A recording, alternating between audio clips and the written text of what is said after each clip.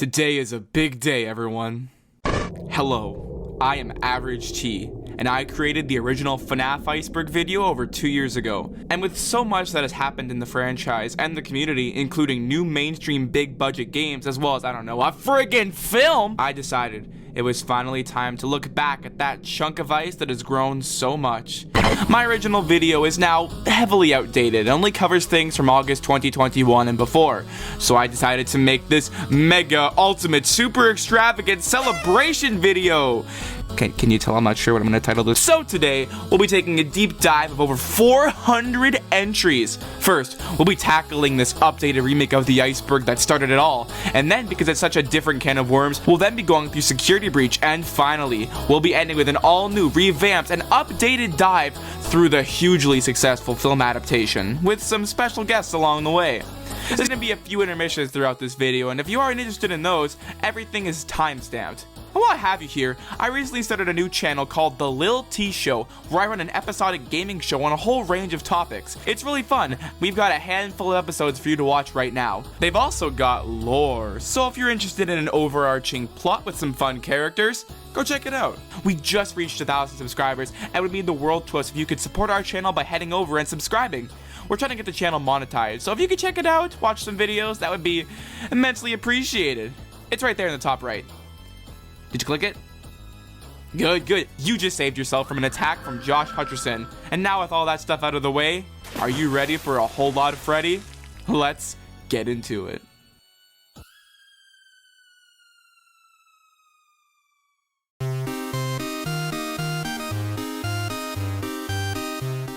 Toreador March. This is a song that Freddy plays when he's outside your door after the power has gone out in the first game. The original song is from the opera Carmen by George Bizet, albeit Freddy's version is more music box sounding. The song has become synonymous with the series, appearing most recently in the trailers for the FNAF movie. Dawko. Lewis Dawkins, otherwise known as Dawko, is a YouTube personality who primarily makes FNAF videos. Dawko started out as a streamer on Twitch and started growing his YouTube channel after his FNAF videos started gaining traction. After FNAF 3 was released, Dawko fully dedicated his channel to FNAF content. He's most famous for having been the second person to beat 50/20 mode in Ultimate Custom Night on July 9th, 2018. He has interviewed voice actors from the FNAF franchise on his web series called The FNAF Show. After beating 50/20 mode, Scott Cawthon, the creator of the series, was interviewed by Dawko in an hour-and-a-half long video published on August 8th, 2018. In addition to his gaming content, Dawko has also ventured into the music industry. He's collaborated with YouTube musicians DeHusta and CG5 to produce FNAF-themed songs such as Darkest Desire, Count the Ways, Like It or Not, and Make Your Move. Like It or Not is currently his most viewed video, followed up by other songs. He's also collaborated with the brand Hex to make his own line of FNAF plushies, which are notable for being super high quality, and some of them even having magnets in them for props, such as the cupcake or Bonnie's guitar. Kitchen camera. This is referring to how in FNAF 1, the camera feed for the kitchen isn't working. Instead, it only has an audio feed, where you can hear pots and pans when Chica is in the room. Some have suggested that the kitchen is where Golden Freddy resides when he isn't attacking the player, however this is purely speculation. Night 6 and 7. In most of the FNAF games, there exists a 6th and 7th night, with the 7th night normally being a custom night where you can adjust the AI level of the animatronics. These nights are normally unlocked separately on the title screen after beating the 5th night. Fans find this ironic as the game series is called Five Nights at Freddy's, despite being there for a week. MatPat. Matthew Patrick, otherwise known as MatPat, is a YouTube personality and is the owner of The Food Theorist, Film Theorist, Style Theorist, and most famously, the Game Theorist channels. He is known for adding scholarly topics into video games until his FNAF theories came along and made them all about piecing together the lore of the series. On January 9th, 2024, MatPat would announce his retirement from YouTube in a video titled Goodbye Internet.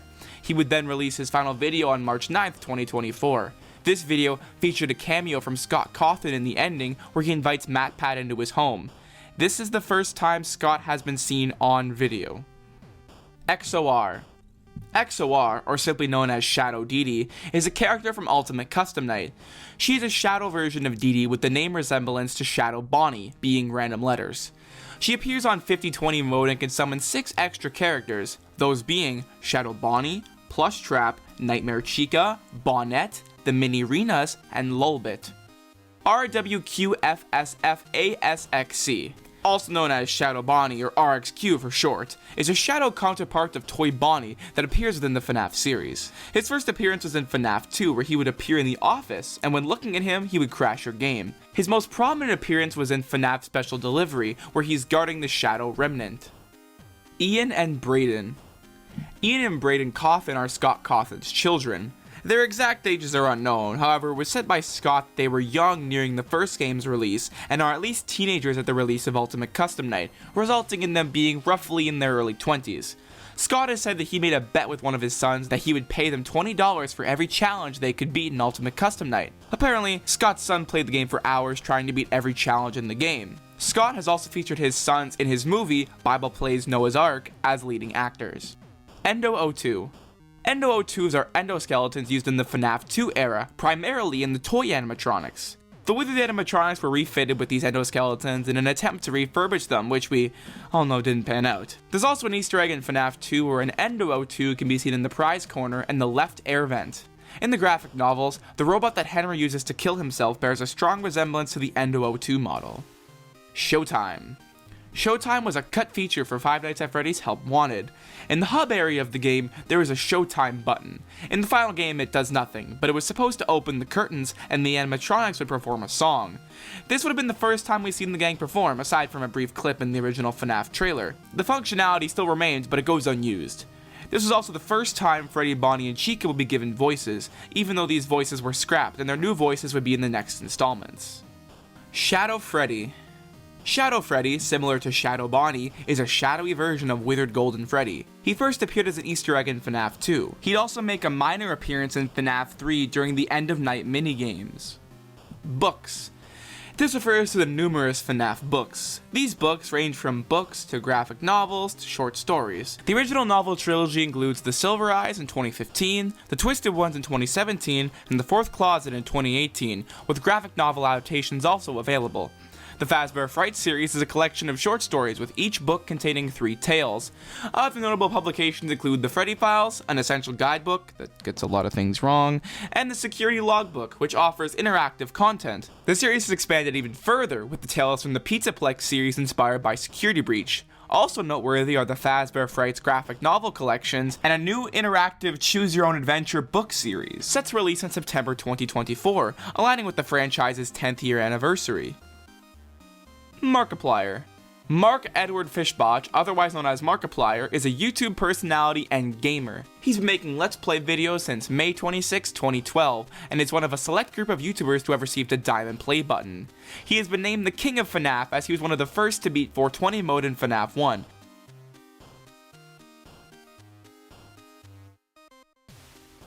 With the video also being Mark's highest viewed gameplay video at 119 million views. It's me. It's me is a repeated phrase throughout the series, belonging to Golden Freddy. Whenever Golden Freddy appears in FNAF 1, the words "It's me" will flash on screen. A popular theory suggests that since the player character is Michael Afton and his younger brother, whom I'll refer to as Evan Afton in this video, is believed to possess Golden Freddy, he's essentially saying, "It's me, your brother." Additionally, It's Me can occasionally be seen on the Out of Order sign in Pirate's Cove in FNAF 1. 1987.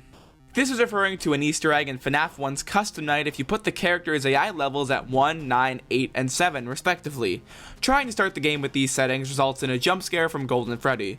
This was put in by Scott to shut down rumors saying there was a secret in the game if you played with these settings. Scott Cawthon. Scott Brayden Cawthon is a game developer and the creator of the Five Nights at Freddy's series. He's developed many other indie games, although most of these can no longer be found on his website, scottgames.com. His earlier games, primarily Chipper and Sons Lumber Company, were criticized for their characters looking and moving like creepy animatronics. Scott was about to quit game development before he took this criticism and made Five Nights at Freddy's. He currently resides in Texas, USA with his family. Private Room. The private room is a secret room in Sister Location. It can be accessed by disobeying Baby's instructions and going to the room on the opposite side of the scooping room. You then enter a mini-game where you have to keep in and out of your office, similar to the original games. Surviving the night leads to the fake ending, where Ennard found a way out and has come to kill the player. This, however, is non-canon and was only a fun mode thrown in. In the Custom Night update for Sister Location, the private room is used as the office for the mode. Nose Honk. This is a reoccurring joke in the FNAF series where if you touch the nose of an animatronic, toy, or poster of them, they'll make a honking sound. This can be done with Freddy on the Celebrate poster in FNAF 1, Toy Freddy on the Celebrate poster in FNAF 2, the Freddy on the cartoon poster in FNAF 3, the Freddy plush on the bed in FNAF 4, Adventure Freddy on the title screen of FNAF World, Ennard's mask and sister location, Helpy's nose in the office from Freddy Fazbear's Pizzeria Simulator, Helpy in Ultimate Custom Night, Freddy on the title screen of Help Wanted, every time you upgrade your security pass in Security Breach, and on Glamrock Freddy in Help Wanted 2. Golden Freddy. Golden Freddy is a mysterious, ghost-like entity who takes on the form of a yellow animatronic bear similar to Freddy. He plays a prominent role in the FNAF franchise, although his origins are unknown. One of the most popular theories is that he has the spirits of Evan Afton and Cassidy inside of him, but again, that's just the most popular theory, and I am in no way confirming it's correct. He has appeared in every FNAF game up until Help Wanted, with a questionably canon appearance in Special Delivery. Leon Riskin. Leon Riskin is a sound designer and the current composer of the music for the FNAF series, including FNAF World, Sister Location, Freddy Fazbear's Pizzeria Simulator, Ultimate Custom Night, Help Wanted, Freddy in Space 2, Security Breach and its DLC, Help Wanted 2, and the console and mobile ports of FNAF 1-4. The Bite of 87. More known for the Markiplier clip than the actual event itself, the Bite of 87 is a notable event in the FNAF timeline where an animatronic bit somebody removing their frontal lobe. The animatronic who caused the bite was thought to have been mangled due to their broken jaw and jump scare animation where they look like they're going for the top of your head. As a result of the incident, animatronics were no longer allowed to wander around the building during the day. JJ. JJ, also known as Balloon Girl, is a minor character in the FNAF series. She's a different colored counterpart of BB with a currently unknown origin. She made the first appearance in FNAF 2 as an Easter egg where she would appear under your desk. Her adventure counterpart appears as one of the pilots in the Foxy Fighters minigame from FNAF World. Foxy singing. In FNAF 1, you can sometimes hear Foxy singing. This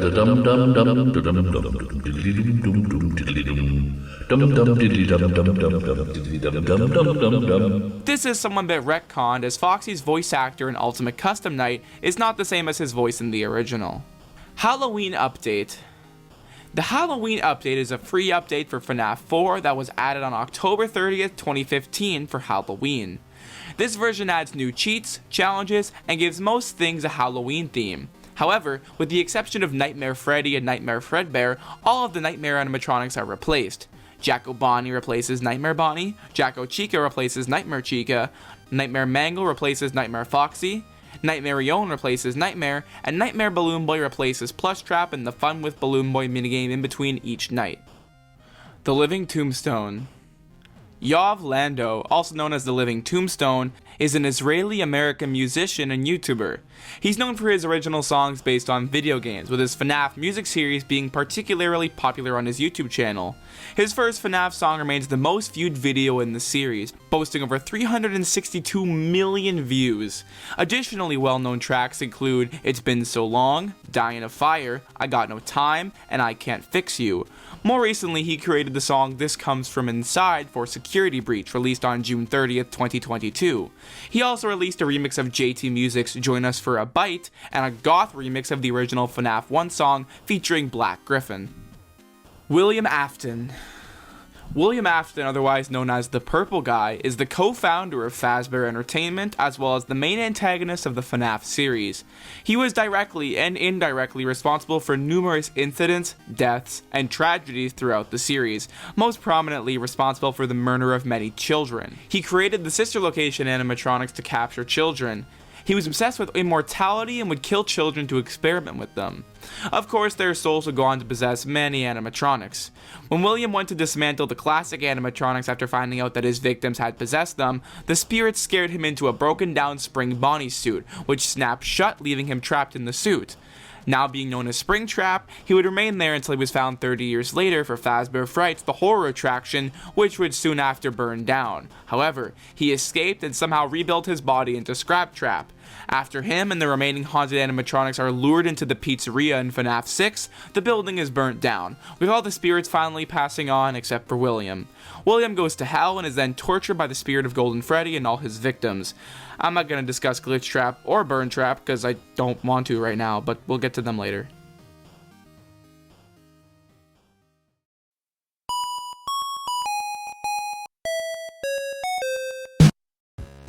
FNAF 2 is a prequel. This is exactly what it says. This refers to how FNAF 2 comes before FNAF 1 in the timeline. FNAF 2 takes place in 1987, while FNAF 1 takes place in 1993 or 2003. It's a bit unclear in those contradicting points, but nevertheless, FNAF 2 comes before FNAF 1. We know this because 1. Phone Guy is alive and well in FNAF 2, even though he died in FNAF 1. And 2.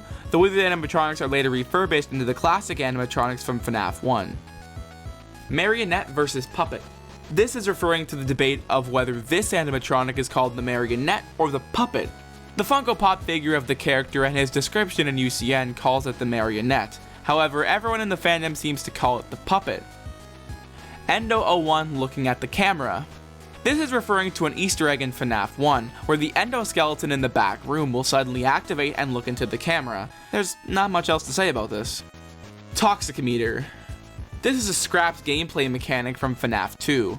It was presumed to appear when you put on the Freddy head. The Toxicometer can still be found in the files of the game, yet it goes unused. Chipper & Sons Lumber Co. Chipper & Sons Lumber Co. is a construction RPG produced by Scott Cawthon before FNAF. In the game, you play as Tyke, a young beaver who is just starting out in the lumber business, who must chop down trees, collect and sell wood, and buy or find various items to make your business easier to run. This game was also pitched to Steam Greenlight, but was pulled a day later after Scott received harsh criticism regarding the art style and how the characters looked and moved like animatronic mascots.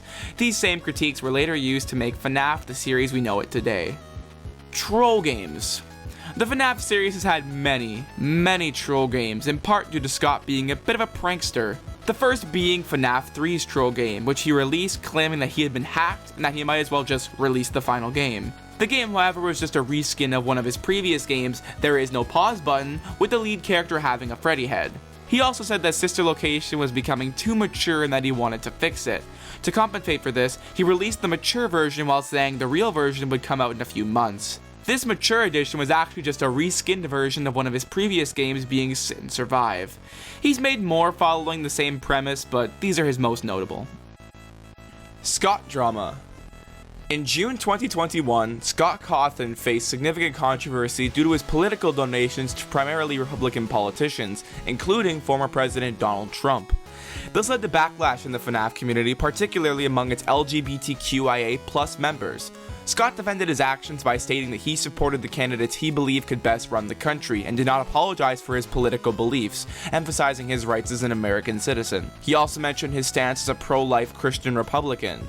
Following the backlash, Scott announced his retirement from video game development, expressing a desire to return to making games for his kids and for fun, and to focus on personal projects. He planned to pass the oversight of the FNAF series to Seal Wool, ensuring the continuity of the franchise while stepping back from its direct management, as well as still being behind the FNAF movie and the FNAF novel series. Death minigames. These are minigames that have a chance of appearing after dying in FNAF 2. They take the style of 8-bit Atari-style games, which tell the underlying story of the series. These minigames were the first appearance of the Purple Guy, who we later know as William Afton. Some of the most notable of these being the Give Gifts Give Life minigame, where the puppet puts the souls of the missing children into the classic animatronics, Take Cake to the Children, where William Afton murders Charlie Emily outside of a Fazbear establishment, and many other story-related events. Jim Sterling. Jim Sterling is a YouTuber and game critic. They had critiqued Scott's game before FNAF, that being Chipper & Sons Lumber Company, for having characters that resemble creepy animatronic mascots.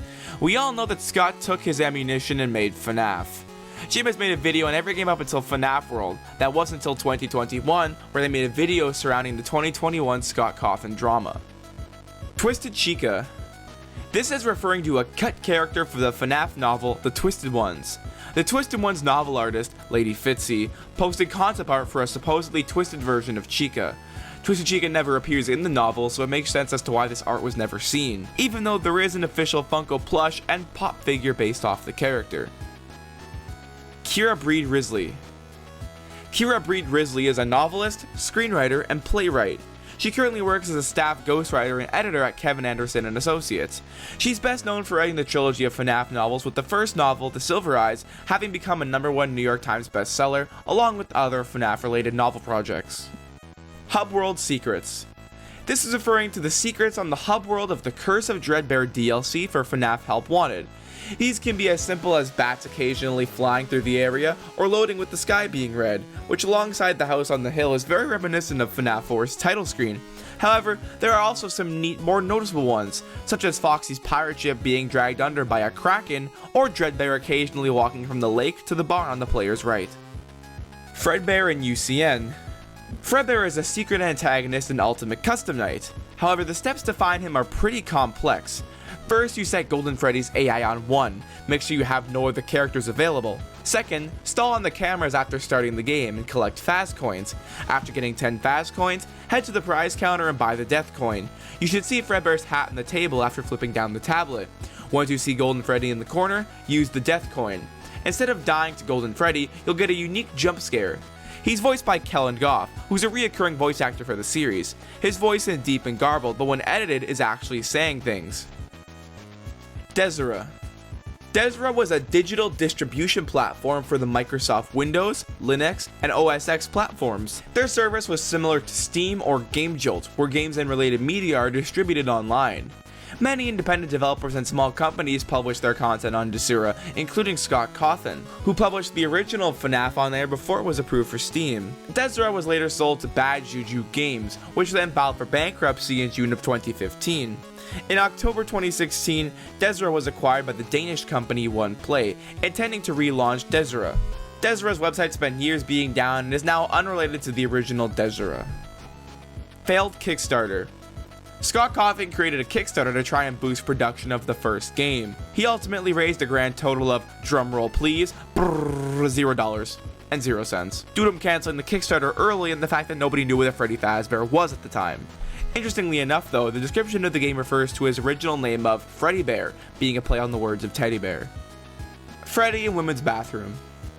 In the first FNAF game, Freddy can hide in the women's bathroom while on his attack route. This led to people thinking the spirit of Freddy might have been a girl, including MatPat's original FNAF theory. We now know this to not be true, as we know Freddy's spirit is Gabriel. Scott voices Phone Guy. This refers to how Phone Guy, in all of his appearances, is voiced by Scott himself. This was due to the fact that early on, Scott was the only one working on the series, so there were no voice actors that could have voiced Phone Guy. FNAF Movie. The FNAF movie has had a long, rocky development. Warner Bros. Pictures announced in April of 2015 that it acquired the series' film rights, with Gil Keenan set to direct. However, in January 2017, Scott said that due to the problems with the movie industry as a whole, the film was met with several delays and roadblocks and was back at square one. Then in March of that year, Scott tweeted a picture of a director's chair with the name Freddy on it with the Blumhouse Productions logo in the background. This embodied the fact that the film had a new production company. Producer Jason Blum confirmed the news 2 months later, stating that he was excited about working closely with Scott on the adaptation. In June 2017, Keaton said that he was no longer directing the film after Warner Bros. Pictures' turnaround. It was also announced that in February 2018 that Chris Columbus would direct and write the film, also producing with Jason Blum and Scott.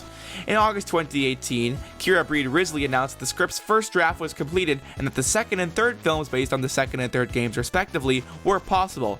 That month, Jason Blum tweeted that the film was planned for a 2020 release. However, in November of 2018, Scott announced that the film script had been scrapped and the film would be further delayed. In June 2020, Jason Blum said in an interview that the film was in super active development and that it's moving rapidly forward, but he didn't want to put a timeline on it just yet. In November 2020, Scott said in a Reddit post that a screenplay had been chosen and that filming would start in spring of 2021. Included was a list of scrapped screenplays with a small description of each and why they were ultimately unused, as well as the chosen one dubbed the Mike screenplay. Chris Columbus was later replaced by Emma Tammy in October 2022. The movie, with a budget of around $20 million, released simultaneously in theaters and on Peacock in the United States by Universal Pictures on October 27, 2023. But more on that later. Sparky the Dog.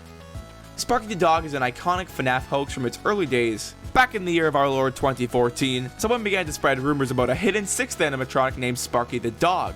Sure enough, screenshots began to crop up on Tumblr. Reportedly, Sparky was broken, only had one arm, and would never attack the player, only appearing occasionally in the backstage doorway. However, it was eventually revealed as a hoax by its creators, Tumblr users Cordelia Bear and Nugan, with all the screenshots being photoshopped.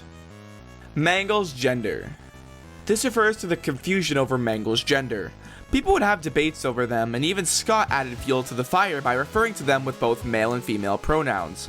Mangle's design is very feminine, with pink colors and long eyelashes, so the majority of people assumed Mangle was female. She even appeared in the Ladies' Night mode of FNAF's Custom Night. However, when the game was released, during one of the phone calls, Phone Guy sounded like he was referring to Mangle as either him or them at a certain point. That, along with the rumor that Scott had stated all the characters were the same gender as their original counterparts, started the initial debate. After this, Scott was asked about Mangle's gender on Steam, with the user asking if they were male or female, to which Scott replied, yes. Ever since then, Mangle has had references to both pronouns during every future mention in the series as a nod to this debate, which kept the debate going. CD+. This is a debugging feature put into the first two FNAF games. By pressing CD and the plus signs on the keyboard, it makes you skip straight to 6 AM. The same applies to the second game, the difference being your cursor must be hovering over Freddy's nose on the Celebrate poster while pressing the keys. This exploit was removed in the third game and hasn't been seen in any FNAF game since then. It's worth noting that several people claim that on the Phantom BB teaser for FNAF 3, you can see the letters C and D on the side of his head if you brighten up the image. This led people to believe that the letters had more significance, but it's never been confirmed.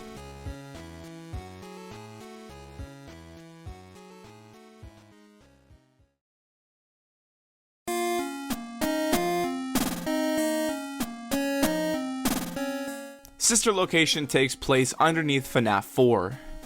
This is referring to a theory that the storage facility you explore in Sister location is located directly below the FNAF 4 house. There's a lot of evidence for this theory, even if not being confirmed. There's the map in the Funtime Freddy minigame, where some of the layouts shown are supposedly the map from the 8-bit sections of FNAF 4. In the private room, if you type 1983 into the keypad, the three monitors will show different views of the bite victim's room. This can all be explained away by the fact that William Afton, who owns the FNAF 4 house, was just monitoring his kids in their house while working. Obscure graphics. Obscure graphics refers to sprites throughout the series that are never fully seen in the game but can only be seen fully in the files. Some examples include Springtrap's walking animation in FNAF 3 where his legs don't move, or in UCN when some of Balloon Boy and JJ's features are missing. Plush Trap Prize Jump Scare. This refers to how on rare occasions when earning a prize and help wanted, you'll be jump scared by Plush Trap. You'll be sent to the game over screen, but the stage will occur and will still be counted as beaten. As far as I know, this Easter egg can only occur once per save file. NFTs. NFTs, otherwise known as non-fungible tokens, are unique digital tokens that represent ownership of a specific digital item and have raised environmental concerns due to the high energy consumption associated with their creation and transaction. In May 2021, Scott Cawthon became embroiled in controversy when it was disclosed that he had licensed FNAF NFTs to the company Wax. This revelation triggered backlash from the fanbase, who voiced concerns over the environmental impact, viewing it as contrary to widely held environmental ethics. Initially unaware of the extent of these issues, Scott withdrew the NFT license after the community robustly communicated their objections. Mr. Hippo's Long Stories. This refers to Mr. Hippo in Ultimate Custom Night. In UCM, when you die, most of the time the animatronic who killed you will say something. If you die by Mr. Hippo, he will tell you a long story about himself and Orville the elephant, and a photo of him will slowly appear on screen. The funny thing is, you can't skip this. Even if you exit the game and come back, he will still be there until he finishes that story. Save Them. SAVETHEM, otherwise known as Save Them, is one of the death minigames that can be played in FNAF 2 after getting killed by the animatronics. The minigame takes place at the FNAF 2 pizzeria. The player controls Withered Freddy by using the WASD keys and will have to follow the puppet. Once arriving in a certain room with the puppet, the game abruptly cuts to static and ends. The player could choose not to follow the puppet and instead receive an identical ending by encountering Golden Freddy or by touching any of the 5 dead bodies strewn around the map. While the player is walking, a robotic voice can be heard spelling out "Save Them." Very rarely during this minigame, William Afton will appear at the end of the room the player has entered. Afton will follow Withered Freddy until coming into contact with him. Blue static will then cover the screen, flashing the words "You can't" at the bottom left. Puppet hallucinations. This is referring to after the puppet comes out of the box in FNAF 2, but before he kills you. In this short time span, you can see them flashing on the main hall camera. It will either be their face or them floating in mid-air. Funko leaks. This is referring to when the global toy manufacturing company Funko leaked products related to FNAF security breach, which we had not seen at the time. Funko posted their lineup of their upcoming toys on their Instagram, with the security breach characters also in that list. The thing is, this is before those characters' names were revealed. Scott was not happy, and we all assumed Funko would be stripped of their license, but unfortunately, that didn't happen. Candy Cadet stories. This refers to the stories that Candy Cadet tells you in FNAF 6. Candy Cadet has 3 stories that he will tell you after he gives you candy. The possibility of hearing his story is very difficult and takes a fond memory of the color schemes that quickly flash on him. There is no exact color scheme that he must follow to get the story, but there is, however, one way that helps memorize the schemes. After he tells you to come back for a story, the color schemes will stop flashing and have a pause for a very short moment. All the stories will have a similar motive of death/destruction of 5 things, as well as 5 things being melted into one. This could possibly be related to the murder of the 5 children, the 5 members of the Afton family, the 5 animatronics forming Ennard, or most likely, William melting the classic animatronics together to make the fun times. Baby's blue eyes. This is referring to how Baby had blue eyes before she was possessed by Elizabeth Afton. In the Baby Ice Cream minigame, she has blue eyes, but in Sister Location, she has green eyes. This is due to the fact that Elizabeth has green eyes and possesses Baby. 395248. This is a number used most prominently in FNAF 3. It appears in the Night 3 minigame, and you need it for the good ending. If you put this code into a part of the wall panels in the office, you can access the Stage 01 minigame. The number is actually a hexadecimal code for a greenish color, but what you might not know is that the number backwards is actually another hexadecimal code, which is the exact shade of purple that William Afton is in the minigames. 5th child in the Give Gifts Give Life minigame. Right before you place the last head and the Golden Freddy jump scare, a 5th child will pop up in the middle of the screen. They'll only appear for a split second and can be presumed to be Golden Freddy's spirit or Cassidy. Big Bug. Big Bug was a YouTuber and gamer. I say was because he hasn't posted a video in a long time. He was the first person to beat 420 mode in the original FNAF, and he was the reason Scott added a 3rd star on the menu for beating the mode. His last video was a FNAF World speculation video, which was quite a while ago, so suffice it to say his channel is pretty dormant. Paper Pals. The Paper Pals are a group of 3 paper plate dolls, 2 of them representing one of the animatronics, those being Freddy and Bonnie. The 3rd is known as Paper Buddy, who doesn't seem to have a parallel. Some people thought this was Balloon Boy, but this is only speculation. They're placed in Party Room 4 in FNAF 2, but they also have a chance of appearing in the office. They also have a chance of appearing in FNAF 3's office. Springtrap in the newspaper. When you beat FNAF 3's Nightmare mode, you can see a newspaper stating how Fazbear Frights burnt down. If you brighten up the image, you can see Springtrap behind the Freddy figure. Some fans find this a bit strange. Did the photographer not see Springtrap standing there? Why is Springtrap's face so close to the ground?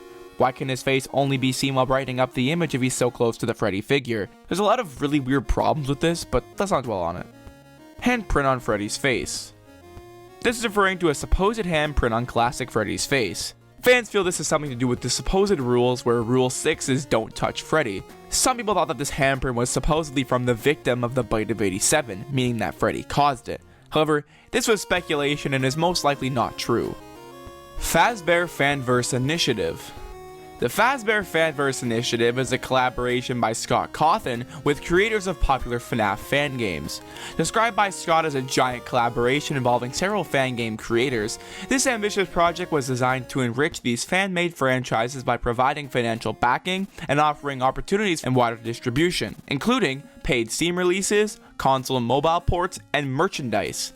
The lineup for the fanverse includes Five Nights at Candy's 4 by Emil Ace Mako, another entry in the long-running fan series, The Joy of Creation by Nixon, Pop Goes Evergreen by Kane Carter, a reboot of the original Pop Goes game, One Night at Flumpty's 3 by Jonachrome, the final installment of the also long-running fan series, and Five Nights at Freddy's Plus by Fiznom, a reimagining of the original FNAF game. In October 2021, the first fanverse game, One Night at Flumpty's 3, created by Jonachrome, was released. Shortly after, a twitlonger exposed that Jonachrome had been involved in an inappropriate relationship when he was 26 with a teenager. Both Jonachrome and the woman, now an adult, addressed the situation on Twitter. He then announced he would take a break from the internet and has not been seen since. Kane Carter has recently said that according to what he's heard, Jonachrome has been receiving professional help and is in a better position now. On July 29, 2023, during a live stream of the Ruined DLC for Security Breach, FizzNom made comments that sparked controversy, compounded by a tweet he posted afterward calling the experience boring. This tweet provoked responses from the community, including a critical tweet from Golden Rabbit, otherwise known as Alex, who remarked about how FNAF Plus would be similarly boring. This led to FizzNom's fans sending Alex threatening and graphic messages. In response to the harassment, FizzNom jokingly asked his followers to send him death threats instead, and issued a non-serious apology link to a Rickroll. Alex attempted to show FizzNom the severity of the threats received by him by contacting him under a different account and providing evidence of the threats, but FizzNom responded by liking the tweets and then blocking Alex. The controversy escalated, resulting in FizzNom's removal as the publisher on the Steam page for FNAF Plus on August 2nd, 2023. He was also banned from the game's forums. His contact information was removed, and any mention of him were erased from the FNAF Plus Twitter account. By August 4th, 2023, FizzNom addressed the controversy in a video, confirming his dismissal from the Fanverse initiative and announcing his decision to step back from the Five Nights at Freddy's series and the public sphere as a whole to focus on personal projects and mental health. Following this, FNAF Plus was removed from the Steam store, and FizzNom deleted several of his fan games from his account, including A Shadow Over Freddy's, Steven's Game, Porkchop's Adventure, and Fred Y2 P1223R1A from his account. There are much better videos that go way more in depth with these topics, so if you're interested, go and check those out. Since then, we've received many other updates about the fanverse, primarily from Kane Carter. Five Nights at Candy's 4 has received loads of teasers. Five Nights at Candy's Fur, a pixelated spin-off game, has been announced, as well as numerous candy plushies and figures by Funko, Hex, and U2's. The joy of creation, initially starting slow due to Nixon's legal obligation with another horror game called Dark Deception, but since then has been giving several updates through his social media, such as the new Ignited designs and even a gameplay demo, as well as a U2's figure and plushies. It was also announced that a demo of the Joy of Creation's remake will be released during the FNAF 10th anniversary in August of 2024. Popgo's Arcade released on July 1st, 2022, with underwhelming commercial sales but rave reviews as it became the highest rated FNAF game on Steam at a 97%. My Popgo's, a spin-off retro LCD style game, was also released, as well as Popgo's Evergreen getting several teasers, as well as several plushies and figures by Funko, Hex, and U2's. Rare boot images. This is referring to images that can appear when you boot up the second or third game. In the second game, Withered Freddy appears rarely when starting the game, Withered Foxy appears rarely when starting a night, and Toy Bonnie appears rarely when dying. In FNAF 3, you can see 3 images of Springtrap pulling back his mask to reveal William Afton's corpse inside. Toy Chica in Office. Similar to how Toy Bonnie appears in the office in FNAF 2, Toy Chica was also intended to, even having a new render for it. It ultimately went unused, but fans have added it back into the game. Lady Fitzy. Amashi Segavatari, known online as Lady Fitzy, was an official artist for the FNAF franchise hired by Scott Cawthon. Alongside artist Pinky Pills, she contributed artwork for the novel trilogy and various other FNAF books, as well as Freddy Fazbear's Pizzeria Simulator, Ultimate Custom Night, Freddy in Space 2, Security Breach, and other projects. However, her tenure with the franchise became overshadowed by various controversies. On May 8, 2019, Lady Fitzy made transphobic comments by referring to a fellow artist as a creature and misgendering them. Later on February 28, 2020, she dismissed gender identities in a subreddit argument. Following these incidents, she was temporarily banned from a subreddit.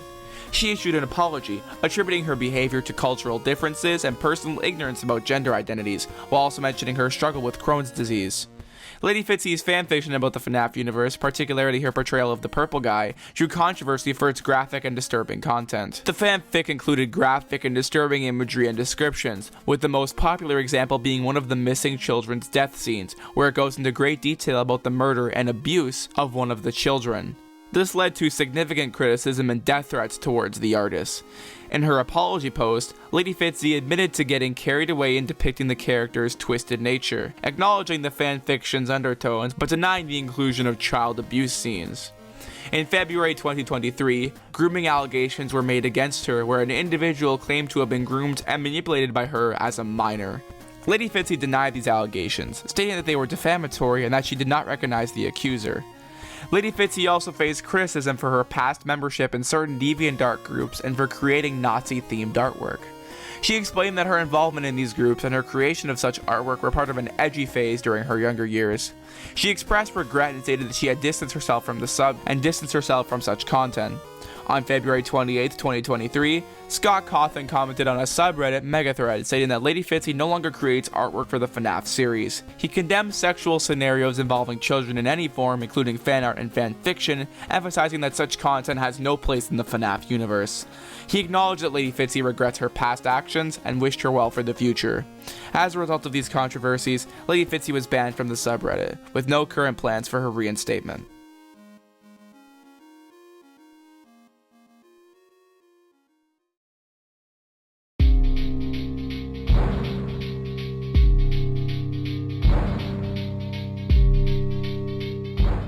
Puppet in the FNAF 1 location. In FNAF 2, when you first boot up the game, as well as at the end of the second, third, and fourth night, you'll have to watch these dreamlike cutscenes. In the cutscenes, you play as classic Freddy in the FNAF 1 location with Bonnie and Chica beside you. In the final cutscene, Bonnie and Chica are looking at you, and the puppet is following your head movements. As you all know, the puppet wasn't in the first game. However, he would exist story-wise, so it makes sense that he could be there. Vanessa Mask. In the Curse of Dreadbear DLC of Help Wanted, Vanessa's mask can be found in the corn maze by collecting all the keys and going back to the start of the level. There will be a basement door that, after unlocking the 5th key, will open when you're near it. Inside the cellar, there will be a Vanny mask on the table. Putting it on will end the minigame. You can then find the mask in the prize corner at any time if you've completed both the main story and the DLC. You can get special dialogue by looking at the Glitch Spring Bonnie plush while you can hear Glitch Trap. You can hear what Vanessa is saying in response. 5th power usage bar in FNAF 1. If you close both doors, turn on one of the lights, and go on the cameras, a 5th power bar will pop up for a split second before disappearing. This is because the light turns off after you put the camera up. Fredbear and Friends 1983. In the nightly minigames from FNAF 4 on the television in the living room, sometimes a show called Fredbear and Friends will appear. The show apparently had Fredbear, Foxy, Bonnie, Chica, Freddy, and maybe Spring Bonnie. He doesn't appear on the show and screens, but he does appear normally alongside Fredbear, so I'm not overly sure. Withered Bonnie's white eyes. This refers to how in FNAF 2, Withered Bonnie's eye color is inconsistent. His eyes are usually red except for in Party Room 1, the left air vent, and weirdly enough, the title screen, in which case they are white. Some fans have speculated that this is either because the light is shining really brightly, making them appear white, or this is being done by the spirit inside of him, similar to how Freddy and the other animatronics can have glowing eyes when appearing ghostly. My friend who created this iceberg, Natter John, thinks it's because his eyes are red when he goes into attack mode, i.e. when he sees Jeremy, like when he's in the hallway or in front of him in the office. It's a pretty good theory, and I do believe this is the most likely reason. Button inconsistencies. This refers to how Balloon Boy and Nightmare Fredbear's buttons constantly change colors. They're either black, white, or one of each. Unlike Withered Bonnie's eyes, there is no explanation at all for this. Lives. This is referring to a cut mechanic from the first 3 FNAF games. In the early gameplay footage shown on Scott Cawthon's YouTube channel, you can see a stickman graphic along with a number 1. In the second and third games, the stickman appears in the files alongside this Lives graphic. Smike. Michael Shivich, otherwise known as Smike, is a Canadian gaming YouTuber who made many how-to, facts, theories, and top 10 style videos based on FNAF. Smike's channel started in 2011, mostly consisting of Skyrim how-tos and quick playthroughs. Throughout the years, he began doing top 10 videos, again, mostly about Skyrim. In August 2014, FNAF came out on Steam, and due to the game's strange and unsolved plot, many were left wondering about the game. That's when Smike began gathering information and making top 10 videos about FNAF. From that point onward, his subscriber count skyrocketed. However, somewhere around September 27, 2015, all of his top 10 facts videos were deleted by YouTube due to his use of fan art in his videos, as some artists didn't consent to their work being in his videos. Several of them wrote copyright material on his videos, and their reports were successful. Smike made a public apology video and placed all the names of the artists in the description of said video.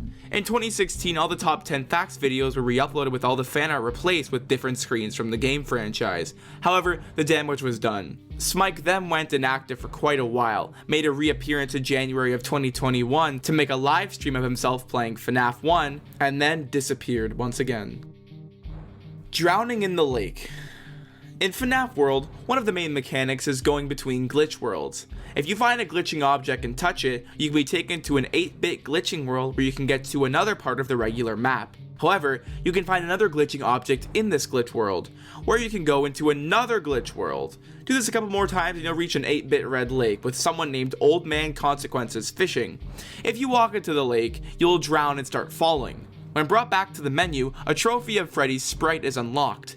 You can also be brought to the lake and drown in said lake in UCN if Old Man Consequences is set to 1. Doing so will unlock the Freddy trophy and finale if your save file is empty. Rick Astley. Rick Astley is the man behind the slaughter!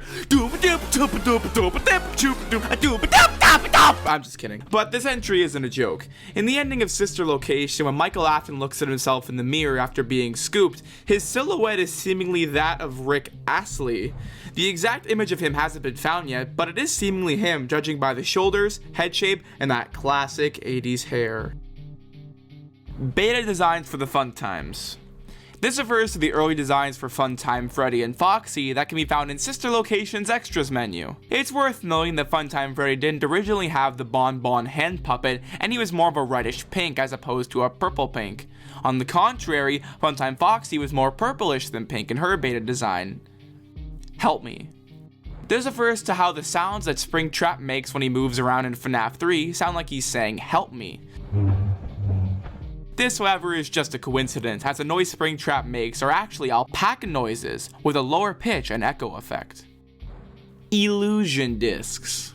Illusion discs are objects introduced in the novels. Why did I say it like that? They are flat discs about the size of a $50 coin. They were created by William Afton for his animatronics. These discs employ 5 high-pitched frequencies that constantly change. The noise is only detected by the subconscious, which becomes overwhelmed with the sound wave patterns. This causes the listener's mind to perceive something as not what it really is. A side effect of these frequencies is feeling sick. They are used on the twisted animatronics to either make them appear super cute and cuddly, or really scary looking. It's revealed that once a character in the novel breaks the discs, the twisted animatronics are actually just bare endoskeletons. They are also apparently used in the games, as people suspect that the Nightmare animatronics are using these discs to make them appear scarier. People think that William is using these discs to make his son fear the animatronics to keep him safe. You can also seemingly see one of these illusion discs when repairing Funtime Freddy in Sister Location. Mediocre melodies, whispers, and Ultimate Custom Night. Whenever one of the mediocre melodies speaks, a whisper can be heard echoing what they are saying. The voice could be baby, but it's hard to tell as it's so quiet. Here's an example. We've only just begun. I will never let you leave. I will never let you rest. I'll never let you rest. Night 8. Night 8 is a glitch in the first 2 FNAF games, but most famously in FNAF 2. Upon completing nights 1 to 7, if the player scrolls their mouse over all the options on the main menu rapidly, players can see the night under the continue option flicker between night 5 and night 8. This has led people to believe that a secret night 8 level exists. However, this is just a glitch. This is because the night 8 option isn't generated on the main menu because the game's update loop isn't running fast enough to match the mouse scrolling through the options repeatedly. Buff Helpy. Buff Helpy is an image meme within the Dawko and FNAF communities. The image is just Helpy's head photoshopped onto a muscular man. He first appeared as one of the many memes in Dawko's meme review video, FNAF Meme Review 2.0. He has since then appeared in every following meme review video, with people making even more creative versions of him. Yellow Bear. Yellow Bear was Golden Freddy's original name, as shown by the files of the first game. The first use of the name Golden Freddy was by Markiplier, and since then, it has supposedly stuck. The first canon appearance of the name was FNAF 2's Custom Night. Jack Black. Jack Black is an American actor, singer, and songwriter. He's appeared in numerous films and television shows. He's also created TikTok content related to the FNAF franchise. He's sung the Living Tombstone's FNAF 1 song on several occasions, claimed to be a mofo Springtrap, and has even played the games and reviewed them. This led people to believe he would have been in the FNAF movie. He was not. Toxic Song. This refers to an unused attack in FNAF World, and most likely would have poisoned enemies, as with Toxic Bite, and may have been usable by Phantom Mangle and Springtrap, since their fixed counterparts, Funtime Foxy and Spring Bonnie, are the only characters with Cosmic Song. Bootleg copies. This refers to several unofficial and quite awful free FNAF clones you can find on the internet. They are basically choppy, low frame rate, and just overall worse versions of the games. They can be found on those websites where you can play millions of games that are questionably legal. Curse Haunting. This refers to an unused chip from FNAF World. Presumably, it would have used haunting on all enemies from the start of the battle, or else a Ghost Freddy would appear and stun an enemy occasionally. The chip may have been replaced with the green chip Quick Start Party, which stuns enemies for the first few seconds of a battle. Freddy Bear. This refers to Freddy's original name, Freddy Bear. We already mentioned this, but this is obviously a play on Teddy Bear. We've already said that the Kickstarter for the original game housed his name, but it actually appears somewhere else. The Steam page for the first game still calls Freddy Freddy Bear. This actually might have been where Fredbear's name came from.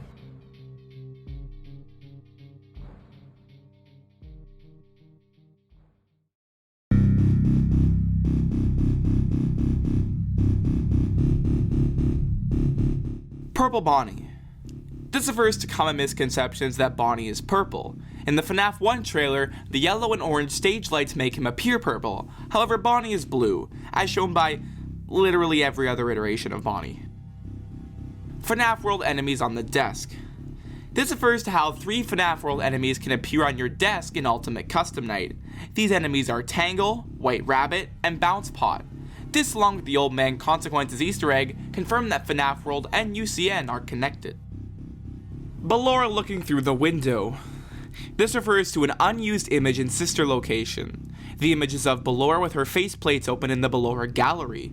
It is unknown why it's unused, maybe because no one ever comes up to the glass in the primary control module. FNAF 1 was meant to be Scott's last game. After his previous games like The Desolate Hope and Shipper and Sons had small success but harsh criticism and not a lot of revenue, Scott was going to quit game development altogether. Of course, everyone knows the story of how Scott took the critiques to make FNAF, so I'm not saying it again. Sister Location Blueprints. These are secret blueprints that can be found in the extras menu of Sister Location. They're blueprints of the 4 main animatronics and reveal many things such as their features, weight, and height. Oh geez, why are they all 6 feet? But baby's 7 feet? Why are they so tall? I know they're supposed to catch kids, but geez, William, settle yourself. Also, Funtime Freddy is shown to have a child inside his stomach, so creepy. Scott is self-taught. Even though Scott Cawthon went to school for animation, he self-taught himself game design when he was a child. His first game was called Doofus in 1994, when he was 16. Movie ripoffs. There are 2 movies that fans feel are based off of FNAF. When Warner Bros. Lost the FNAF movie rights, they apparently took the script and made a new movie.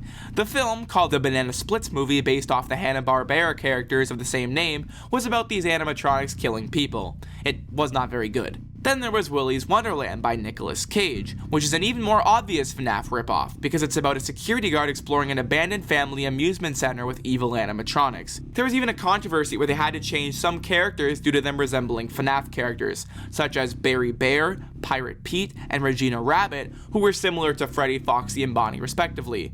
If you want any more information about this, wait, we'll get to it later. Yendo. Yendo is an endoskeleton found in Sister Location. Despite his small role in the main game, he also appears in Sister Location's Custom Night. Yendo is very similar to Funtime Freddy's endoskeleton, as seen in the Making of Freddy section in the extras menu. Yendo, however, has 3 differences: a lack of interface plates, both hands, and yellow irises, rather than Funtime Freddy's blue. When using the flash beacon in the Funtime Auditorium in Night 3, the player has a very rare chance to encounter Yendo instead of Funtime Foxy. Yendo maintains eye contact with the player but will not be able to attack them. However, if the player fails to use the beacon while encountering him, Funtime Foxy will still attack them regardless. Fright Dome. This refers to the FNAF Fright Dome attraction at Circus Circus in Las Vegas. It was opened on September 30th, 2016 and featured real-life fabric recreations of Freddy, Bonnie, and Chica from the first game. Development of this attraction took 3 to 4 months, which was officially confirmed by an employee. Inside this interactive haunted house, guests would be given a tour of Freddy's Pizzeria by the on-duty security guard and must have their eyes peeled for the animatronics. The attraction was changed every day that it was open to feature new jump scares, animatronics at new locations, and etc. After you had finished the attraction, you would then be able to take a photo with Scott Cawthon. Unfortunately, the year after, the FNAF section of the Fright Dome didn't reappear and hasn't appeared since. This would have been a really cool thing to bring back for the movie, but I digress. Mike. This refers to a sprite in the files of FNAF 2. It's some kind of 8-bit skull-looking sprite and no one knows anything about it. The file is called Mike, which could be referring to Mike Schmidt from FNAF 1 or Michael Afton, but who knows, it's probably not Michael Afton. Michael Afton probably didn't exist yet in Scott's mind. Princess Quest. Princess Quest is a special mini-game from the mobile ports of Help Wanted. Occasionally, a glitch pattern will appear on an object at the prize counter. To unlock Princess Quest, the player must zoom in on one of these glitching objects. Afterwards, the screen will fade to black and fade back to the level select with everything unlocked, along with Princess Quest shown on the right monitor. The player starts in a room with a door that can't open, and they have to light all 4 torches in the next room to open the door in that room. The player will then end in a room full of floating glitch trap heads that will attack them. After lighting those torches, they can now go into the next room and get the key. Glitch trap blockers will block the door and attack the player if it gets too close. In Security Breach, Princess Quest takes on a more significant role. The game features 3 separate Princess Quest arcade minigames, each located in different areas of the Pizzaplex. To unlock the best ending in Security Breach, players are required to complete all 3 of these arcade minigames. The first Princess Quest is found at the back of Roxy's salon, the second Princess Quest is located where Music Man first emerges in the arcade, and then Princess Quest 3 is located in Vanny's lair, an area that only becomes accessible after achieving one of the Vanny endings. FNAF 3 Cupcake. The FNAF 3 Cupcake, otherwise known as the Phantom Cupcake, is a cameo that most people don't know about. He will appear in cams 6, 2, 4, and 8. If you click a Phantom Cupcake, it'll disappear. You'll have to click every cupcake to get the Chica's Party minigame, and by extension, the good ending. Phantom Mangle and Happiest Day absent from the extras. Phantom Mangle is the only Phantom animatronic to not appear on the extras menu. This is most likely due to the fact that no complete images of Phantom Mangle existed at the time. Its appearance in the office is only a disembodied head, and its appearance in Camo 4 is drastically cropped and shadowed. The Happiest Day minigame is also the only extra minigame which doesn't appear in the extras menu. Argumentative Standards, Elevation, Passive, Heights. In Sister Location, if you take the ghost laugh sound you get after the angsty teen tells you to zap Ballora and speed it up 300%, it isn't a laugh at all, rather a random series of words, those being argumentative, standards, elevation, passive, heights. As to what it means, I really don't know. Coffee. Coffee is a character by Scott from one of his previous games, The Desolate Hope. He was later added in the 1.2 update of FNAF World. He can be unlocked if the player beats FNAF 57, Freddy in Space, without collecting any upgrades. He has a coffee machine that carries a coffee pot with handle attached. He has 2 arms and 2 legs attached to it, an eye with 4 prongs on the top to resemble eyeballs, as well as a long antenna on the top of his head. His most recent appearance was in Help Wanted, where he can appear as an Easter egg.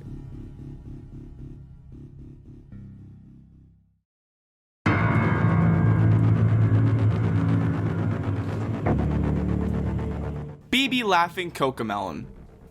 This refers to a video showing that in the children's show Cocomelon, a child can be heard laughing the same laugh that Balloon Boy uses. This is because Balloon Boy's laugh is a stock sound effect. Camera flipping. This refers to a glitch in the first game. When Bonnie or Chica have gotten into your office, if you flip the camera up and down during the jump scare, you can prolong your death. This can be done for the rest of the night if you're skilled enough. Mini arenas spell out baby. This refers to the theory that on Ballora's extra menu screen, the mini arena's hands and feet correspond to the letters spelling out baby.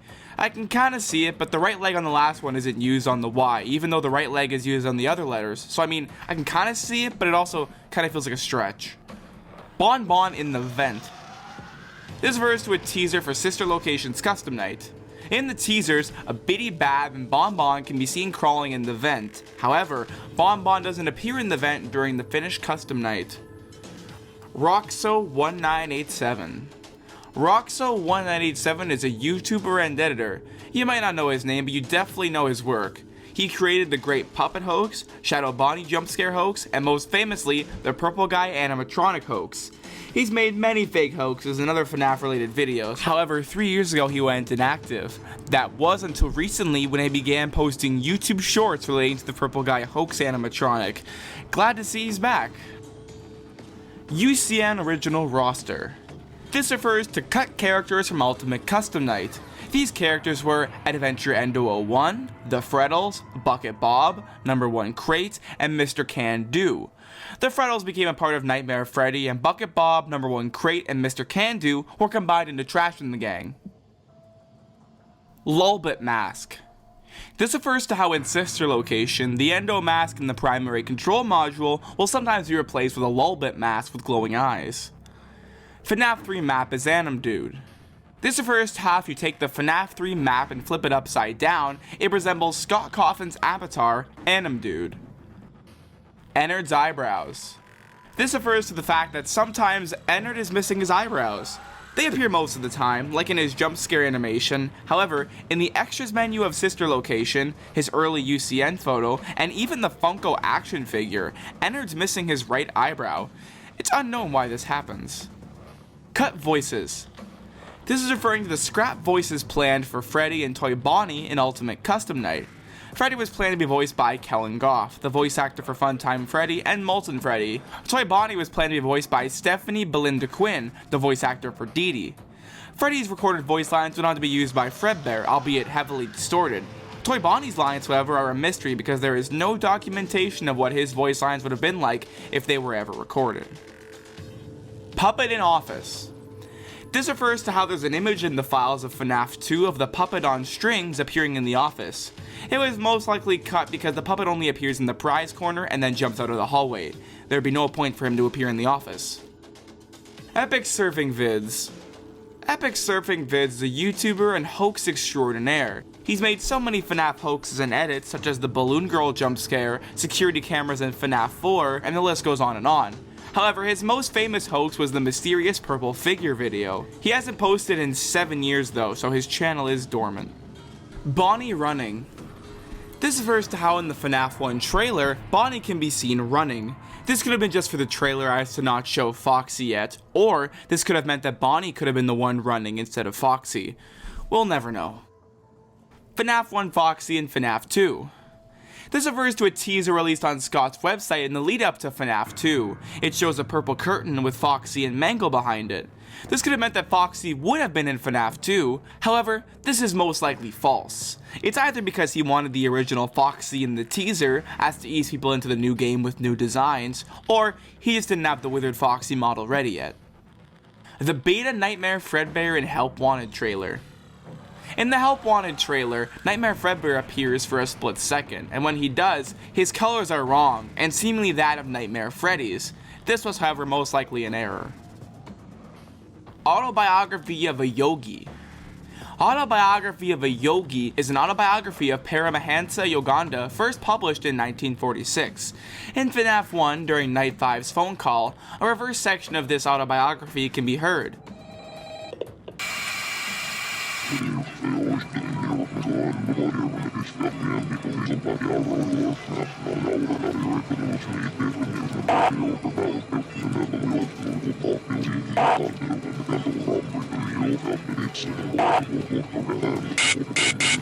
This particular excerpt discusses the shared life force amongst plants, people, and metals, possibly alluding to the animatronics being possessed by ghosts. The joy of creation. Again referring to the autobiography of a Yogi phone call, most people couldn't make out what the paragraph was saying, but a lot of people seemed to hear the joy of creation. The actual sentence is the joy of creative service. However, the joy of creation thing went on to inspire the popular fan game, The Joy of Creation by Nixon.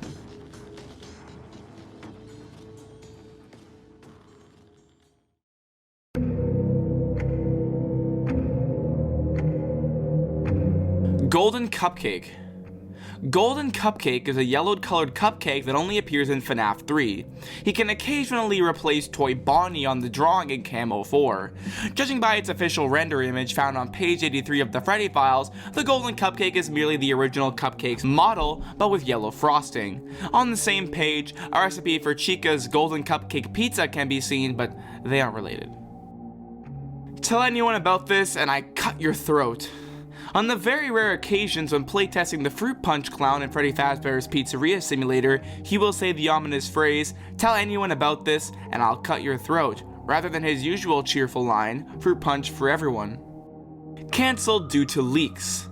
This refers to a teaser on scottgames.com in the lead up to Sister Location. Many people thought this teaser meant that something had leaked from the game and that Scott was cancelling Sister Location.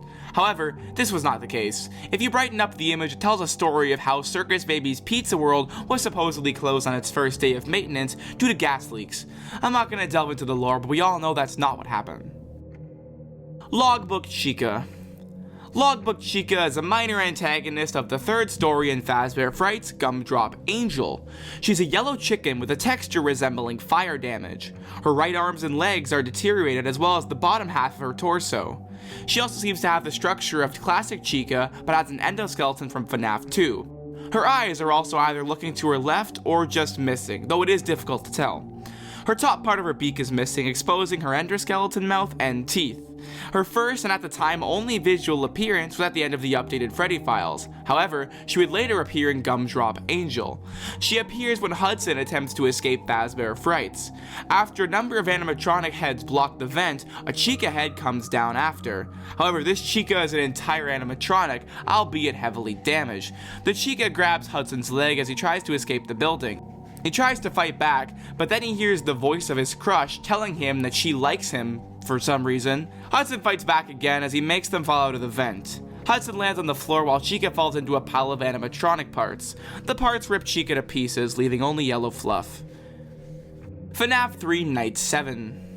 This refers to an unused graphic in FNAF 3. The graphic is of the beginning of Night 7. In the final game, it just appears in the extras menu as a nightmare mode. Bear of Revenge. Fukusha no Kuma, otherwise known as Bear of Revenge in English, are animated anime-like segments in Ultimate Custom Night. A new episode is shown once you reach a certain point milestone. Each cutscene initially follows Freddy, dressed as a samurai, narrating the futility of his battles against Foxy, while lamenting his current punishment for the week before rebounding and plotting revenge. The scene then transitions to Foxy in his dojo, gleefully remarking on the inevitability of Freddy's retaliation, and declaring that he will be ready while Mangle hangs from the ceiling and comments. All of the cutscenes tell their story via subtitles, as the dialogue is entirely spoken in Japanese. In addition, none of the dialogue matches the subtitles. It's theorized that the relationship between Freddy and Foxy to be symbolizing Henry Emily and William Afton's relationship. Screws, bolts, and hairpins. This refers to a magazine in the FNAF series. It was first seen in Sister Location. On night 1, Hand Unit says that the technician job listing was advertised in this magazine. It can also be seen in the FNAF Survival Logbook. On page 4, which is the chapter marker, you can see Foxy reading a magazine called Screws, Bolts, and Hairpins. I honestly don't know what this magazine would be about, but one FNAF Redditor noticed that all these objects hold things together. Screws and bolts hold machines together, and hairpins hold hair together. Bonnie and Chica Height Oversight. This refers to how in the party room of FNAF 1, Chica appears to tower over Bonnie. This is definitely a mistake because they are roughly the same height in every other appearance. It could be a perspective thing, however they are seemingly right beside each other, so I'm not sure. Shadow BB. Shadow BB is an infamous FNAF hoax. I can't find the original poster, but I do remember seeing the image back in the day. He was said to be exclusive to the mobile port of FNAF 2. The hoax is of a shadowy balloon boy with white accents. This obviously isn't in the game, and that's all I really have to say about it. Nightmare JJ. This was an early FNAF 4 hoax. It came out right after the Halloween DLC was published. If you recall, Plush Trapper is replaced by Nightmare BB in the DLC, so most hadn't overly seen him yet. The hoax showed an edited Nightmare BB with different colors and eyelashes. This hoax was actually made by fellow YouTuber Go Motion. They're super talented and make great commentary videos, so you should go and sub to them. Molten Freddy Blueprint. This refers to a blueprint found in the files of FNAF 6. It shows Molten Freddy, which as a reminder is a mix of Ballora, Funtime Freddy, and Funtime Foxy. It lists the remaining animatronic security tags as being active. This is also one of the first mentions of Remnant and the first mention of Paragraph 4. The character names were originally placeholders. This refers to how Freddy Fazbear, Bonnie, Chica, and Foxy were just temporary names for the animatronics to be replaced later. However, Scott had grown attached to these names and decided to keep them as their names, and I'm so glad he did. They're just the perfect names for the characters. Bilge Rat. Bilge Rat refers to the lowest rank you can possibly get in the Pirate Ride minigame in Curse of Dreadbear. If you get this rank, you'll be jump scared by Captain Foxy. This is the only way you can see Captain Foxy's jump scare. The reason this is so low is that most players probably wouldn't see this without trying to get it on purpose. Bonnie's guitar copyright. This refers to how Bonnie's original guitar got changed due to copyright. Bonnie's original guitar was a Gibson Flying V. This guitar was chosen as it had a very iconic 80s vibe, and this guitar would go on to be used by Toy Bonnie and Rockstar Bonnie. However, the company of the guitar, Gibson Guitars, tried to sue Scott for using them. They also tried to sue Funko as they had made a fake Bonnie guitar toy. Scott obliged and the guitar was changed in every game post Help Wanted, including the console and mobile ports of FNAF 1, 2, and Pizzeria Simulator. Funko also stopped selling the guitar, and future merch, toys, and whatnot would have the new guitar, including this piece from the FNAF Monopoly in 2018, so we should have seen this coming. He was here. This refers to the name of the Mangle sprite in the files of FNAF 2. The sprite appears in the Save Them minigame, which also features William Afton. The he was here definitely refers to Afton being there. This may imply that Mangle witnessed one of his murders.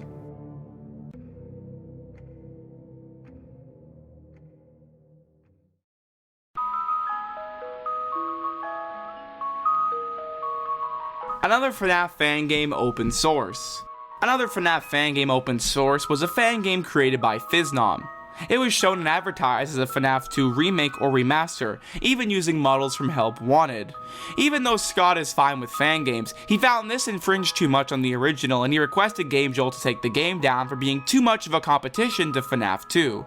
Even though Scott was totally justified in his takedown, as it's offering a free alternative to FNAF 2, people have questioned his decision from a moral standpoint. However, this all seemingly blew over when Scott commissioned Fiznom to make FNAF Plus, a FNAF 1 remake as part of the Fazbear Fanverse initiative. If only they knew what would happen later. Sister Location MA. We already talked about this, but Sister Location MA was a troll game by Scott in the lead up to Sister Location. Scott had said that Sister Location was becoming more adult than he had hoped for, and that he was going to try and make it less mature. He said that he would still release the first night as Sister Location MA on GameJolt for free, but encouraged fans to wait for the game when it was fixed. The MA was actually just one of Scott's previous games, but the main character had a Freddy head. Another hilarious prank from Scotty C. Hidden Biddy-Babs and Mini-Renas. This refers to when Biddy-Babs and Mini-Renas can appear in some pretty strange spots. They can appear in Michael's home or in his popcorn, in the control module, in the elevator, and in Baby's room. It's unknown if these Easter eggs are canon or not due to the Mini-Renas appearing in the popcorn, meaning they escaped Sister Location. Blurred newspaper text. This refers to on most of the newspapers in the games, there is blurred text on the outside of the main circled topic. The blurred text is actually random facts that Scott wrote. Some of them reveal facts that we didn't know, such as the characters' names or placeholders, but a lot of it was just joking. Beta Control Module. This refers to an early design of the control module in Sister Location's extras menu. The most notable difference is how the vents were originally going to be a bunch of steel bars instead of, well, vents. Unused puppet frame. This refers to an unused frame in FNAF 3 of the puppet's face. It might be a higher quality version of the last frame of his FNAF 2 jump scare, but I'm not sure. This is in the files alongside the other puppet files from FNAF 2. FNAF 2 is meant to release in 2015. This refers to how in the first teaser for FNAF 2 with Withered Freddy, the date in the bottom says 2015. This would have meant that FNAF 2 would have released in 2015 as opposed to 2014. We all know how Scott loves to publish games, so he released the game early. Bon Bon and Yendo Plush. These two plushes are two rumored slash fake plushies that had very similar situations. For those who aren't aware, the sister location plush set only had a Bonnet plush. However, photos started showing up of a GameStop exclusive Bon Bon plush. However, these were most likely just color edited Bonnet plushes. There was also a rumored Yendo plush that was a Best Buy exclusive. However, there are no photos of him. FNAF in real life. This refers to an entire subgenre of images that supposedly show FNAF in real life. There was this one, which was supposed to be Foxy, this real-life Bonnie animatronic, this puppet-looking thing, Foxy running down the hall, among numerous images. However, there was one that stood out the most. This. Everyone believed this was the real-life location, even though it's a little suspicious as there's no Freddy branding and it just looks like a regular old pizza place. Which it was. This was obviously a hoax. However, the real location was called Papa's Pizza Parlor in Oregon. Remory. Remory is a Twitch streamer and was the first person to beat 50/20 mode in Ultimate Custom Night. He beat it on July 8th, 2018. Cancelled theme park ride. This is referring to the cancelled FNAF Dark Ride. It was created by Sally Dark Rides and was supposed to explore Freddy Fazbear's Pizza. You'd ride in a golf cart of some sorts and explore many locations, including the office, Pirate's Cove with Foxy, the arcade with the puppet, a room full of pizzas and Springtrap, a ball pit with Withered Bonnie, and the show stage with Freddy, Bonnie, Chica, and Foxy. It sounded like a great concept similar to the Fright Dome, and it's quite unfortunate that it never became a reality. Springtrap posters. This refers to how some posters in Fazbear's Fright from FNAF 3 will change to feature Springtrap. It's a simplified version of him for sure, but it's definitely him. Plushies Take Manhattan. This refers to one of the many planned scripts for the FNAF movie. It would have been similar to The Muppets Take Manhattan, according to some. Scott revealed this along with other screenplays in a Reddit post. He said he wanted to burn this script with fire. Well, we'll get into this more later. Twisted Tales. This refers to how the Fazbear Fright book series were supposed to be called Twisted Tales. It's unknown why it was changed, however it might have been because it was too similar to the title of the Twisted Ones novel. Reversed Bibs. This refers to how in UCN, Toy Chica and Rockstar Chica sometimes would have their bibs flipped due to their sprites being flipped. When Toy Chica would jitter in the office, her bib would be flipped, same with Rockstar Chica in the hallway. However, they were fixed in an update. It's also worth mentioning that in the FNAF World trailer, when Adventure Freddy, Bonnie, and Chica pop up, Adventure Chica's bib is flipped. BB's mouth. This refers to how in FNAF 2, it looks like there is something in Balloon Boy's mouth. Some people thought it was an endoskeleton, some people thought it was eyes. I personally think it's light seeping in through the eye holes. Another thing about BB's mouth is that you can see his mouth is empty when he's in the left vent, which makes the object in his mouth even more strange. It doesn't seem to be there in modern renders, but who knows.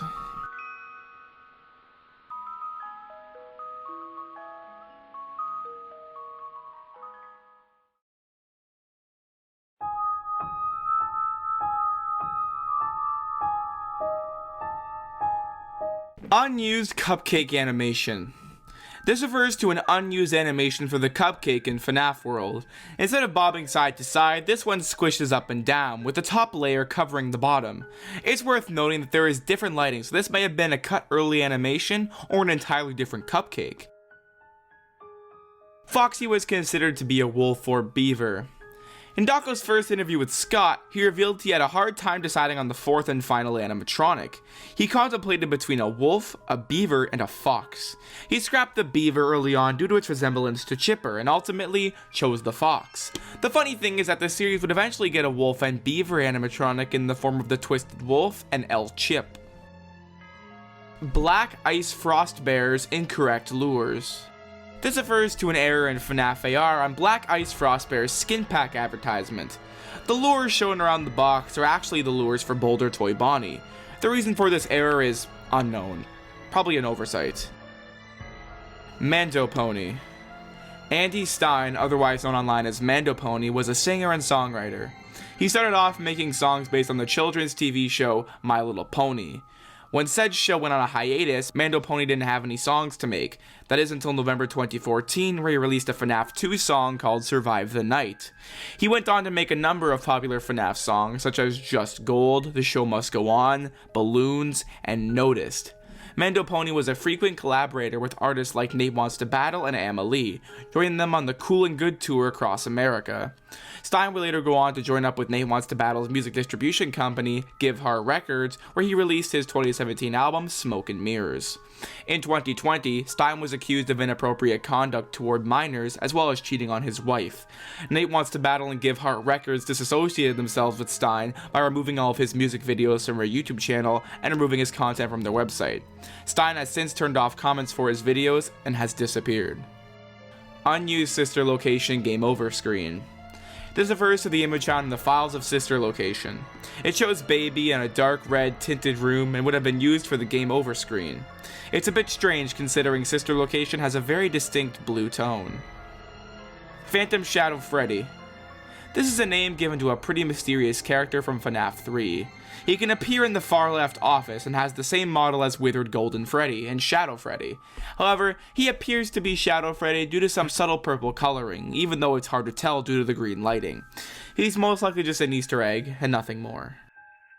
Swearing in FNAF World. This refers to two instances where swearing was in FNAF World. Kind of. The first instance was after Chica's magic rainbow is defeated and is giving her final speech, in which she calls the player a dumbass. The second instance didn't actually make it into the final game, only being in the files. It's a line spoken by JJ and was supposed to be used in the Foxy Fighters minigame. Now I'm going to kick your ass! Wait, what? I can't say that in the game. Still not sure why this one was cut, as they both use the same swear word, which I won't say because I don't want to get demonetized. But this might be a joke, as she says, I can't say that in the game, meaning Scott most likely put this in the files for us to find. Molten Freddy's eye color. This refers to Molten Freddy's inconsistent eye color. It differs between red, orange, and yellow. There really isn't any reason as to why this is. Maybe it's because he's replacing his eyes for each animatronic that's inside him, if that makes sense. Seal Vent. This refers to an unused button in the FNAF 3 files. In the final game, you seal a vent by double-clicking it, but this graphic shows it was originally going to have a dedicated button. Nightmare Foxy Tongue. This refers to how Nightmare Foxy was originally supposed to have a snake-like tongue. This tongue was shown in Nightmare Foxy's teaser and even the title screen. However, it doesn't appear in-game. Scott most likely scrapped it due to difficulty animating it or it being unnecessary. The Fourth Closet Leak. This refers to how the third novel, The Fourth Closet, was partially leaked on Amazon before its official release. This leak apparently spoiled the ending of the novel. Scott, again playing fast and loose with release dates, responded by releasing the full book early. Phone Guy in FNAF 4. This refers to how in FNAF 4 a garbled sound can be heard.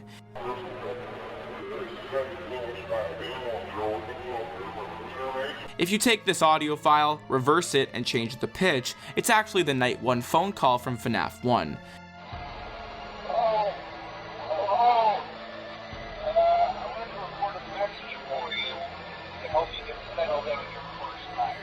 This is simply another Easter egg and nothing more. Springtrap shares lines with Nightmare. This refers to how Springtrap in FNAF AR shares some lines with Nightmare in UCN. These lines are, "You will not be spared," "You will not be saved," and "I am here to claim what is left of you." Some of his other lines are paraphrased versions of Nightmare and Nightmare Fredbear's lines. I've seen a theory that William, who is Springtrap, said these lines to his victims, and the characters in UCN quote his lines to mock him, but this is just speculation.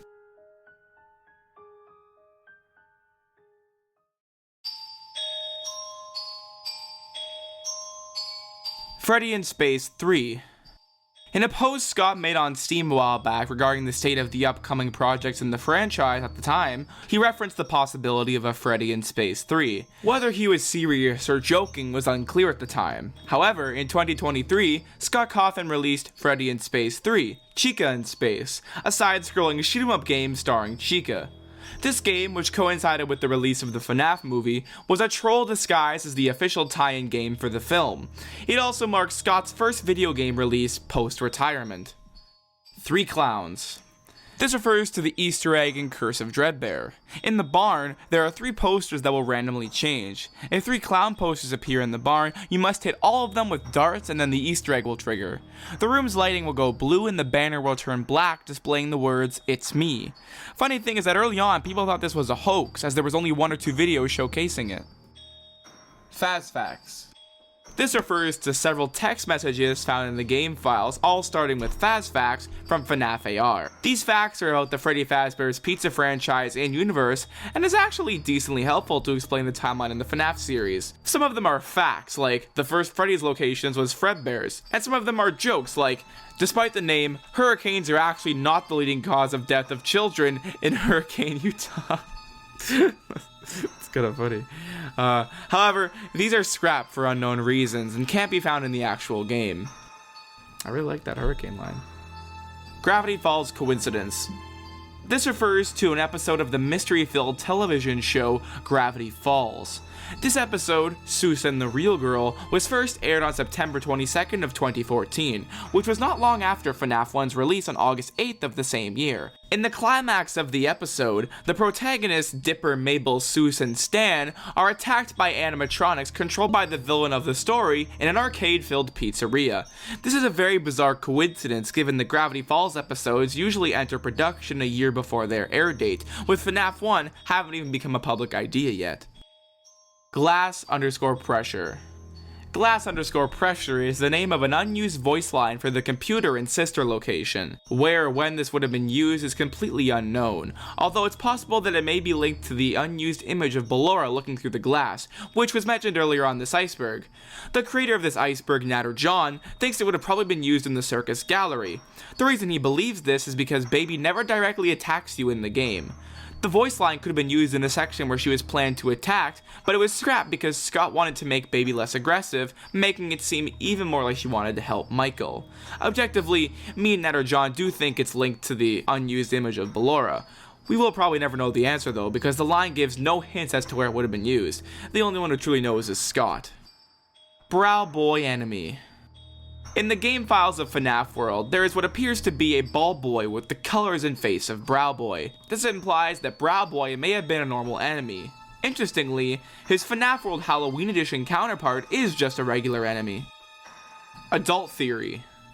In the lead up to the release of Sister Location, a theory by Kane Carter suggested that the animatronics in the upcoming game were used for a theory proposed by Kane Carter suggested that the animatronics in the upcoming game were used for adult entertainment, comparing them to robotic prostitutes.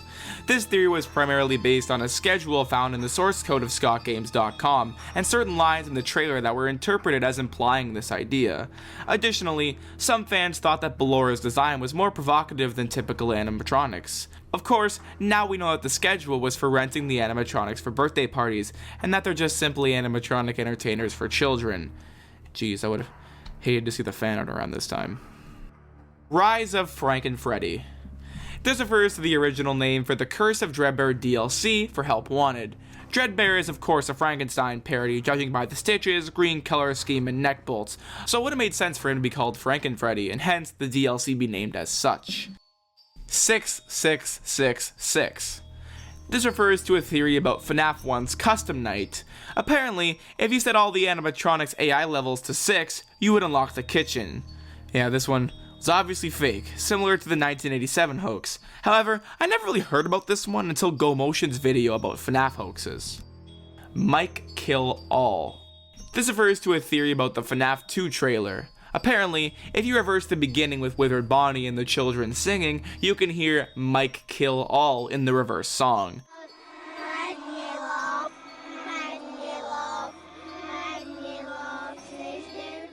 This would have implied Michael Schmidt, or Michael Afton as we find out later, killed the children. This, however, was just a coincidence, as the song is just London Bridge, so if it was indeed true, I want to know how much lore that the writers of London Bridge have caught up on. Beacon Bonnie. Beacon Bonnie is an incredibly obscure secret animatronic that only appears in the hard mode of Funtime Foxy's level in Help Wanted. On rare occasions, Endo 01 will appear among the other animatronics. Walking into Endo 01 will trigger a jump scare from Beacon Bonnie. He's just classic Bonnie with glitch textures, and is referred to as Beacon Bonnie in the files. freedom. Similar to Mike Kill All in the FNAF 2 trailer, people thought that Withered Foxy was saying freedom at the end of it. As we all know, this is referring to the jump scare sound, and I mean, it's not a bad theory. I believed it back then. Clipping errors. There have been many clipping errors throughout the FNAF series, but I'll only focus on a couple. In numerous instances, you can see Withered Bonnie's bow tie clipping through his lower jaw and teeth, such as in his custom night mugshot, in the hallway again, etc. In the FNAF 1 trailer, Freddy's endo will sometimes clip into his hands, as will his jaw clipping into his stomach. In the promo art for FNAF 1, Freddy's bow tie clips into his jaw. When he's in the office, Withered Freddy's shoulder clips into his arm. In Party Room 2, Mangle's second head clips through her ear. In the office, Golden Freddy's legs clip through his stomach. Springtrap's arms clip through many of the vents in FNAF 3. Plushtrap's hand clipping through his foot in FNAF 4. The Freddles clipping into the bed. Fredbear's body literally just clipping into the floor. Ennard's entire body is just a mess of clipping. Baby's torso clipping through her skirt.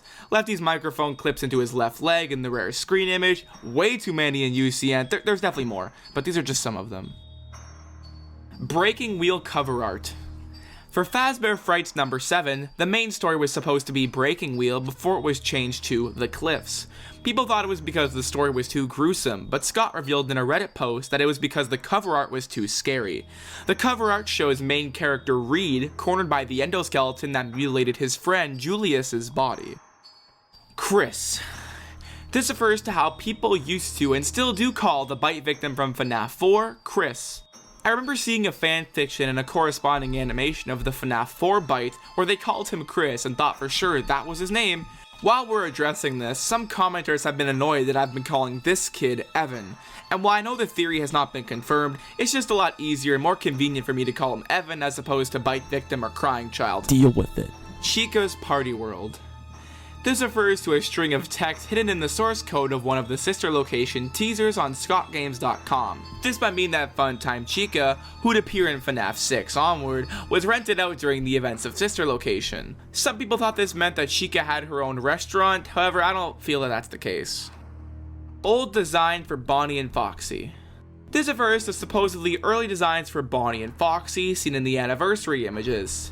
In the images, Bonnie has a black bow tie and Foxy has 2 hands and no tearing in his stomach. The lack of stomach tearing could have been because it wasn't modeled yet, but there is no explanation for the other ones. ATMs. This refers to some unused models of ATMs found in the files of Help Wanted. One of them looks pretty old, while the other one looks pretty modern. Their purpose is still unknown to this day. Burnt Freddles. In the files of Help Wanted, there's an unused texture for the Freddles. It was apparently supposed to be for the hard mode of Build-A-Mangle in Curse of Dreadbear. However, there is no hard mode in Curse of Dreadbear, so the text goes unused. Fans have given these Freddles the nickname Burnt Freddles due to their burnt texture. Teases and anniversary images.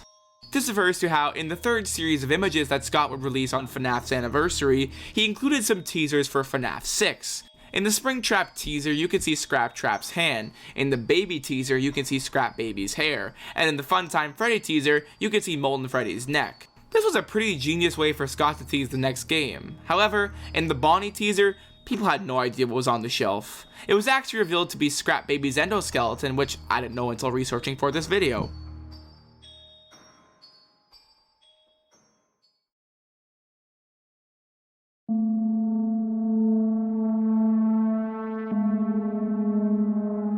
Early Glitch Trap design. In the files of Help Wanted, there's an unused early model for Glitch Trap, which is just a strangely textured model of Springtrap. He's mostly gray and has a stitch-like pattern on him. This was most likely inspired by the Springtrap drawing at the end of the updated Freddy files, where he was a sort of electronic version of Springtrap. It was probably just a placeholder, but it's fully rigged for animations. Pizzeria, with an A. When FNAF 1 was first released, the Help Wanted ad when you start a new game misspelt the word pizzeria as pizzeria with an A. This has since been patched. Summoning Nightmare Foxy. In FNAF 4, if you shine your flashlight at the bed for 30 seconds, you'll be jump scared by Nightmare Foxy, regardless of his previous state. Toy Freddy's foot. In UCN, Toy Freddy's right foot will always appear in front of his stool even when he is inactive. The only circumstance in which his foot won't be there is if he gets a game over, although that could be because the stool itself is gone. Nightmare's brain. This refers to how Nightmare's suit is actually completely see-through. You most likely can't tell, but if I put a white background behind him, it's fairly obvious. Because of this, people have noticed that Nightmare has a brain. What this could mean is unknown. The creator of this iceberg, Natter John, believed that this means Nightmare is some sort of embodiment of Evan's death. He believes this because Evan's death is a result of his brain, specifically his frontal lobe, getting bitten by Fredbear. Nightmare, being a black version of Nightmare Fredbear, could be a way of representing how Nightmare himself is a dark reflection of the thing that killed Evan, and the brain is a reminder of how he died. This theory makes a lot of sense, and I wouldn't be surprised if that was the reason, or at least some of the intention. Help Wanted box art used fan art. This refers to a teaser on scottgames.com. The teaser, which was a variation of the title screen of Help Wanted, showed Spring Bonnie and Funtime Foxy, among other characters. However, these two used fan models. Funtime Foxy's model was made by Gabico Art, and Spring Bonnie's was made by Kane Carter.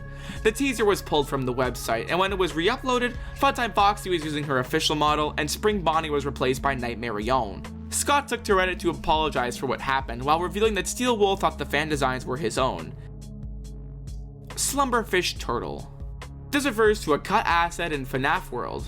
Files for a swimming turtle that were originally used in one of Scott's previous games, Slumberfish, exist in that game. Given that the files are grouped among the fish from Dee Dee's fishing hole, it's likely that the turtle was intended to be another catchable creature in the minigame with its own payout tier, or probably function as an obstacle to prevent the player from catching a fish.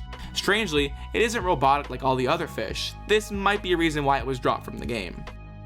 Five Nights at Freddy's: The Untold Story.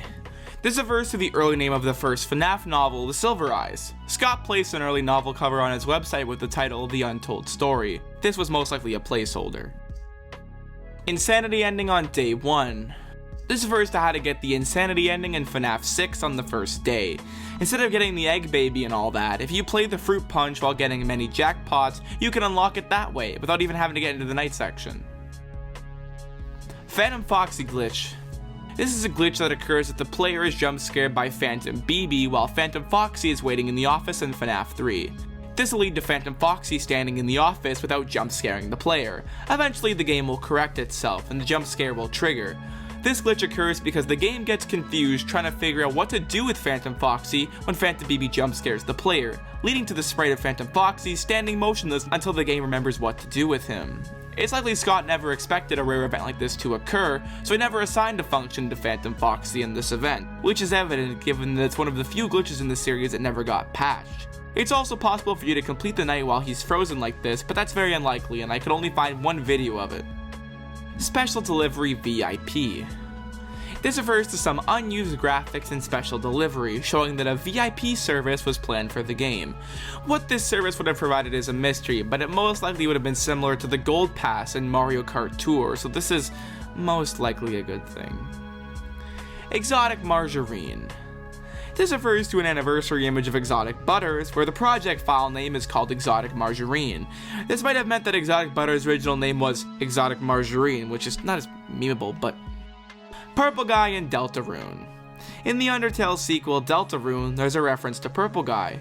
When you return home after your adventure with Ralsei and Susie, you get a chance to walk around town and talk to the monsters inhabiting it. On the west side of the town, you stumble upon a very humble-looking pizzeria that has various mascots doing a promotion outside of it.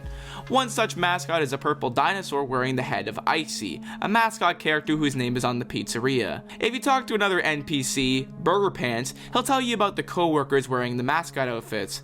When he tries to describe the purple dinosaur, he says, "Purple guy? Man, that guy? You gotta... Actually, does that guy even work here?"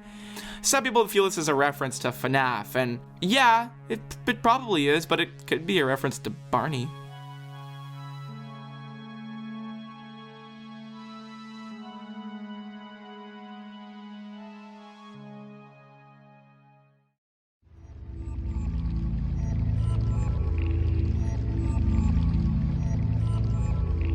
Crying Cupcake. In the Chica's Party minigame in FNAF 3, you can access an area of black crying cupcakes with one of them chasing you. They can't kill you and the significance of them are unknown. Dreadbear in Hallway. In an early screenshot of Curse of Dreadbear, Dreadbear was seen in the hallway level. He never appears in this level in the final game. Like the Burnt Frettles, people believe this was planned to be used in the hard mode but went unused because Curse of Dreadbear doesn't have a hard mode.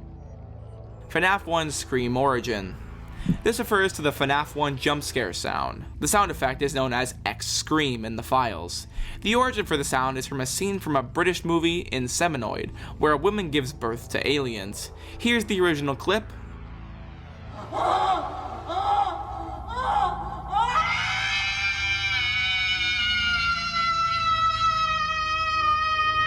And here's the FNAF sound effect.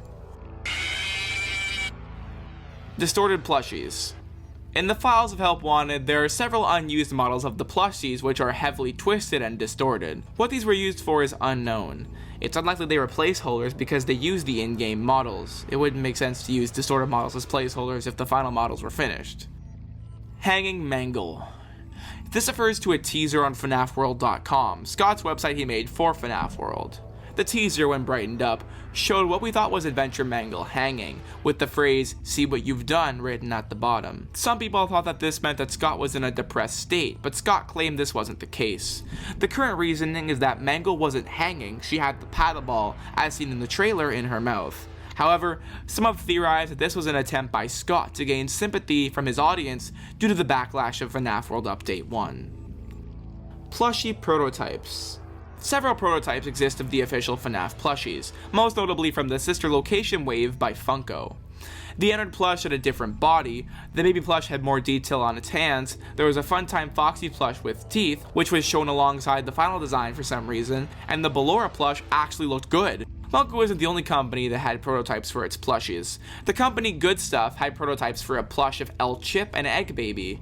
Unlike the other prototypes I mentioned, these two have yet to be released in official form. The Egg Baby prototype plush is the only Egg Baby plush in existence, which makes it quite unique. In more recent times, Dawko has shown off plenty of prototype versions of the plushies for his brand, Hex X FNAF. Scanning for glitches. Scanning for glitches refers to a rare, unexplained Easter egg in Curse of Dreadbear that occurs in the Danger Keep Out levels. I'm not going to try to explain this one, so look for yourself. Many believe this could be the developers of the Freddy Fazbear virtual experience trying to locate and or eliminate Glitch Trap, but that's just speculation. Number in Withered Chica's mouth. This refers to a rumor about Withered Chica in FNAF 2. People thought that when she was in Party Room 2, she had a number in her mouth. I think it's an 8, but it could be a 6. This was most likely just a coincidence, similar to when people thought they saw a cat animatronic in the prize corner or the thing in BB's mouth. Scott listens to Markiplier. This is a theory that Scott listens to Markiplier. Markiplier has said things in his videos that would seemingly go on to become official things in the next game. He called Bonnie Bon Bon, who would later become a character. Oh, is that Mr. Bon Bon coming out of his hidey hole? Mr. Bon Bon came out of his hidey hole? He coined the name Golden Freddy and Purple Guy before they had become official. Purple Guy! He said that it would be neat to play FNAF 1 in VR, and later on, FNAF VR will become a thing in the form of Help Wanted. This would be like terrifying if you controlled the cameras with like an Oculus Rift or something. Oh my god. Because you just move your head back and forth. However, the most obvious example is when Markiplier was playing FNAF 2 and said he didn't want to wake the baby, referring to the puppet. I'm gonna call it the baby because that's what that thing is. You don't want to wake the baby, don't let the music box run out and wake the baby. In the lead up to FNAF 4's Halloween DLC, the Nightmare Rion teaser's codename was Don't Wake the Baby.jpg, and if you recall, Nightmare Rion is the Nightmare version of the puppet. If you want to learn more about this, check out some of these videos by FNAF on the topic. Trick or Treat BB Jump Scare. In the Trick or Treat minigame, Nightmare Balloon Boy was used as a jump scare for Balloon Boy for some reason. This is likely because BB didn't already have a jump scare. However, there is an animation of BB jump scaring the player that is left unused. The reason why is unknown, but it's probably due to Steel Wool finding it not to be scary. Using the mask and the flashlight at the same time. In an early teaser for FNAF 2, the flashlight was shown being used while the mask was on. I assume this was changed so Withered Foxy would be harder to repel. It's possible Scott felt the game would have been too easy if Withered Foxy could be repelled while the mask was on, as this would just allow people to leave the mask on all the time, aside from needing to wind up the music box.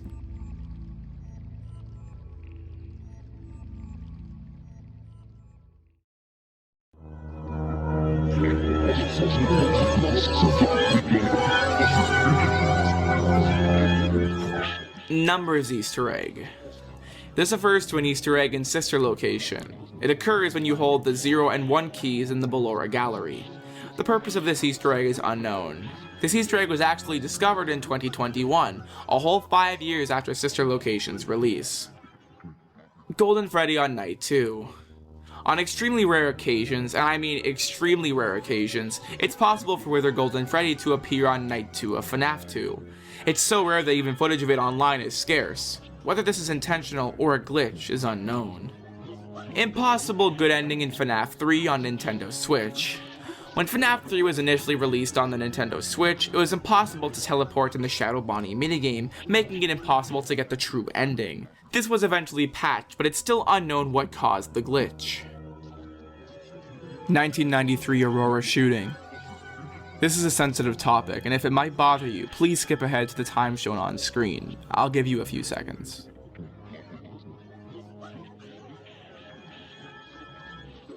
In 1993, Nathan Dunlap, a former employee, carried out a tragic shooting at a Chuck E. Cheese in Aurora, Colorado. Upset over being fired, Dunlap entered the restaurant, hid in a restroom until closing, and then emerged with a .25 caliber semi-automatic pistol. He shot Sylvia Crowell, Ben Grant, and Colleen O'Connor fatally and wounded Bobby Stevens, who survived by playing dead.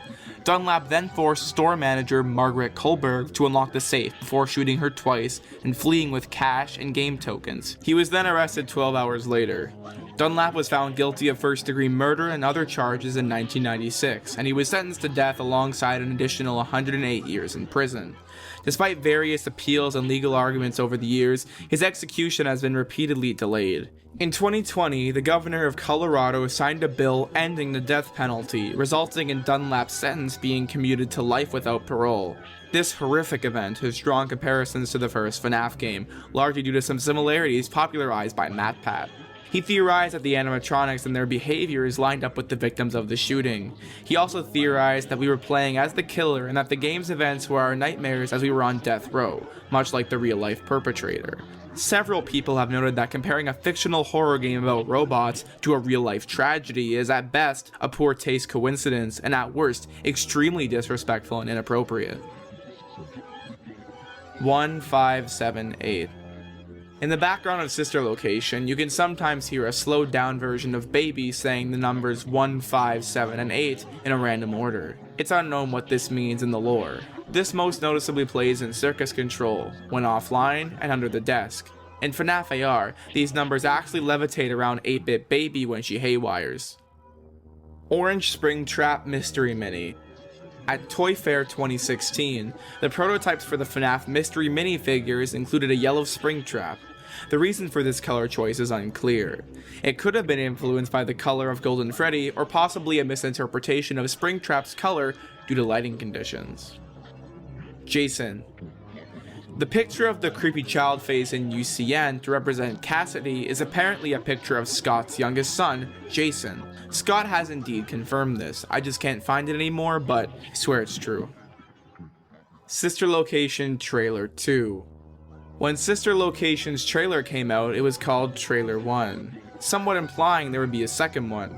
However, Scott took to Steam to say a second trailer would spoil too much of the game and that there wouldn't be one. In his interview with Dawko, PJ Haywood, the voice actor for William Afton, confirmed that the intro to Sister Location was originally meant to be for Trailer 2. German Funtime Freddy. This refers to how Funtime Freddy's voice was going to be German. His voice actor, Helen Goff, shared some of these voice lines during an interview with GT Live. Hello, little children. Glad to see you back again. It's pretty good, however I wouldn't say it's particularly scary. Unused section of Happiest Day. This refers to an alleged unused section underneath the Happiest Day minigame in FNAF 3. Initially, many were unsure if this section actually existed. Even Natter John and I were not certain when I made my original FNAF Iceberg video. However, it has been confirmed through the game files to actually exist. The section is taken from BB's Air Adventure minigame. While its exact purpose is unknown, it might have been intended to function similarly to the balloon sections in other minigames. Ice Cave. This refers to an unused music track for FNAF World that, based on the name, was probably going to be used in an ice-themed area that got scrapped.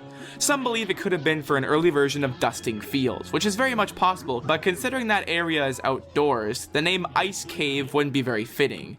I honestly wish this track made it to the final game, as it's a really good track that I can't play because of copyright. Chica's missing eyes. This refers to how when Bonnie leaves the show stage in FNAF 1, Chica's right eye disappears and doesn't reappear until she leaves the show stage. Why this happens is unknown, but it was most likely an error. Interestingly, in the video stage performance that FNAF had put out to promote FNAF Plus, Chica's right eye was actually broken and didn't move. This could have been FNAF referencing this event in the first game, but it also could have just been a coincidence. Lost FNAF 1 trailer. This refers to a lost trailer for FNAF 1. This whole situation was kind of a mess, let me explain. It all starts with the first comment on the trailer of FNAF 1 on Scott's YouTube channel. This user, Walmeat, says, "I can sort of see why you changed the eyes from the last video." This led people to think there was a previous trailer. Someone on Twitter asked about it, to which he responded that there was an original trailer which had a strong resemblance to the official one, with a scarier endo and red eyes, which is most likely this endoskeleton. He also remembers a few gaming YouTubers making mention of it when it was still on Kickstarter. However, a Reddit user used the Wayback Machine to explore Scott Cawthon's Google Plus page and found 3 unwatchable videos. One was called Five Nights at Freddy's Gameplay, which might have been the actual gameplay video that experienced an upload error. Another video was simply titled Five Nights at Freddy's, like the real trailer. The third video was called Five Nights. People assume that this Five Nights video was the lost trailer. However, Walmeat had posted another tweet where he said he was mistaken and that he was recalling the existing trailer. So then that wasn't the lost trailer, but then what is this first Five Nights video?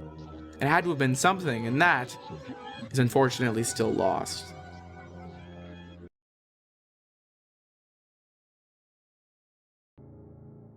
And that is the ending of our remake / updating of the Ultimate FNAF Iceberg. We are now approaching our first intermission of this behemoth of a video. If you'd like to skip to our next Iceberg coverage, skip to this timestamp. But for the rest of you, well, now it's time for us to have a sit-down interview with the creator of this Iceberg, as well as a living, breathing FNAF encyclopedia who also has a really cool accent, Natter John. We're gonna go over a lot of things, such as some entries that could have been added, as well as his mindset on creating the Iceberg. So let's get into it.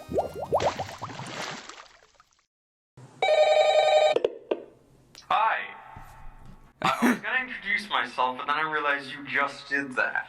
Oh, okay, let me restart, hold on. We can do it differently. And here we are with the creator of this Iceberg and my good friend, Natter John. How you feeling today, John? Hey, good to be back on here again after. It's been like a month since we recorded. Yeah, it's also been exhausting editing these FNAF Icebergs. So I'm glad and making them as well. We can assure you. So I guess I'm just gonna get right into some questions for you. So starting off simple, who is your favorite FNAF character? My favorite FNAF character is Bonnie. Just classic Bonnie? Yeah, just classic Bonnie. Either Bonnie or Lolbit would be my favorite character. Like originally, like before I had a zombie as my profile pic, I originally used an edited version of the Lolbit, but with the colors replaced with green instead of orange. Ah, clever. Okay, and yeah, for a while I actually used an OC. I know this isn't really relevant to the question, but for a while before I even settled on using Lolbit as my profile pic, because he's my favorite character other than Bonnie. I would have used Bonnie as my profile pic before the zombie, but I feel Bonnie has just been done to death, especially when you have like Zajku37, like one of the biggest FNAF focused YouTubers using Bonnie as his profile pic, you know? Yeah. I just feel way too many people have done that. So I thought of doing Lolbit, but I went with a zombie in the end. Well, that's good. That makes sense. Yeah. Do you have a least favorite FNAF character? I'm gonna get roasted in the comments for this. My least favorite might be Glitch Trap. You know what? I'm not gonna say I agree, but I'm gonna say I can see where you're coming from, and he's certainly not my favorite. He's on the bottom for me too, so I get where you're coming from. Like the big problem I have with Glitch Trap is just just how just he completely like destroys the lore when it was already a mess. That and this is kind of my thing. Like, I liked Spring Bonnie's design. I don't like Glitch Traps. Yeah, I just feel Glitch Trap's design, even just regarding the lower point, I just think Glitch Trap's design is just really out there. It doesn't fit with the other like suits we've known. Yeah, it just seems, and honestly, I think it's, a lot of people say Scrap Trap looks a bit off, but honestly, I'd say he's nowhere, he's 10 times better than Glitch Trap. Glitch Trap, to me, is way more out there than Scrap Trap is, because at least, while Scrap Trap is kind of a plot hole, like, I do think it's kind of a plot hole how Scrap Trap looks completely different to Spring Trap. Oh yeah, I'm a big Scrap Trap, not hater, but I think his design doesn't make a lot of sense. Yeah, I just think it kind of conflicts with the lore, and I know you might say, oh, but Scott didn't want to be lazy, but I feel in that case, laziness is better than trying to do something new if it just creates an entirely new plot hole among the numerous others. He should have just made like, not just copied Springtrap over. Like, what about like a burnt and like maybe like some of like the suit come off? Like, I feel Scott could have given like Scrap Trap every feature, like, you know, the missing arm and all that. Yeah, of course. Well, I guess we know your stance on Glitch Trap. I don't know how many people are gonna be a little upset in the comments, but we'll see when the video comes there's out. always somebody. Let them be. So, do you have a favorite FNAF game? Yes, I'm gonna get roasted for this one too. My favorite is Pizzeria Simulator. Oh, well, that's not. How would you get? That's a pretty not unpopular opinion. Like, it's a good game. It's not a bad game by any means. I don't know why you'd get roasted for that. Oh no, a lot of people say Pizzeria Simulator is one of the worst games. Like, really? Because like you'd think it'd be like it's an important game for the lore. Well, yes. Well, I don't think people necessarily think the game is bad. It just kind of got the same problem FNAF 4 has. Just people like it, but they just don't really care as much for it, you know? Well, I think that FNAF 4 also suffers from the fact that the game is hard, like a lot harder than like FNAF 1, 2, and 3, in my opinion. Oh yeah, I still have yet to beat Night 7 of FNAF 4. I've yet to beat Night 1. One of my friends said he beat Night 8 and it took him God knows how long, and he was freaking screaming when he did. Friend, you know who you are, and you're a freaking legend for being able to beat that. Yeah, do you have a least favorite FNAF game? Oh, that's the hard question. I'm genuinely interested to hear your answer. If I had to give... Oh, actually, you know what? Why am I overcomplicating it? It's an easy answer. FNAF AR is my least favorite. Okay, I mean, that's fair. Do you have, like, of the main series? Like, because AR is kind of like a spin-off. Oh, you're making this difficult. I'm sorry, but, like, AR is kind of a spin-off. Like, it's not really a main game. Oh, of the main series. So, what do you classify as main series? FNAF? Does FNAF World count as main series? No. So you're leaving this to the 7 made by 3, Scott. 4, Sister Location, Pizzeria Sim, UCN, and Help Wanted. And Help Wanted. So, if I had to pick one. If I had to pick one of those 7, it might be Sister Location? Yes, that was what I was thinking. I hoped it was Sister Location. Oh no, it's not. I really do love Sister Location. Like, but it's more so about I love it, but I wished it was better. Yeah, no, I agree. Like, I just wanted more of the same quality, which we didn't get. Yeah, of course, it's different. And honestly, possibly the number one thing I don't like in Sister Location is I know I know if I got roasted before, I'm gonna get praised after saying this. Night 4 alone is a reason I think Sister Location deserves a lower review score. Oh yeah, Night 4 is terrible. I don't know why. Like, I'm not gonna say Scott was lazy with the game, because he really wasn't. That was arguably his most ambitious game, but Push the limits of Click Team, definitely. yeah, but I'm just like, he was doing so well on the other nights. The other nights were just like all about kind of going somewhere, but just Night 4, there was no point. Like, what happened afterward? Did like Circus Baby just not move and let Michael escape? Like, what happened? Yeah, and I know Scott wants to leave this up for debate, but like, there's no kind of context line. Like, in the doco interview, he literally refused to tell us whose suit that was. I think it's Funtime Chica, honestly. Well, you know what? It might not be, because she might have been rented out during that time. Maybe it could be Funtime Chica, although the only flaw in that theory, in my opinion, is because Baby says when she morphs into Ennard with the other animatronic, she says, "I've been out before," but like Ennard wouldn't be complete if Funtime Chica wasn't in there. Yeah, I kind of thought about that, but like, maybe Funtime Chica though was already rented out, or maybe she wasn't possessed. Wait, right? Yeah, but like, still, that wouldn't really, like, Ennard is just like a massive part, even like inanimate ones, like the mask. The mask is completely inanimate. Yeah, like, yeah, of course. Just because something like isn't possessed doesn't mean it can't be part of Ennard. That's the way I see it. Wait, so hold on. I just want to get this straight. So I know that Molten Freddy had. Wait, hold on. Wait. Baby is possessed by Elizabeth. But like, who's Ballora, Funtime Freddy, and Funtime Foxy? I think it's confirmed. I can't remember where. I think it's confirmed in the book. Children? Is that it?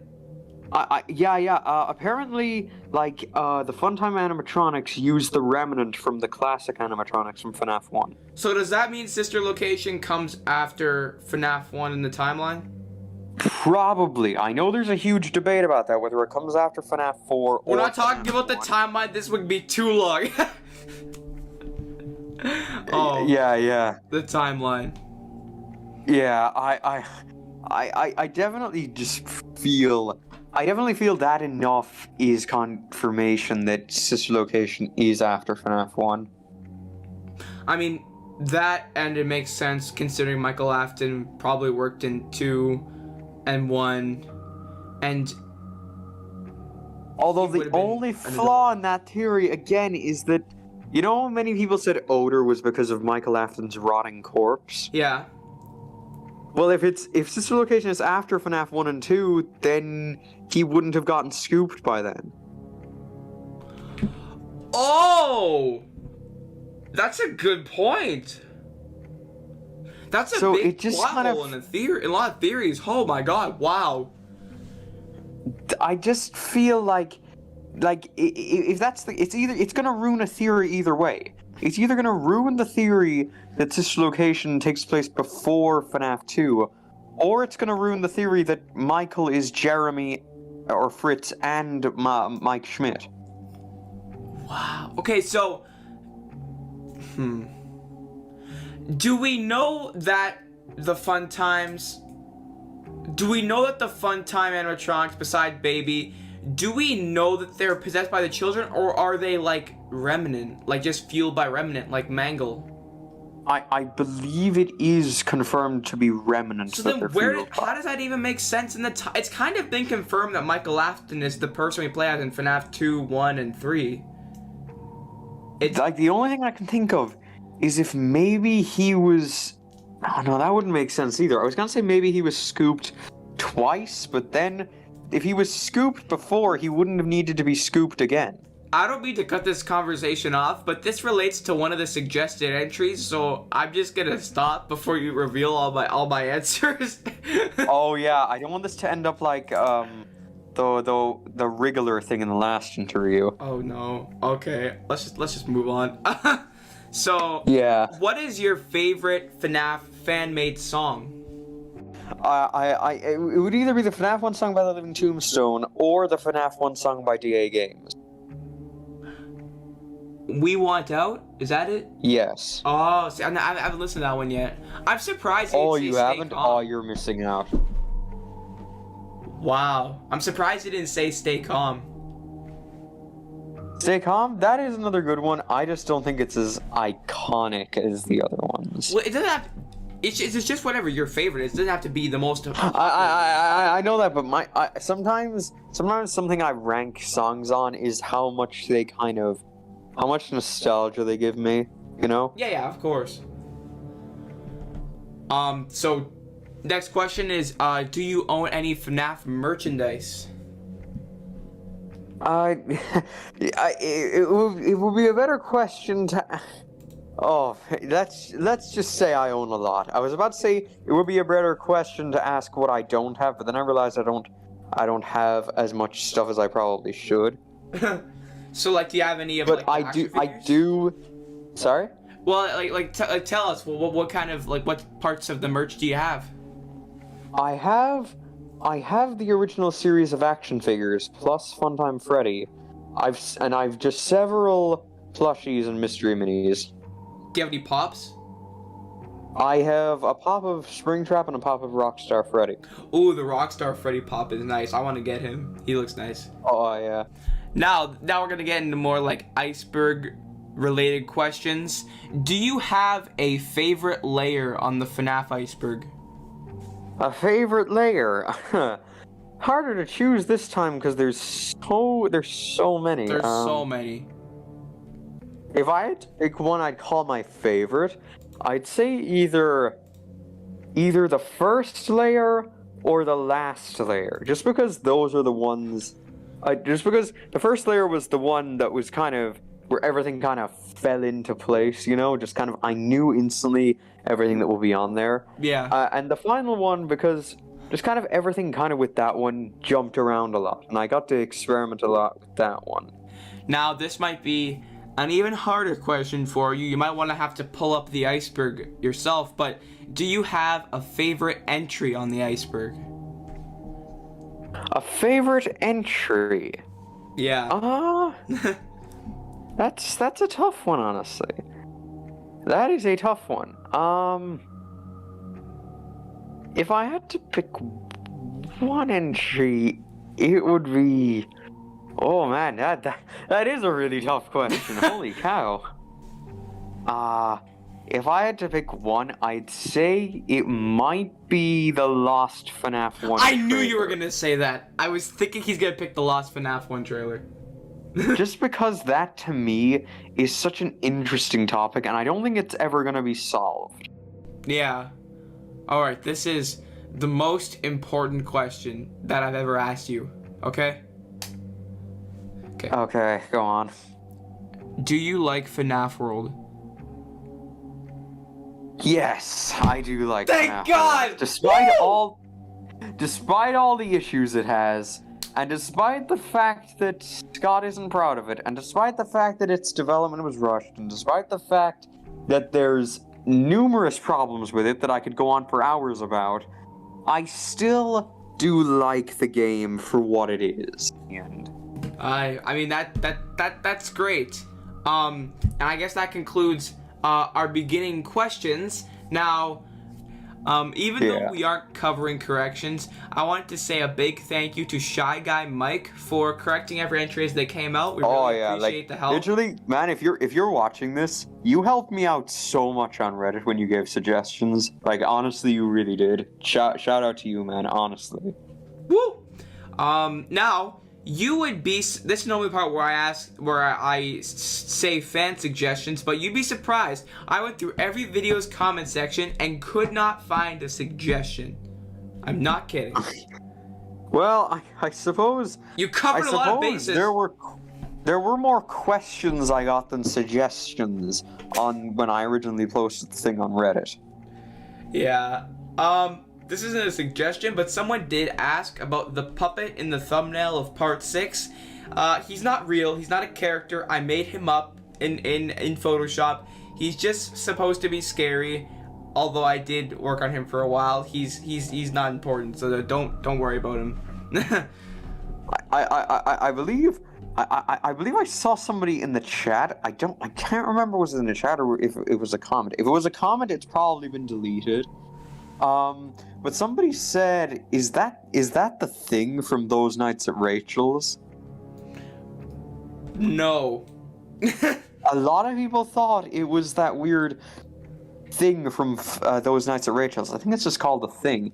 It's not from Those Nights at Rachel's. Tyson made it himself. No, I made it. I just kind of, I took the body of the Help Wanted puppet, and I took a skull, like an actual picture of a skull, and edited it. So that's how it actually made to be. But no one had any suggestions. However, Little T, Tyson, myself, I have some suggestions I'd like to tell you for the iceberg, and maybe you could say maybe what layer they'd go on roughly, because I know there's like 1,400 of them, but. Yeah. Alright, this is the first one, and this one was really surprising. FNAF fan songs. I know you put the Living Tombstone, but like FNAF songs, there's millions of them. I'm surprised there was no entry for them. Well, yeah, I was gonna do songs in general, but the reason I didn't was mostly because, like, really, as far as I know, I just feel the Living Tombstone had the biggest kind of impact, you know? Yeah. Like, I was mostly basing these entries on impact more than anything. Like, I would have included way more YouTubers if I could have. There were three other YouTubers technically. Well, DA Games. I was gonna put DA Games on there, but I feel he kind of counted as a song. And the only two other YouTubers I thought of at the time were Pretty Grumpy Bear and Go Motion. Wow, I had Pretty Grumpy Bear and Go Motion written on this list, along with Game Theory. Yeah, Matt Pat was on there. Matt? Oh, he was! Oh, shoot! No! Oh, I forgot about that. There were so many entries, dude. I can't remember all of them. I just... No, I don't blame you, honestly. But yeah, the reason I didn't include Pretty Grumpy Bear and Go Motion was that I feel the stuff they were famous for was kind of on the iceberg already. You know how Go Motion is famous for Nightmare JJ, and Pretty Grumpy Bear is famous for finding the number in Withered Chica's mouth. Well, yeah, but I feel like Go Motion was more famous for her speed edits, right? What? I don't really know. I actually didn't even know Go Motion made videos of her speed edits. I just thought she kind of just made them. That was way before she started making her retrospectives. Like since 2015, she was famous for making FNAF speed edits. She made like hundreds of them. Oh wow, I didn't even know that. Wow. Admittedly though, I didn't start watching Go Motion until like last year. Yeah, I get that. Like, I only started watching her after I figured out she was the one who made Nightmare JJ. Oh, that's cool. Speaking of fan-made animatronics, what about the Draw Kill animatronics? Yeah, I was never gonna include those. So many other FNAF Icebergs had them on there, but I was just like, I just didn't want to. I'm not saying they're bad. I know you might say, oh, you just didn't want to, isn't good enough reason to not include them, but honestly, I just feel the Draw Kill animatronics just aren't really that memorable in my opinion. They always just feel like, they just feel really generic in my opinion, and they didn't kind of pop off like something like Nightmare JJ did, or like I would have, in all honesty, I would have been more likely to include Welcome to Freddyland than I was to include Draw Kill. Oh, true. Now I'm curious. This wasn't on my list, but what about that FNAF 3 fan game that wasn't FNAF 3 and it kind of used Candy the Cat and it was like kind of terrible? Yeah, I actually I can't really remember why I didn't include that. I remember thinking about it, but I just felt like another FNAF fan game open source I included because, you know, there was nothing that could have been done about that game, and it did kind of blow up a lot more. Yeah. Like in terms of like the response to what Scott did, which I'll be honest, I love FizzNom and all, but really I don't understand why Scott did what he did. Oh yeah, of course. Like who wouldn't have done what he did?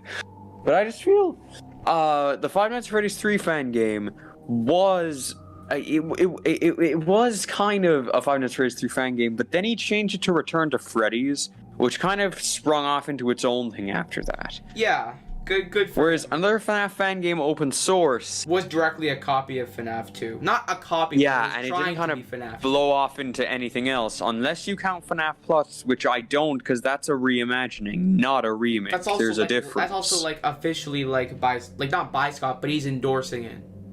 Yes. This next entry is kind of it's one of my favorite FNAF related fan made medias. You might not have heard of it. The FNAF musical by Random Encounters. Oh my god, that is legendary. Oh, it's so good. It's just so good. Okay, I hate to bring up Smash again, but did you know the voice actor for Freddy in that He's the is actually announcer! the announcer in Smash. I know. Oh, it's so cool. And he's the police officer. Yeah, and he also in that one voices section. Joker. Oh, and he's Joker, and he's also the policeman in the one section where they're trying to arrest Mark in the FNAF musical. Oh, are they? Yeah. Oh, yeah, but yeah, he's in the FNAF musical, he's in Smash as Joker, and he's in Persona 5 as Joker. That's honestly great. This next one is a very iconic theory, and you're gonna probably shudder when I say it, but Phone Guy being the purple guy. To be honest, I believed Phone Guy is Freddy more than I believed Phone Guy is Purple Guy. Really?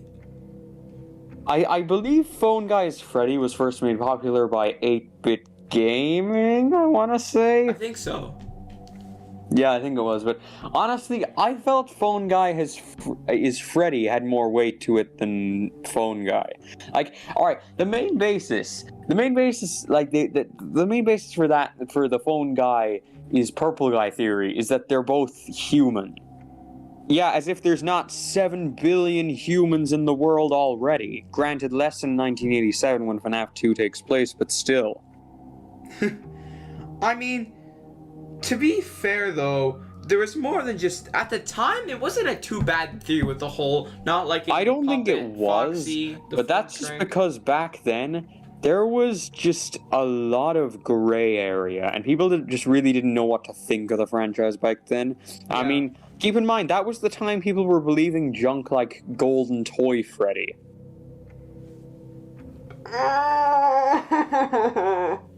The nostalgia. Oh yeah. You might not know about this one. I'm gonna send you the image on Discord right now so you can check it. The Russian roulette looking FNAF board game with SFM models. You know, I will say this. I don't remember. I think I might have heard about this once. I remember Five Nights at Freddy's the game. I just don't remember seeing this box art. But I will say... No, because there's a difference though. There's a FNAF game where like you have to like pick pizzas out of Freddy's box. That's not this. Yeah, I know, but that was I remember hearing about another one after this. After that one. Oh, you mean Survive Till 6 a.m.? Which I assume was this one. So I don't remember seeing this box art, but I will say, in regard to the SFM models, a prototype of one of the McFarlane sets actually did use the SFM models. No, you're getting too far. Stop spoiling my entries. Sorry. I'll let you get to that. Now I'll finally give you some time to talk about this. Companies using fan models, Funko Fredbear plush toy, Funko posters, the Balloon Boy dangler based off of that Withered BB render, that one really bad Bonnie hanger plushie inspired by the Splinks model. Literally just go off on a rant. Okay, to be honest, I just feel like fan art being used by YouTubers and being used by Scott and being used by companies I feel is a very understandable mistake to make, honestly. I know I'm gonna get attacked for saying that with how much controversy there is around these, but like, to be completely honest, that is a mistake that not only Scott has made, but that anyone could make. But it seems like Scott is not very good when it comes to having a grasp on the merch, because a lot of the FNAF merch is pretty terrible. Yeah, I just feel maybe he... Again, maybe it's just, and I know I just said this, but maybe he's just kind of too trusting in other people, and kind of isn't as focused on it as he should be, because he just feels, and just the merch companies can literally get away with anything and just lie to him about it. Like, especially with Funko and Scholastic, those are the big offenders. Say again? Especially with like Funko and Scholastic, those guys are the big offenders with the Freddy files and all of Funko's merchandise. Yeah, I do. Like, I do feel Scholastic can get away with it a little better though, because to be fair, if you do look up Google images of the characters, a lot of fan-made models do exist, definitely. Like, that could be mistaken for real renders. Yeah, I kind of agree. But do you want to know something actually like really neat? Yeah? So, when I was younger, I would go to Toys R Us a lot, and like, at least where like they had in my area, they had like in the gaming section with like all the like gaming stuff, they'd have like giant posters of like different games that were like relevant at the time, like they were pretty big. And they had a FNAF poster once. I'm gonna send you the image they used for the poster. Just wait. Oh my god. I walked in and I'm like, oh my god. I was a child. It was early during FNAF's release, but even I could tell it was not the official models. What the heck were they thinking? Like, this is Toys R Us. Like, it was a huge poster. God, just like, oh no, why? Like, they cropped out the watermark, like in the giant poster they made. They cropped. Wow. Just wow. Like, at least with what Scott said. At least he like probably didn't know that Funko lied to him, if they did lie to him, whoever lied to him, or if he genuinely thought it was theirs. But like, literally, if you're cropping out proof that somebody else made it, then just wow. Like, that's obviously not official. But anyway, not the point. We could really go on about this for hours. Merch companies need to stop doing this. Now, this, I think, well, these two are kind of like my last ones. First one is Bite of 83 versus Bite of 87. It's Bite of 83. No one deny it, please. Yes, there's a Bite of 83 and there's a Bite of 87. Bite of 83 we see in FNAF 4. Bite of 87 we don't see ever. Yes. You know what's funny though? For how big the Bite of 87 is in the FNAF community, it's really only mentioned once, and that's in FNAF 1. It's not mentioned at all in FNAF 2. It's implied by the scrap of the toy animatronics, but it's not ever said. Yeah, and I feel theories for it have died down too. Like I still, like, really no more evidence has come out for it. Like, I feel most people still stand by the same theories they had during FNAF 2, because literally nothing has come of it since. Yeah, like, everyone either thinks it's Mangle, Toy Chica, or Withered Foxy. I think Mangle. I think Toy Chica. Exactly. That's, like, it's really whatever. Like, does it really matter in the story? Not really.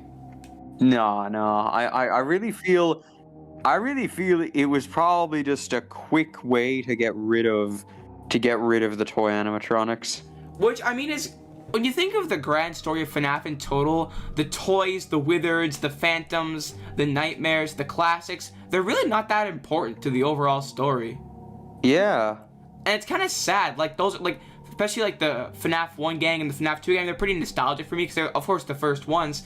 And then, like, the toy animatronics, like, lasted nothing. Like, you see them in the box in FNAF 3. The classic animatronics were burned and, like, all their metal endoskeletons were put in the fun times. Do you want me to be totally honest? I know this is definitely going to be one of the most controversial things I say in this video, but I feel the only reason anyone likes the toy animatronics is because they were there at the beginning.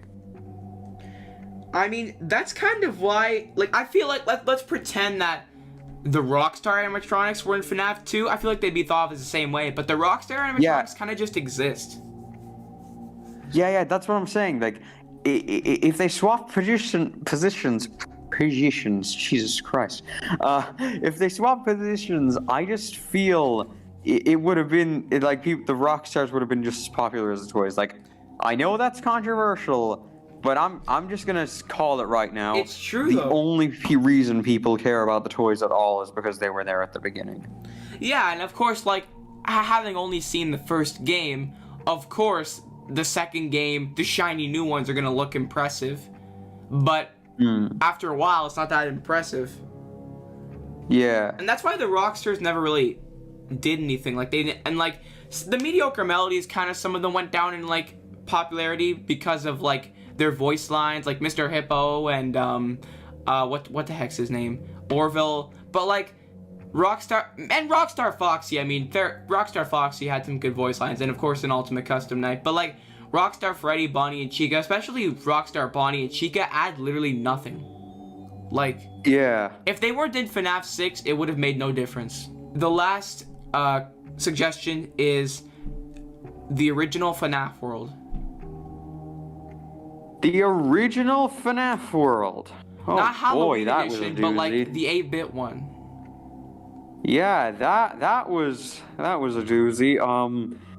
Are you talking about the update? Are you talking about the first release that was released on Steam, or the beta, or both? Well, wait, what was, like, you mean the Halloween edition? Yes, the one that had Purple Geist at the end. Well, I mean, you could, I was more referring to like the release on Steam. Yeah. That to me didn't feel like it had any place on the Iceberg. Yeah, probably. A controversial opinion, sure. I just feel it wasn't Iceberg worthy. That's a word now. I don't care what anybody says. And, well, I guess that is the end of our interview, and by extension, the end of the FNAF Iceberg. I make loads of other FNAF content, and I've also made a Mario Iceberg that was also created by Natterjohn. So if you want to see those, you should subscribe to the channel and ring the notification bell. A huge thank you to Natterjohn for creating this iceberg. It's fantastic and really, really long. Speaking of which, just to let you all know, of course, Natterjohn will also be taking a break from icebergs, at least ones that I'd be covering, because like I don't do Final Fantasy and whatnot. like Final Fantasy VII is my next iceberg, and it's probably out. You can put a link in the description if it's out by the time this comes out. Yeah. And after that, I've really no plans. But again, thank you so much, John, for doing this interview and being so helpful for not just the FNAF icebergs, but also the Mario icebergs. It truly means the world to me, so thank you very much. No, thank you as well. It's been a roller coaster in a good way. It's still just surreal that people enjoy something I made enough to watch a feature-length video on it. Anything else you'd like to say? All I can say is just thank you to everybody. Honestly, like it truly means a lot that you guys appreciate the kind of things I make. And don't worry, I won't be gone from the channel entirely. Hell, I won't be gone like with icebergs. Period. Like I said, I do have more icebergs planned and one in the works. But you can just. So yeah, if you want to keep up with me, I am pretty active on Reddit when it comes to icebergs, but I pretty much, chances are, if there's a social media with my profile pic named Natterjohn, that's me. This might definitely be off topic, but I may or may not bring my channel back again. Oh, his last video was Dry Ruins. Now it's coming back from being dry and in ruins. Well, I did have one lost video on it. This is gonna turn into an iceberg of its own, the Lost Natterjohn video. The Lost. But I'm not. I'm just gonna say it right now. Before you guys go speculating about what that video is, 2 words: none ya business. Isn't that like 3 words? No. It's I was kind of referencing the meme, none ya business. Oh, okay. Well, then I guess that's it. See you guys.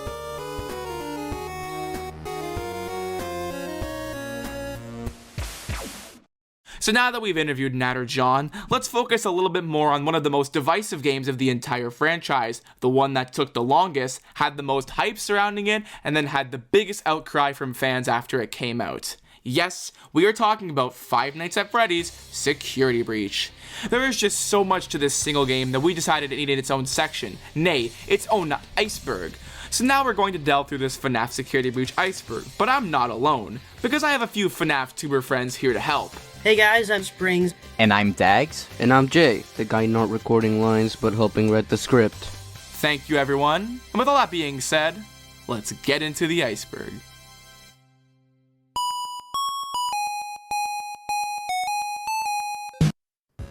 Delays. This refers to the handful of delays Security Breach received close to its release date. It was slated for a 2020 release, which was then pushed to early 2021, and then was finally slated for a final release date of December 16th, 2021. Gregory memes. This refers to the many Security Breach memes out there relating to Gregory, like the vent meme, the what you looking crazy for meme, terrible job super shit, and others. These memes have become so popular that even Kellen Goff, voice actor for Glamrock Freddy and most famously Funtime Freddy, has made his own version of the Have You Heard of Among Us meme. Have you ever heard of an iceberg, Gregory?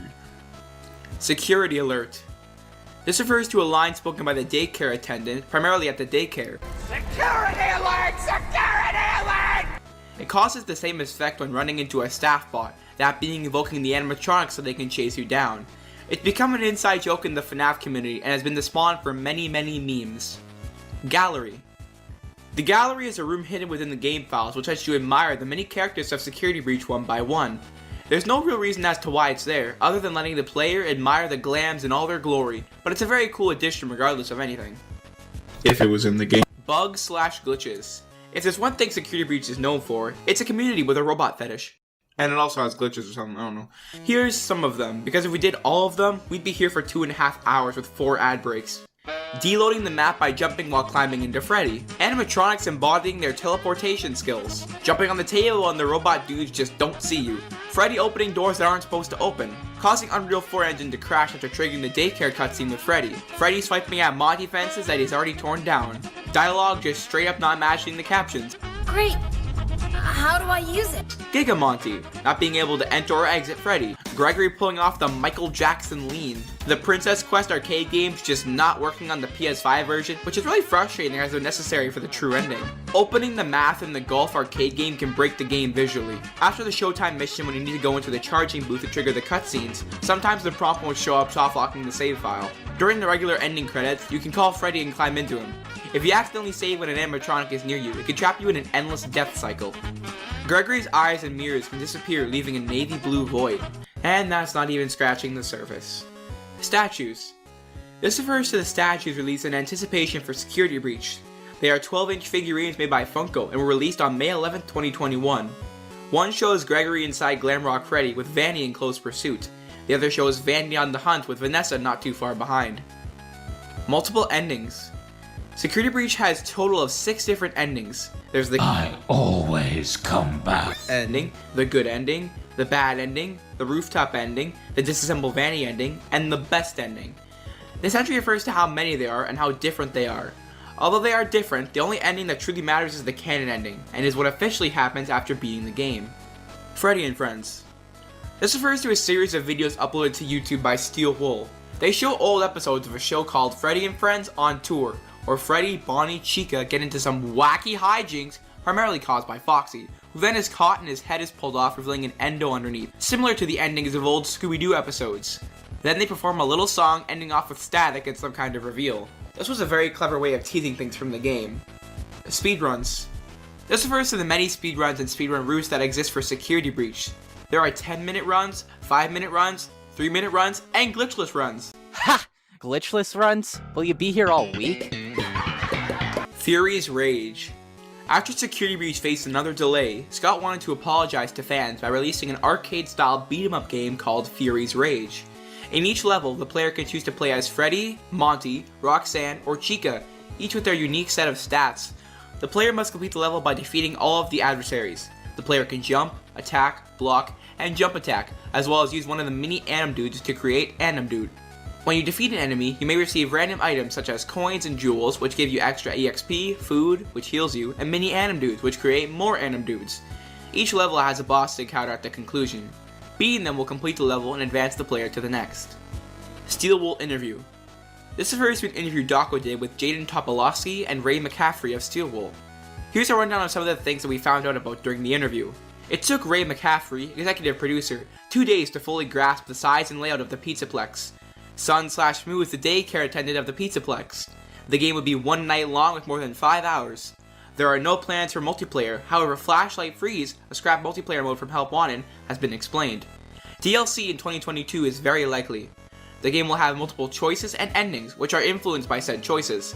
The game is about 10 times as big as it was intended to be, and a producer who has worked on Mortal Kombat said they prefer Security Breach over Mortal Kombat. Glitchtrap might make a comeback. People who have played close attention to the cartoons have already been playing the game. The Easter eggs in the game were given to them by Scott. A 100% playthrough of the game will take much longer than 4.5 hours. After being asked for one final teaser word to get people hyped up for the game, Steel Wool replied with schematics. Mini Music Man. Lil DJ Music Man, otherwise known as Mini Music Man, is exactly what he sounds like. A smaller version of the DJ Music Man. He appears in the vents and is one of the first animatronics you encounter. He chases you down the vent system and you must slide to escape from him. Fun fact, he and Glamrock Endo are the only characters to not appear in any teasers or trailers for the game. Funko Leaks. This refers to the many leaks that toy manufacturing company Funko has caused. They released a calendar for 2021 back in April, calling the game Pizzaplex. Scott was upset by this leak since they didn't use finished designs for the characters and called the game by the wrong name. In spite of this violation, he continued to allow Funko to create FNAF merchandise. However, in June 2020, Funko took to Twitter to showcase the new collectible figures for the at the time upcoming game. However, many fans were upset by this due to the company going outside of Scott and Steel Wool's wishes to release this information on his schedule. Many thought Scott would have pulled Funko's merch license away due to Scott telling the FNAF subreddit that things will be happening very, very differently going forward. However, nothing ended up ever becoming of this. Cut content. If there's two things Security Breach is known for, it's a community with a robot fetish and its glitches. I'm not going to do the same joke again. There's cut content. Here's some of it, because we talked about all of it. We would be here for 4.5 hours with 8 ad breaks. All of the endings are supposed to be CGI, but were cut due to time constraints, and some were shown in a comic style. We know this because of cut voice lines from every ending. You can no longer hide from me. I have new eyes. There was going to be a boss battle in Roxy Raceway against the Wolf Lad herself. A bare bones bowling minigame can be found in Bonnie Bowl with very few polished features, suggesting it was cut early in development. Frozen Glamrock Endo. In the files, there are several hallways that allow the player to traverse between parts of the Mega Pizzaplex. The level 10 security doors were utilized to access these utilidors, which were currently disused. These doors would connect Rockstar Row with Roxy Raceway with Faster Blast, and the Superstar Daycare with Monty's Gator Golf. Unused staff bots. Yellow Staff Bot, Magician Staff Bot, Nanny Staff Bot, Server Staff Bot, and Mime Staff Bot. An extended version of Monty Golf Arcade includes double the golf holes and improved lighting on many of the existing holes. It appears in a better state than the currently released version of the minigame. Most of the stuff in this trailer, the static room, the elevator, the staff room, the room with the red lights, the animatronics with red eyes, so much of this game was cut, but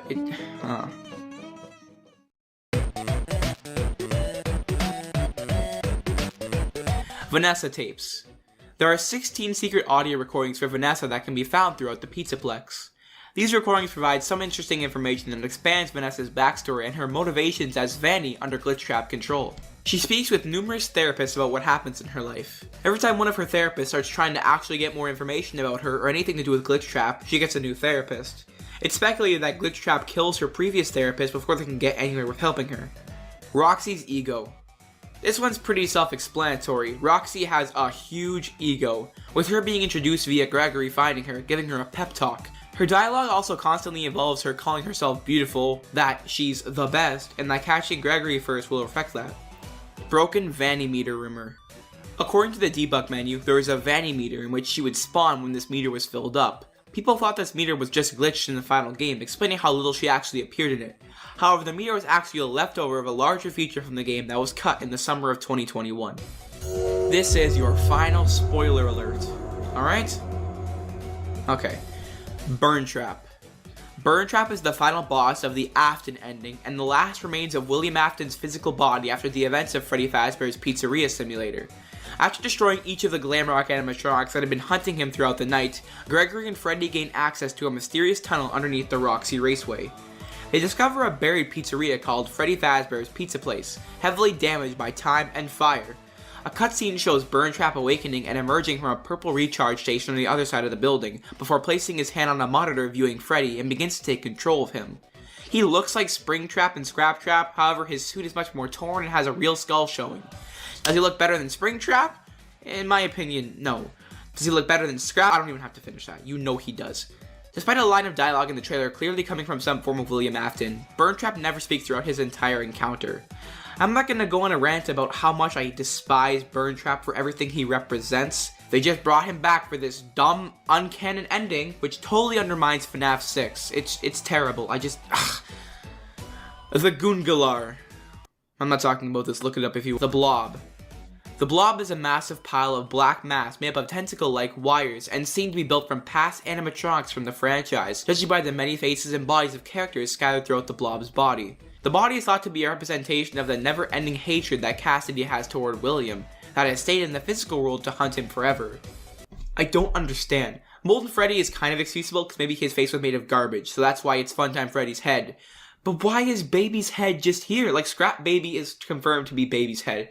Why does it look different? DLC. This refers to how Security Breach is definitely getting DLC. Steelwool has confirmed it, and we're all kind of expecting it because this game feels unfinished. I'm also not going to go on a tangent about how much I hate it when games like Mario Golf Super Rush release an incomplete game and then DLC later on. Leaked concept art. This refers to how there have been leaks of concept arts from Security Breach.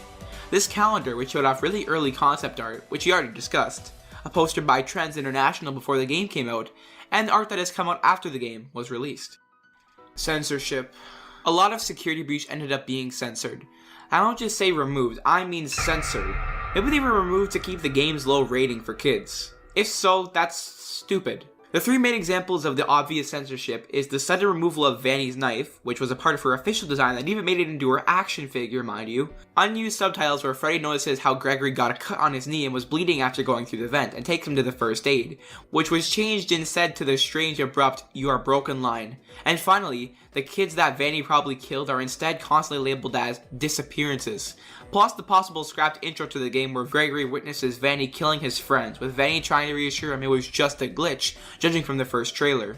When you think about it, it's the fans who have made FNAF much more frightening. What if due to censorship laws and such, Steelwool and Scott are unable to fully use the premise's terrifying potential, which results in the community who's used to dark concept being disappointed by censorship?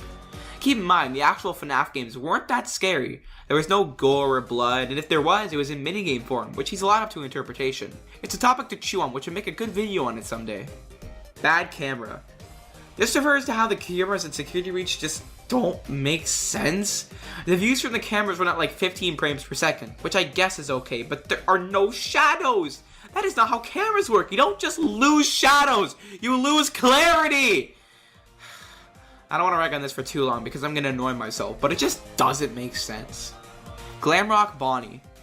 This refers to how there was a Glamrock Bonnie animatronic. There's Bonnie Bowl, which may be based on Glamrock Bonnie, but could also just be based on the character Bonnie. When you go to an out of order curtain in Bonnie Bowl with Freddy, he will say how much he misses him, which could be in reference to Glamrock Bonnie. There are also these messages about Bonnie going into Monty Golf, which we'll get into more later. True ending location is Freddy Fazbear's Pizzeria Simulator.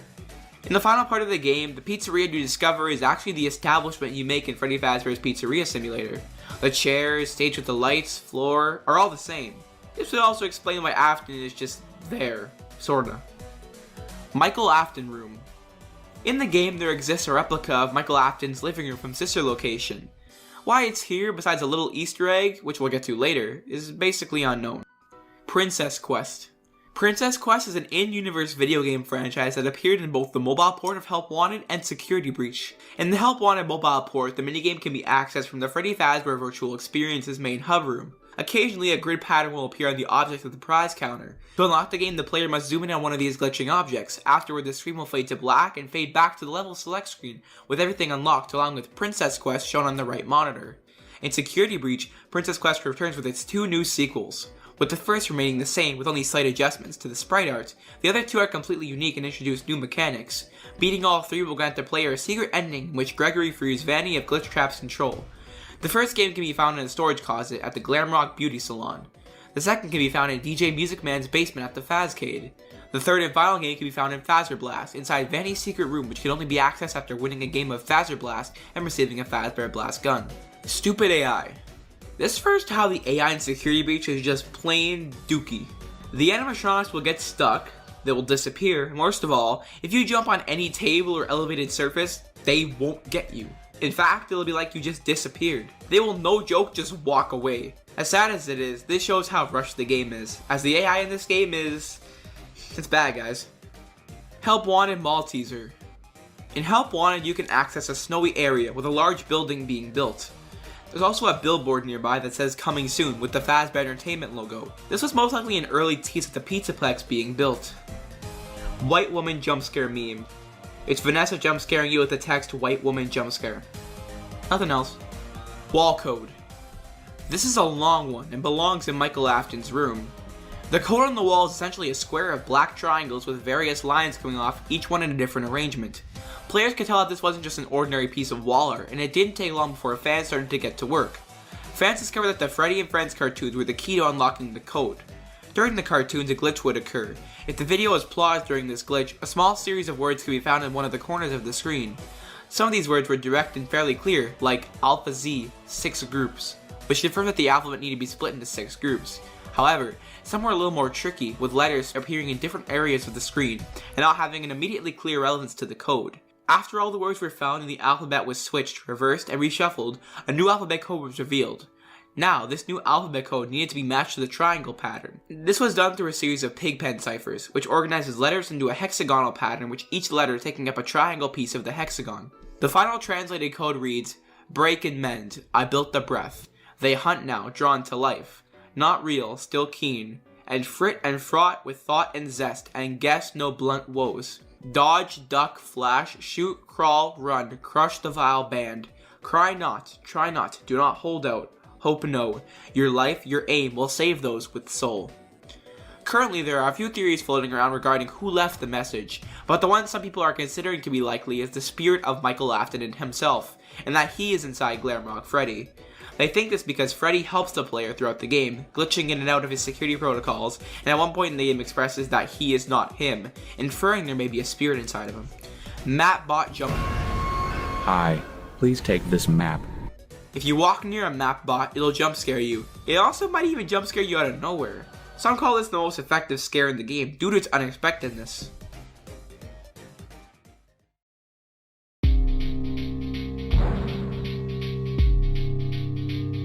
Fredbear posters. Hidden around the Pizzaplex, you can find 4 different Fredbear's Family Diner posters. The first one is a basic one of Fredbear with some pizza, and notably he looks a lot like an actual bear. The second poster is of Spring Bonnie, who notably looks like Glitch Trap mixed with Bonnie from the Freddy and Friends show. Then there's another poster of Fredbear holding a phone advertising a delivery service for the diner. Then the final poster is what looks like a vintage cartoon called Fredbear's Singing Show. Glamrock Bonnie's guitar. In Rockstar Row, the starting area of Security Breach, you can see a glass display case with a star-shaped guitar in it. A lot of people believe this is Glamrock Bonnie's guitar, but if they had a brainstem, they would realize that this is just Glamrock Chica's guitar. Chica and Roxy Thirsting.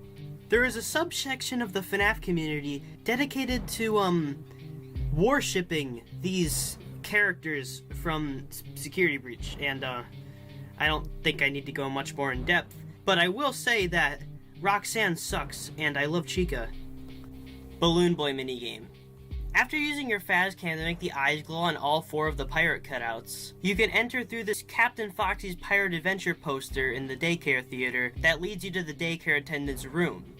In the daycare attendant's room, you can find a 16-bit Balloon Boy theme minigame with the Sun and Moon characters in there as well, and you can glitch this minigame to get a weird glitch trap type thing happen. I'm not really sure what it really means, but it is there, and it's pretty cool. The Joy of Creation references.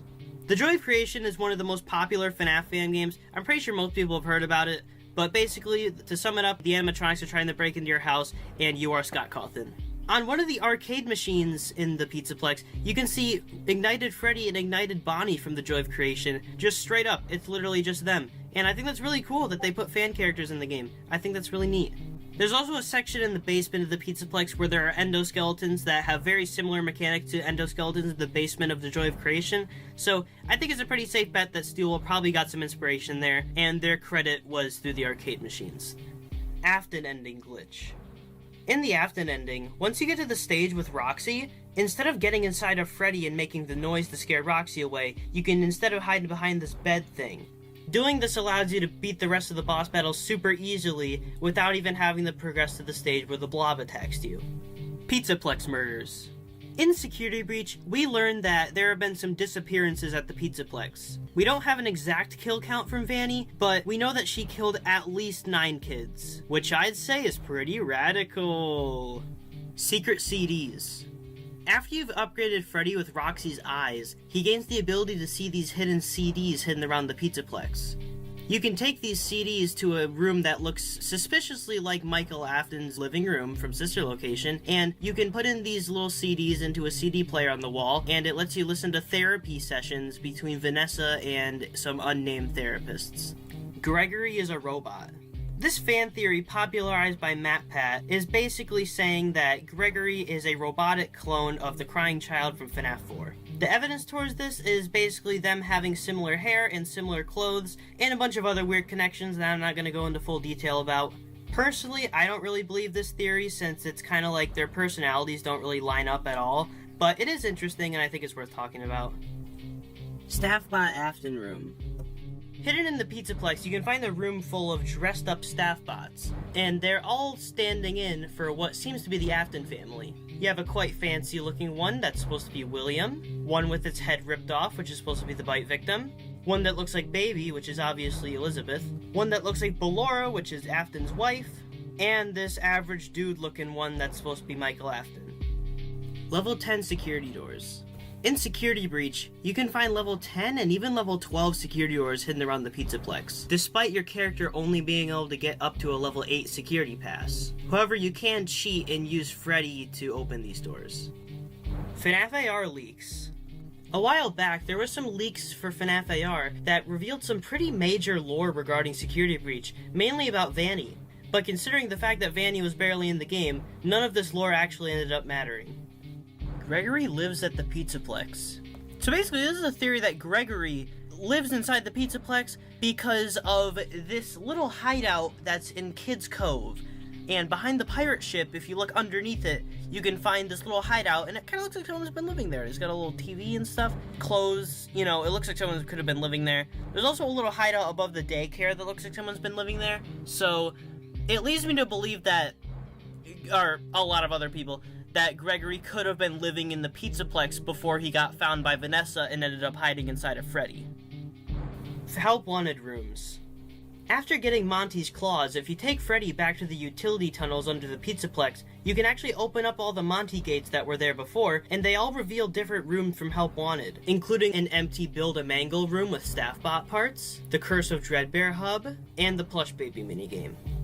Glamrock Freddy is Michael Afton. This theory is directly linked to the Gregory is a robot theory. Basically what it entails is that Glamrock Freddy has the spirit of Michael Afton inside of him, and that's what's causing him to malfunction and protect Gregory. So, it's an interesting theory for sure. I don't personally believe it, but hey, it is worth talking about, just like the other one. Sandwiching Around. Sandwiching Around is a popular FNAF SFM creator, and they primarily make FNAF memes. And most recently, they have had some extremely popular Security Breach memes, and I think you should go check them out. They're pretty funny. Gregory.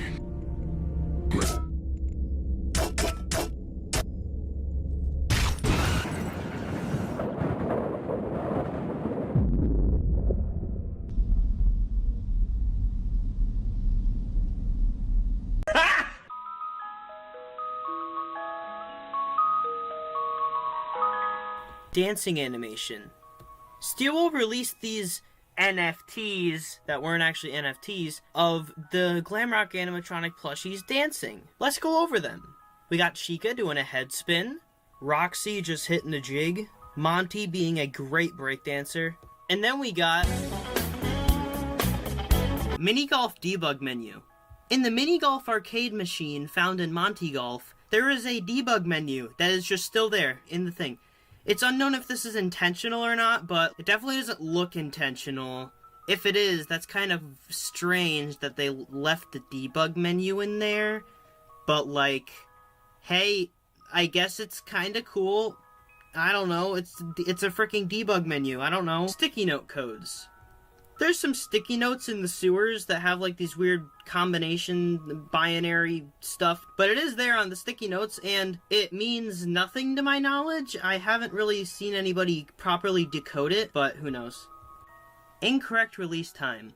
After the final gameplay trailer for Security Breach was unveiled, a post on PlayStation.com stated that the game would release at 3 AM on December 16th. This didn't end up happening, and the game ended up being delayed until 7 PM on December 16th, which means that they were probably working on this game right up until it launched, which is kind of scary to think about, and it really, really shows how rushed this game really was. Security Breach craftables. Just recently, Just Toys released these Security Breach craftable figures. They're little McDonald's toys looking things. They're $10 each, you know, pretty reasonable price for a McDonald's toy, I'd say. And basically, you open them, you put them together, and you get a little stage with a FNAF Security Breach character. You can get Glamrock Freddy, Glamrock Chica, Roxanne Wolf, Montgomery Gator, and Vanny, which is a 1 in 24 rare character. And if you collect the 4 Glamrocks, you can connect their stages into one big stage. They're pretty bad though, so I don't know. SecurityBreachTV.com. SecurityBreachTV.com is a website created for FNAF Security Breach before launch that unveiled 4 different cartoons that were related to Freddy and the gang going on tour, and it was called Freddy and Friends on Tour. It's pretty cool, they're full of all little Security Breach teasers and stuff. But then after the final episode of Freddy and Friends on Tour was released, this website was just kind of abandoned. But I mean, it's still there, you can still go to it. It's pretty barren now because there's nothing really new to do, but like, it's still there. Cut out glowing eyes. I already touched upon this in my Balloon Boy minigame section, but to sum it back up, there's these 4 different cutouts in around the Pizzaplex: Pirate Foxy, Pirate Bonnie, Pirate Freddy, and Mermaid Chica. Once you flash all their eyes, they will all glow white, and then you can open up this poster, which is actually not a poster, it's a door that's inside the daycare theater, and then you can make your way to the daycare attendant's room, where you can find the little Balloon Boy minigame. Sun knows about Moon. Not sure why this is an entry, I feel like it's pretty obvious, but the Sun character knows that he turns into the moon when the lights turn off, because he tells you not to turn the lights off, and he's clearly aware that the moon exists. I don't know why this is even an entry, it's such a little minuscule thing. Lil T, can you why? Animatronics getting dirty. As soft as this entry may sound, it's actually not that weird. I mean, it is, but like, the animatronics slowly get more and more like filthy as the game goes on. Freddy, you definitely notice, because he's with you the whole game, he gets like disgustingly dirty by the end of the game. He has like burn marks on him. And it's like, how does this happen? It's never explained why this happens. It makes sense for Chica, because she digs through the trash and stuff. But what about Roxy or Monty or Freddy? Why do they get dirty? It doesn't make sense. And why are there like ash and like burn marks on them and like cracks everywhere? And especially with the fact that this game takes place over the course of 6 hours? Like, what? Tales from the Pizzaplex. This is a new book series being created to succeed the Fazbear Fright series, but it's in the Pizzaplex, so that's interesting, you know? More Pizzaplex lore. Please give me it. There wasn't enough in the actual Pizzaplex. Freddy's existential crisis.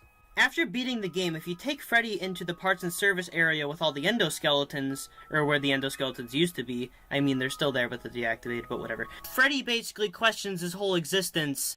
I have never been allowed in here before. This must be where I was born.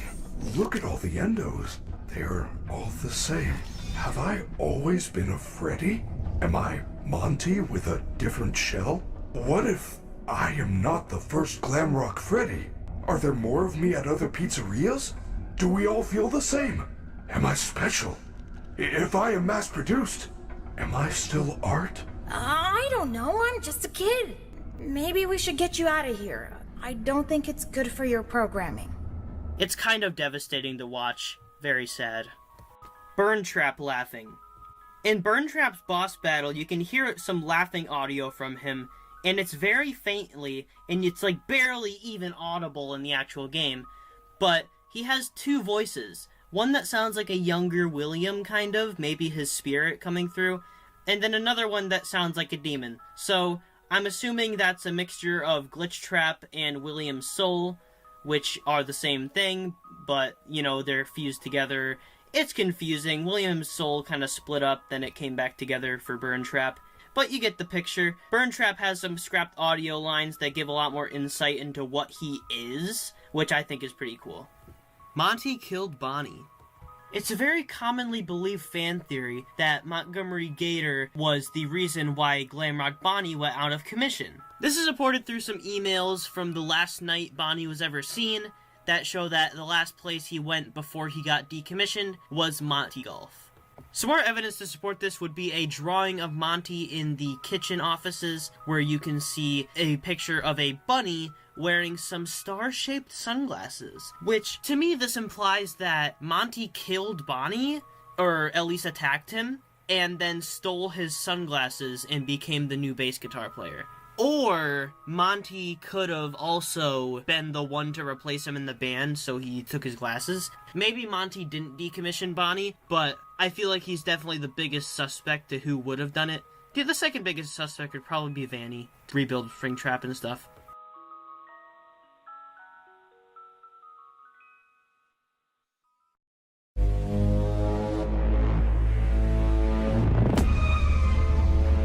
Glamrock Mr. Hippo.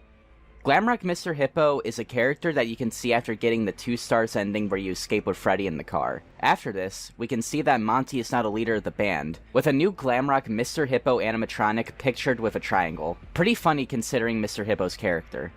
Unofficial security breach NFTs. I won't dwell on this for too long, but there have been many listings for unofficial security breach NFTs popping up on multiple NFT websites about the permission of Steelwool. Luckily though, judging by the bad reception NFTs have gotten in the past months with people like the developers of Poppy Playtime trying to make lore NFTs, as well as Scott saying in a Reddit post that he has no plans for FNAF NFTs, it's safe to assume that no official security breach NFTs will release. Hopefully. Level 12 doors. Just like with the level 10 doors earlier, there are also very few level 12 doors that you can see around the mall. People have found a way to get inside of these, and doing so just brings you out of bounds. Will this possibly be DLC in the future? Only time can tell. Vlad and Clara drawing. Some people have been theorizing that this drawing right here is supposed to be a fun nod to the show that Michael Afton watches in Sister Location, but I honestly see this as a bit of a stretch. It's possible, but I won't say it's anything but a cheeky reference. Roxy Cult. Gregory, I need to get to past the Roxy's OnlyFans, Gregory. You need to find it for me, Gregory. Gregory, do it right now, Gregory. You need it to escape. Moondrop foreshadowing.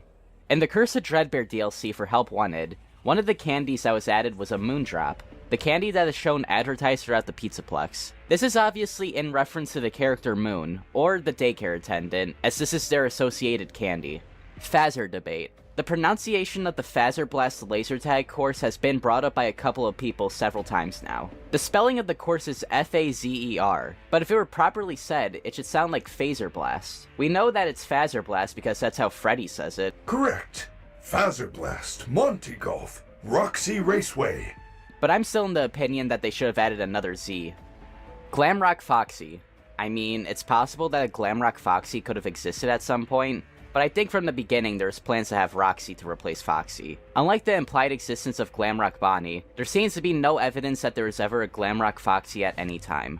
Glam Bullies. I think this is meant to build off that one new MatPat theory. Apparently, not only is Glamrock Freddy Michael Afton, but apparently all of the bullies from FNAF 4 are each representing a Glamrock animatronic. I don't know, this one just kind of feels like malarkey to me. I already don't like the new MatPat theory, but this just goes to a whole nother level. Fazbear Pizzaplex recycles pizza. There is an email that you can find that states that the Pizzaplex recycles pizza for further use. This is obviously a joke about the Chuck E. Cheese rumor from a while back, but personally I like to see it as a nod to Day Shift at Freddy's. The mall was originally 2 floors. This one is pretty self-explanatory. In the Doggo interview that we talked about a while back, we can hear more confirmation that the Pizzaplex just got larger over time. The mall expanded from 2 floors to another 4, if I recall correctly. 2 Vanessas. So, I think this theory was all debunked because of tapes that were found, but with a lot of hints and promotional art and merch, there was a lot of evidence going towards Vanessa and Vanny being 2 different people. And a lot for the contrary, too. This could also be referring to Vanessa's eye color being changed from green to yellow, which I guess people can think means that they are 2 different Vanessas. Look, I know this game series has so many weird lore secrets, but come on guys. Her model was just updated during development.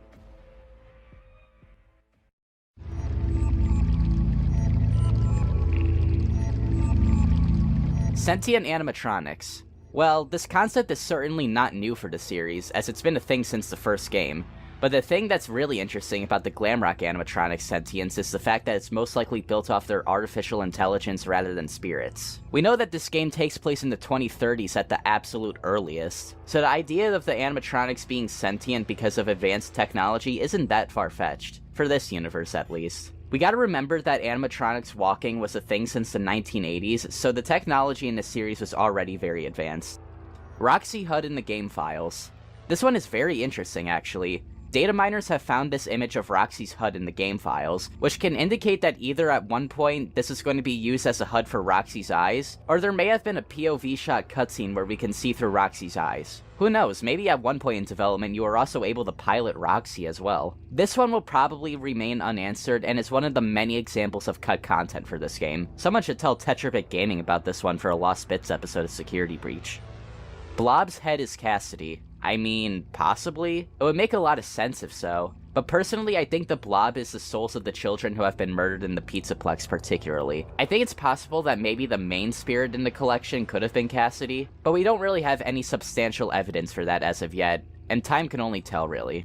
Gregory is one of the missing children. Gregory obviously doesn't have any records of him, or Vanessa at least says there aren't. It's possible that he could have been ruled missing or dead by the time Glamrock Freddy finds him, so it could explain that. Also, in the bad ending, the newspaper that Gregory uses as a blanket shows an article about missing children. One of the silhouetted children looks a lot like Gregory, and his hairstyle. Ice cream coincidence. In the 3-star ending of the game, the ending graphic shows Gregory, Vanessa, and Freddy's head all on a hill, with Vanessa and Gregory eating an ice cream. MatPat brought up the idea that the reason why Gregory is eating a Freddy popsicle is because it's meant to be symbolic to the bite of 83, going to the evidence that Gregory is a robot and that Vanessa is eating the same kind of ice cream Elizabeth ate. I think the majority would rule this as a coincidence though, and MatPat is probably really stretching to make this comparison. Squishies. This just refers to the squishable merch that was released alongside the Security Breach merchandise. Nothing really much else to say about this one. What? Venta Black. In the files of Security Breach, there's a scrapped remix of the track Venta Black from Sister Location. I'll play a sample of it here.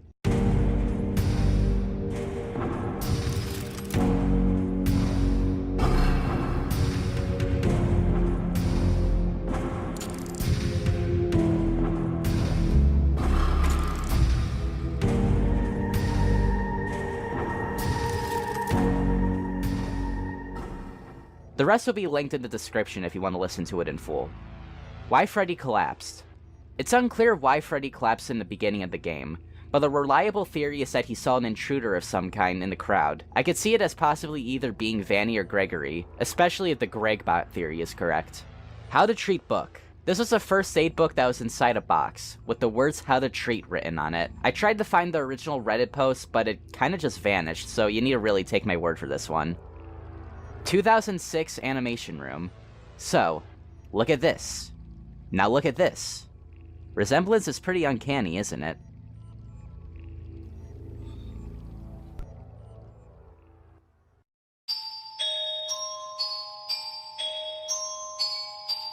Blacklight Slime. These are slime toys and were released on September 11th, 2020 for stores like GameStop and Hot Topic by Just Toys. They are black light colored slime materials sold in small plastic cans and come with lids shaped like Freddy, Chica, Monty, and Vanny. This is really the issue with modern FNAF. Level 15 doors. Some people were going around saying that there were level 15 doors. This, however, is not the case, and they don't exist in the code. Moon on all fours. In the sections of the game where the lights go out, Moon will stand on all fours waiting for you, to which he will then charge at you on his hands. Why he does this is unclear. They could be two separate animations, but I'm not sure. Dance animations were NFTs. This was a theory started by Kane Carter, where he said that the dance animations were mentioned earlier were going to be the officially licensed NFTs that Scott was going to make with Wax. However, it hasn't been confirmed by Scott, Steelwool, or Wax. 5020 High Score Remix. In the files of Security Breach, there was a scrap remix of the UCN 5020 Mode High Score song. I'll play a sample of it here, the rest will be linked in the description if you want to listen to it in full.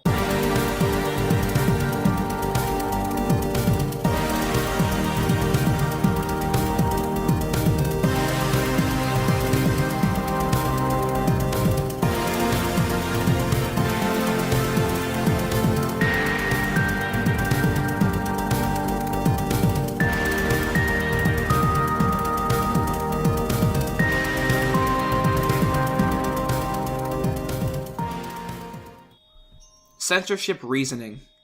Security Breach was censored. It's fairly obvious and generally agreed upon that many things were taken out. Let's use Vanny's knife for an example. Vanny's knife was most likely cut for family-friendly reasons. Could this censorship, however, apply to Vanny as a character? Her lack of screen time is odd, which is worsened not only by her massive marketing presence, but also by the massive amount of cut voice lines and in-game material created for her. Much of the game seems rushed, but Vanny's screen time and presence appear to have been unceremoniously scrapped at the last minute. This begs the question, what happened to cause her character to be just about removed? Though this could be attributed to early deceptive trailers, I have another theory. Given that Security Breach appears to pander to a child-friendly audience, it's plausible that a higher-up found Vanny as a whole, not just her knife, to be too unsuitable, requiring a significant reduction in her screen time. This could be due to her being viewed as being too frightening, deadly, or even curvaceous for young children. One thing that supports this is how Vanny attacks you in the game, when the screen glitches and obscures your vision, making her very hard to see. And if that's the case, that sparked the dumbest theory in all of FNAF. No. Not you. Nope. Nah. No. Not what I meant. Yeah, there we go. In universe, this makes no sense, unless you're MatPat. But on a meta level, she's being censored from the player. It's just my opinion though. What do you guys think? Roxy's eyes are Foxy's. This theory has basically no merits. Foxy and Roxy are both similar animals and have the same eye color. That's it. Like, Foxy is the character with bad eyes and is also super sensitive to light. Why would the character with the super good X-ray eyesight have his eyes? Body pillows. I don't really want to talk about this much, but there's unofficial Security Breach body pillows. Now you might be asking, what separates this from regular unofficial merch? I mean, they're body pillows, man. That shouldn't be a question. The Roxy cult must be raving right now. How they made the Pizzaplex. The Pizzaplex is huge, like really big, like huge. It has lights, numerous restaurants, jaw-dropping attractions, sentient advanced animatronic things. My only question is how? Fazbear Entertainment was big in the 80s, I guess, but then a lot of stuff in the timeline happened with the last establishment being burned to the ground. Did they make hundreds of billions of dollars off the VR game to be able to build the Pizzaplex? Where's the money coming from? Did Afton possess hundreds of people to dump their entire bank account into this pizza building? I just don't understand. Scott never retired. This is iffy. Scott has supposedly retired from this series, but all he's done is distance himself from the community. He's still working with Blumhouse on the movie, he's working with the Fanverse developers, he comments on Daco stuff, and he worked on Security Breach. Now to what level is unclear, as may have only served a producer role. However, it seems Scott is still working with the franchise in some way, maybe less connected than he was before, but he's still there, so really he only really retired from the community. Vanessa is a robot. Okay, bear with me here. Based on MatPat's little side argument that Vanessa is supposed to represent Elizabeth, what if she actually does, and she too is a robot? Although at a different time in her life, as we learn from the books that William is capable of doing so. It's also worth noting that Vanessa appears to be an older teenager or in her early 20s, so she would be the right age as to be Gregory's elder sister. I also find it strange that they have a totally automated security system run by animatronics, but they have a human night guard for some reason. In fact, there's a poster in the game that states how much better and safer it is to employ no humans. So why was Vanessa there? Especially by herself. Since we know Vanny is under William's control and it's been speculated / confirmed that Vanessa is Vanny, it's possible that William built her. Perhaps not with Circus Baby's endo because it's part of the blob, but with an AI system designed to clone Elizabeth and then hire her at the Pizzaplex to find Gregory. This could just be William's final futile attempt to reunite his family. Roxy and Chica prove adult theory. For those who don't know about adult theory, well, Look at this clip from my FNAF Iceberg video. I can't speak about this one too heavily because of... but I'll say what I can. This was a theory actually started by Kane Carter / Pop Ghost in the lead up to Sister Location. Basically, he theorized that the animatronics in Sister Location are used for adult entertainment, with the animatronics being compared to, and I quote, robotic prostitutes. The main support he had was the schedule that was put together through the source code on scottgames.com. Some of the lines in the trailer could have also implied some things, and people thought Bellora's design was a bit sultry, for lack of a better word. Of course, now we know that the schedule that was put together was referring to renting the animatronics for birthday parties, and that they are just simple animatronic entertainers for children. Some people seem to think that Glamrock Chica and Roxanne Wolf were actually used for this purpose. Is it because they're girls? Is this an animal thing? I don't like this. There's really no basis to this theory, and I don't really want to keep thinking about it, so, moving on. Flipside leak. This was a fake leak of the purple hand monster from the trailer. It originated from 4chan in late July 2021. It's basically a fan model of what ended up being Burn Trap, and in my opinion, a way cooler design. Another image was shown with the text, "Use the spirit from the flip side," which is why people call it the Flipside leak. The creator eventually stepped forward, stating they created the leak. Again, like I said, it's a very cool design that they really should have used.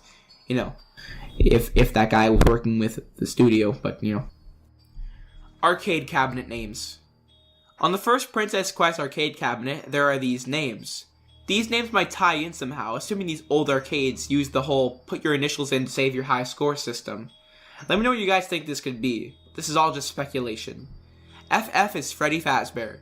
MG is Montgomery Gator. CC or GC, it's hard to tell. Could be Chica Chicken or Glamrock Chica. RW is Roxanne Wolf. FS could be Fritz Smith. GJ could be Gregory, no last name given. VL could be Vanessa or Vanny, who also has no last name given. RK and RY is unknown. FB could maybe be Fredbear, considering you can find some Fredbear's Family Diner posters in the game. Just thought I would throw it out there. Security Breach is a soft reboot. This basically says that Security Breach is a soft reboot, if that wasn't obvious. For those who aren't aware, a soft reboot is a continuation of an established movie series that ignores certain events from that series. Soft reboot is a loose definition. In this scenario, nothing is erased per se, but things have been moved on from. Security Breach barely ties back to the older games, as the older ones are simply video games in-universe. This was most likely altered to be accessible for a wider audience. It's nothing like previous games, and it's the first game to go this hard into the mainstream, which I'm sure was 100% intentional. So everything still happened, it's just that Security Breach is trying to tell its own story as opposed to continuing the story from the previous games. Security Breach is part of Dream Theory. We know someone has been sleeping in there. We don't know if it's Gregory or other kids, but you can't make up people's faces. You'd have to have seen someone with that face before. That means the crying child is none other than, get this, Gregory's own reflection, as remembered by his brain. Better yet, did you know that in FNAF 6 we get to see Susie's face? Well, guess what? Children have gone missing, and their pictures have been published in the press. The Freddy Fazbear's virtual experience was a dream from when Gregory, who we know to have been very keen on newer technology from how well he operates the Glamrocks, had an obsession with VR. Sister Location's living room only exists in Sister Location's dream sequence because Gregory found that room in Security Breach. FNAF's gameplay is based on the office sections of Security Breach and how they affected him after he left the Pizzaplex. I couldn't find proof, I could only find correlations that somehow make more sense than Gregory being a robot or a stand-in for the crying child, or both. How did he learn about the designs of the earlier animatronics, you could ask? How did he know there was a golden bear called Fredbear? How did he know there's a golden bunny? Boom. Plush Fredbear in FNAF 4 just represents Glamrock Freddy, and how both want to protect Gregory. This might all sound like a coincidence, but this is FNAF we're talking about, and Scott don't do coincidences. My point being, the entire FNAF franchise is a dream except for Security Breach, which molds Gregory's perception of reality and made him dream the rest of the FNAF franchise. Vanny is a communist lost theory. This is bottom level stuff. There is a theory on the FNAF subreddit that was posted shortly after the game was released. It was gaining a lot of traction. Me and my friends had seen it. However, when I went back after putting it on the iceberg, it was gone. I found out that the post had vanished off the face of the internet. So this information will be recounted on from what me and the other people who've seen this post remember. The user tried to provide proof, but the theory sort of fell apart as it went on. His main points were that Vanny wants to kill people and that her eyes were red. Like communist colors. Yeah, I couldn't make this up if I wanted. But the thing is, this user, and by extension the post, have just vanished. No link, no Wayback Machine, no nothing. It really shows how something can go lost on the internet. It's insane how many people can see the same thing and it just disappears. You know, it gets you thinking. Who's to say that lost things like the Apollo 11 tapes, the pilot of the Backyardigans, the original FNAF 1 trailer, and yes, the Vanny is a communist theory, aren't already online, but are just hidden from us? Why are they hidden? Where do they go? Well, that's not my question to answer, because the world, or let's say, an alternate one, could be a mystery.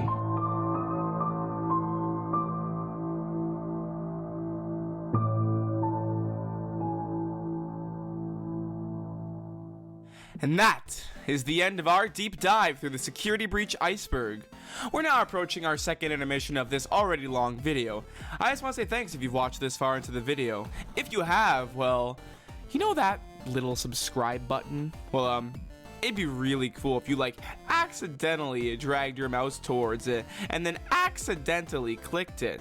If you'd like to accidentally skip to our next iceberg coverage, skip to this timestamp. But for the rest of you, well, now it's time to talk a little bit about what I feel are some more recent findings and discoveries that I've made since covering these icebergs. So we're going to do sort of a mini iceberg supercut reel. This is going to be a little different compared to what we usually do, but I think you guys are going to still enjoy it. And as a reminder, if you want to get to our next coverage, you are more than welcome to do so. I won't hold it against you. I'll just cry when I sleep tonight. Okay? Okay. The Glamrock Endos in Security Breach copied the Angel from The Joy of Creation.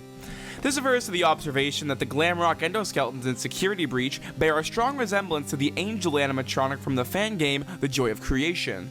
Both of them are endoskeletons that exhibit behavior similar to the Weeping Angels from Doctor Who, where they move when not being watched and freeze when being observed. Considering The Joy of Creation is referenced in Security Breach, some people feel this mechanic was lifted for that game from Security Breach. Real Life Fredbear. This refers to a segment in one of Smike's top 10 videos where he points out an interesting real-life parallel.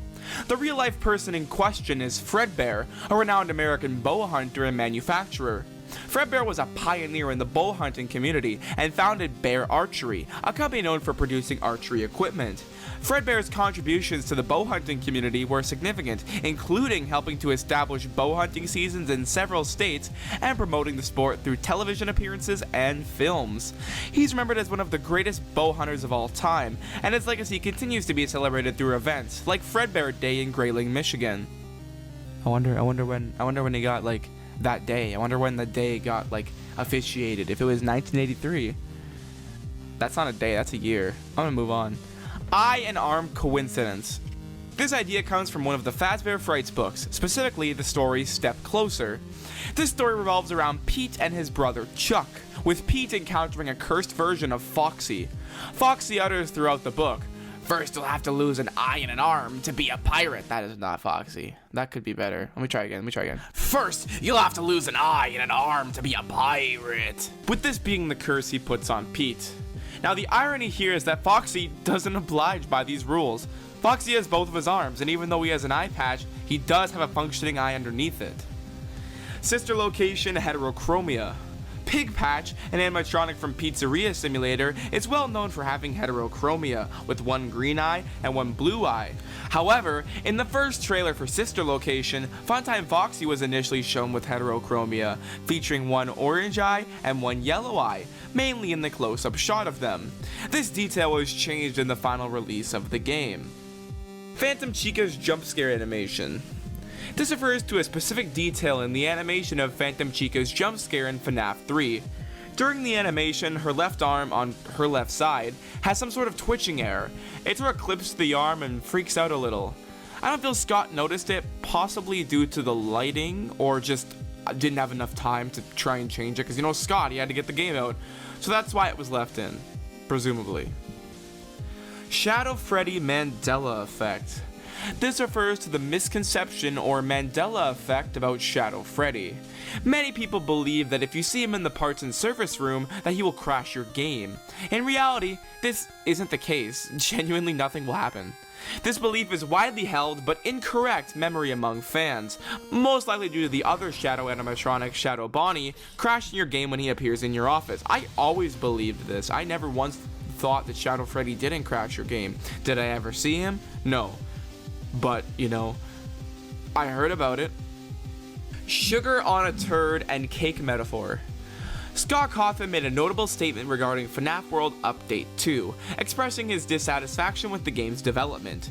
He used the metaphor, pouring sugar on a turd, to describe the futility of trying to fix the game. Scott acknowledged that some fundamental mistakes were made early in the game's development, which could not be corrected without essentially remaking the game from scratch. He decided it was best to move on to new projects rather than continue trying to fix something fundamentally flawed. Here's an excerpt from Scott's statement. "No, there won't be an Update 3. There comes a time when you have to stop pouring sugar on a turd and start baking the cake instead. Fixing certain things would basically be remaking the game from scratch. At what point do you stop trying to fix a project that didn't go well and start working on something new?"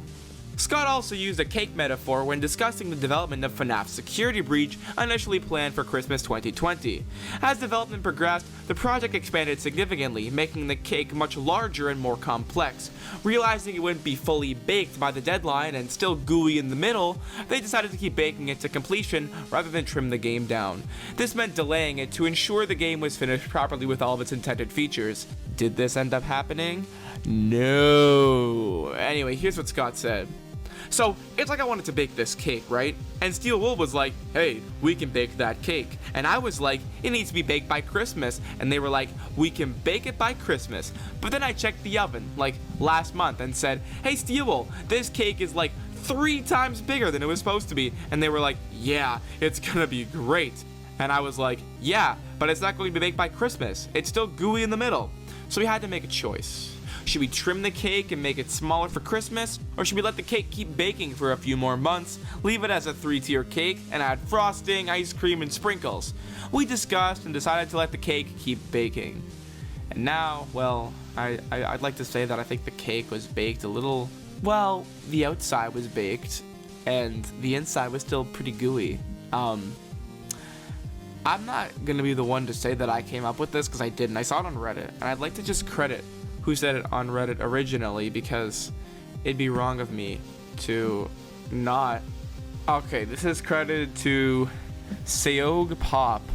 I'm so sorry if I mispronounced that, but yeah, that's who said it first, and I give credit where credit is due. Like, comment, and subscribble. Millie's Fate.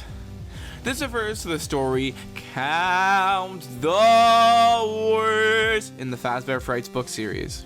The ending leaves Millie's fate ambiguous, if she really does get killed inside of Freddy. However, it is later confirmed in the final Stitch Wraith story that Millie does indeed die, as the Stitch Wraith encounters her ghost. Rest in peace, Millie, you are my favorite protagonist of Count the Ways. Room for one more cover. The Breaking Wheel was originally planned to be the main and title story for the 7th book in the Fazbear Frights series. However, this changed due to the cover art being deemed too disturbing, showcasing Julius's body being enveloped in the endoskeleton. This unused cover art depicting unsettling imagery that was ultimately deemed inappropriate for the book's release. The piece was then moved to be the second story in the book, and The Cliffs took its place as the title story. Now, a similar case occurred with 1:35 AM, where a preview indicated that Room for One More was to be the main story, but it was changed, which I presume could have been due to its graphic cover art, involving Mini Renas eating the protagonist's night guard character from the inside out. Do we have confirmation this is why it was changed? No, we don't, but I'd like to think this is the reason, because it just seems like there's too many parallels to the Breaking Wheel situation. Music box glitch. This refers to a strategy/glitch for surviving the first night in FNAF 2. By continuously holding the music box button and not putting your camera down, you can survive the whole night. M1. In Freddy Fazbear's Pizzeria Simulator, released in 2017, the animatronics in the game files are labeled with codes such as M2, M3, M4, and M5. Molten Freddy is referred to as M2, Scrap Trap as M3, Scrap Baby as M4, and Lefty as M5.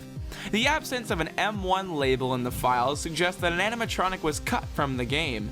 This theory is further supported by the structure of the game, where there are 5 nights but no animatronic assigned to the first night.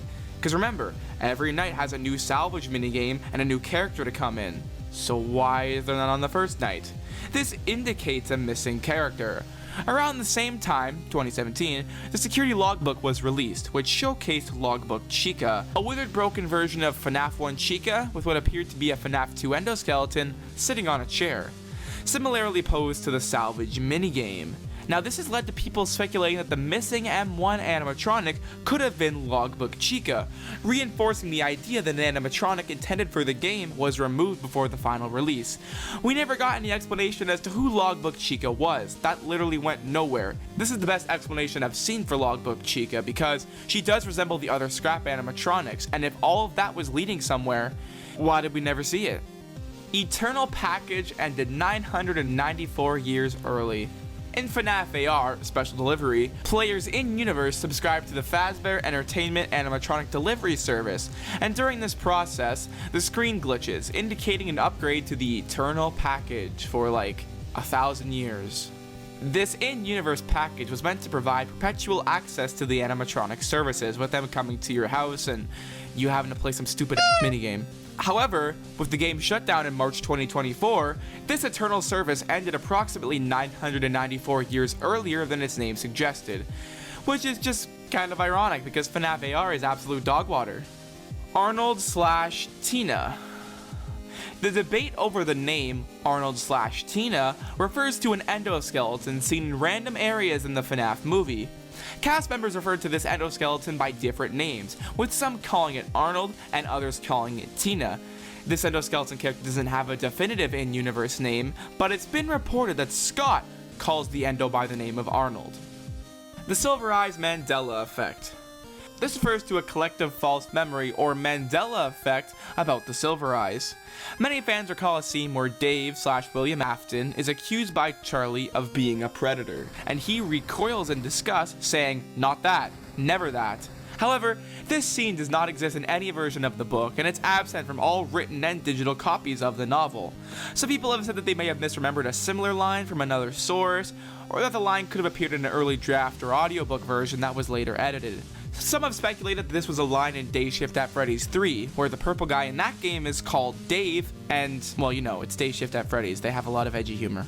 However, no definitive evidence has been found to support these theories. PlayStation exclusive Mystic Hippo. The Mystic Hippo minigame is an exclusive feature in FNAF Help Wanted 2, available only on the PlayStation VR due to its reliance on the platform's eye-tracking technology. The character, Mystic Hippo, is a purple animatronic designed as a fortune teller, resembling a female version of Mr. Hippo from previous games. In this minigame, players interact with the Mystic Hippo through a card reading session. The game uses the PlayStation VR 2's eye-tracking capabilities to determine which card the player is looking at. Mystic Hippo then reads the player's chosen card, creating an immersive and interactive experience that is unique to the PlayStation VR 2 version of the game. This specific use of eye-tracking, however, is not available on other VR platforms like Oculus, making the minigame exclusive to PlayStation VR 2 users. Persona voice actor connections. In the upcoming Persona 3 Reload remake, the character, Makoto Yukai, is voiced by Alex Lee, known for his roles like Zenitsu in Demon Slayer and Luke in Street Fighter 6. We also have Xander Mobus, who voices Mr. Itagawa in Persona 3 Reload, and the voice of Joker in Persona 5. Now here's where it gets interesting. Alex Lee is also the voice actor for Nightmare Own, and Xander Mobus voiced Freddy in FNAF the Musical by Random Encounters. This is just a coincidence, but it's a very funny one at that. And yes, FNAF the Musical isn't official, but gosh darn it, it should be. If only FNAF got a Broadway adaptation, wouldn't that be cool? They should do that. Jump for tickets not safe for work.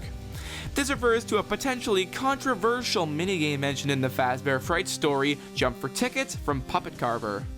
One of the games at the pizzeria is called, drumroll please, BB's Ball Drop, which some people feel could be interpreted inappropriately. I have nothing else to say about this further. Colin Eckert's Springtrap. This refers to a tweet where user Colin Eckert simply posted the word Springtrap. Now this wouldn't mean much if the tweet wasn't dated November 14th, 2011. This obviously predates the official introduction of Springtrap in the FNAF franchise, who first appeared in FNAF 3, which was released in March of 2015. Now all of the tweet replies are about FNAF. I gotta wonder, does Colin know the lore? Does he know about the Mimic? BouncePot did the bite of 87. This theory emerges from the very short-lived mobile version of FNAF World. The clock ending includes a scene where 8-bit Fredbear implies that BouncePot was responsible for the bite of 87. And yeah, look at this mother flipper. Those teeth are just gonna want to nibble on some good child noggin. Picture BouncePot getting ready for the bite. Bro is even bringing out the utensils, salting that little thing before it takes a feast. It's all set with BouncePot bouncing around with a knife and fork in hand, napkin stuffed in, hair slicked back, no pain, no game! A Colorachito Freddy Fazbear. A Colorachito Freddy Fazbear, otherwise known as Har Har Har, refers to the audio of a viral video in which a Polish man sees a bear trash can known as a teddy bear and calls it Freddy and then makes the Har Har Har sound. The Har Har Har sound was in reference to both the FNAF 1 song by the Living Tombstone and the FNAF beatbox videos. Also, a doorbell prank in which pranksters played the audio for a Ring doorbell went viral in mid-2023, done to provoke the homeowner's dog because the man's Har Har Har sounded like barking. Afton family and Heffley family. This refers to a meme about how the Afton family has parallels with the Heffley family from Diary of a Wimpy Kid. This popular meme shows a promo shot of the Diary of a Wimpy Kid cast with Greg, Frank, and Roderick Heffley next to a picture of Evan, William, and Michael Afton. Despite slight edits to the Diary of a Wimpy Kid image's colors to match the Aftons more, the resemblance is definitely there. This also goes further with people suggesting the family members are similar. Greg Heffley is likened to Evan, as they're both younger, more vulnerable members of their families who often face bullying.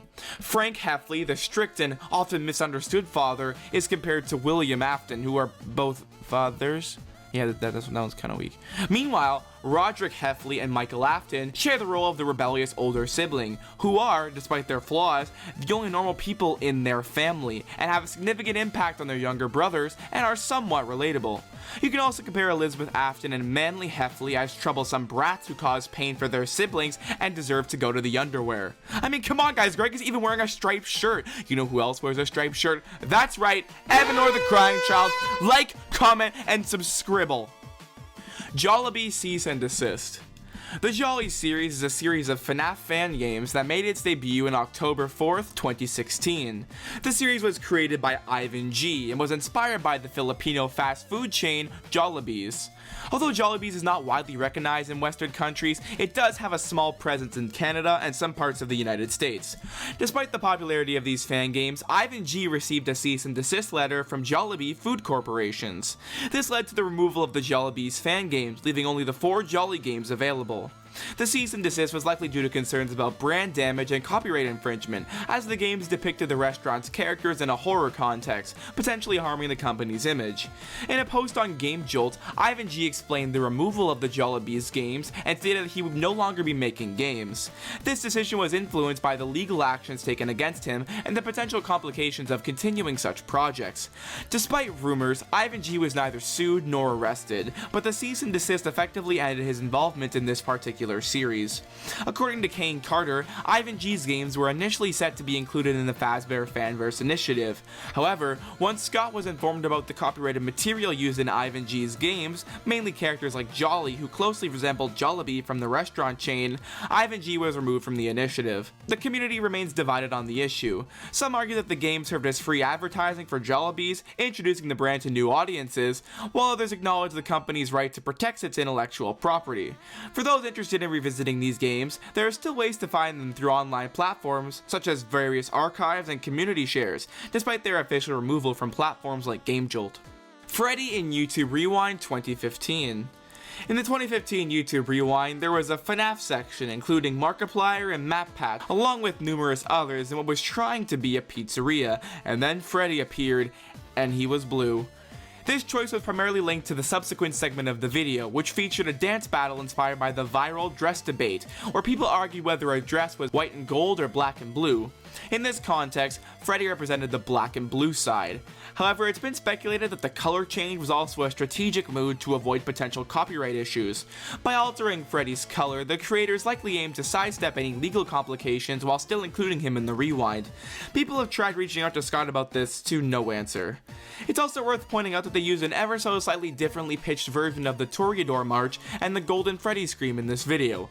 Also, for like a brief second, a character that resembles Chica can be seen, but only for a brief second, so what was even the point? Bears are extinct in the FNAF universe. This refers to a cut piece of dialogue from Security Breach from Hand Unit. Did you know that bears like pizza sauce more than honey? It's true. Before their extinction, bears were known to attack pizza delivery trucks more than any other food service vehicles. This has been another fun Faz fact. That's a good one to end this on.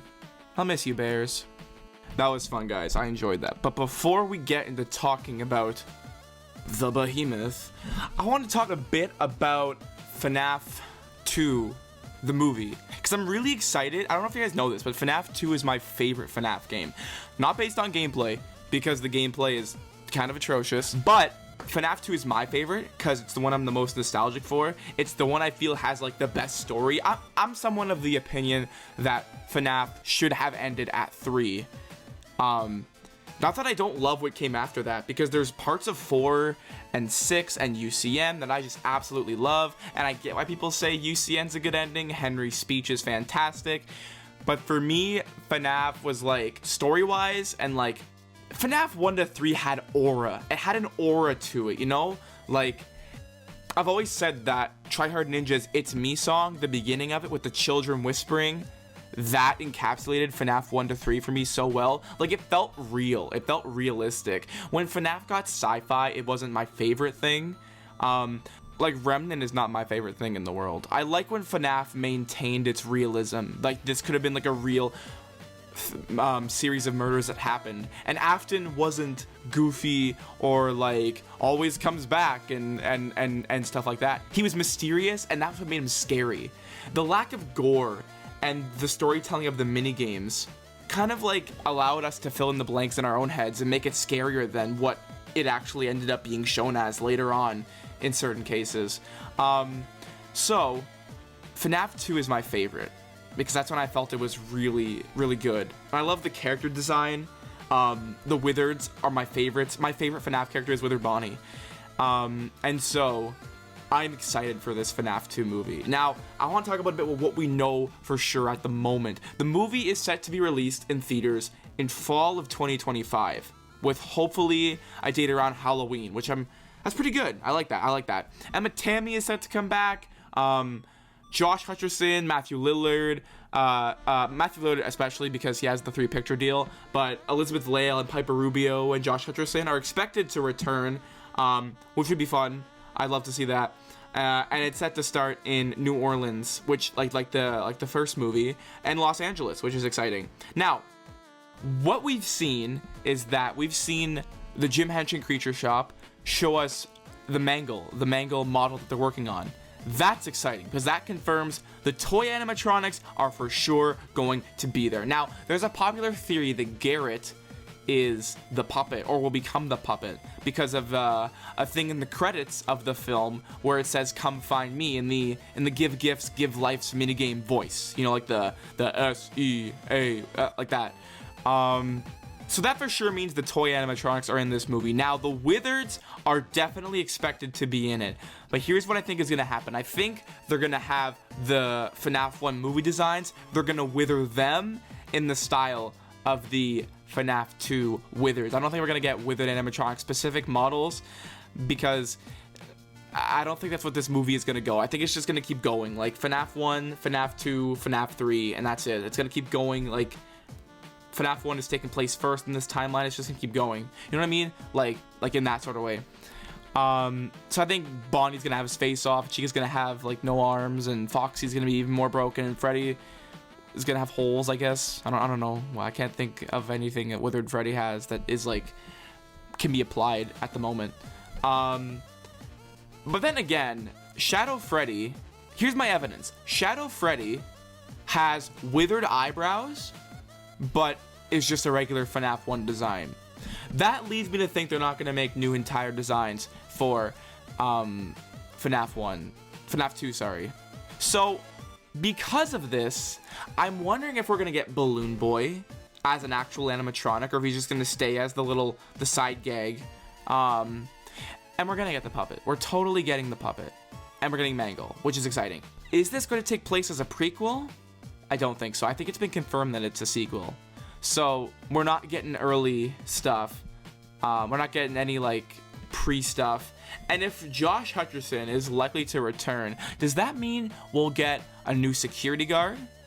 Say he's the one working at the Freddy's location, or whenever this is, and Mike is trying to figure out more about the restaurant, or heal with Vanessa, and taking care of Abby, or is there gonna be no Jeremy Fitzgerald character, and Mike is just gonna be also still working there?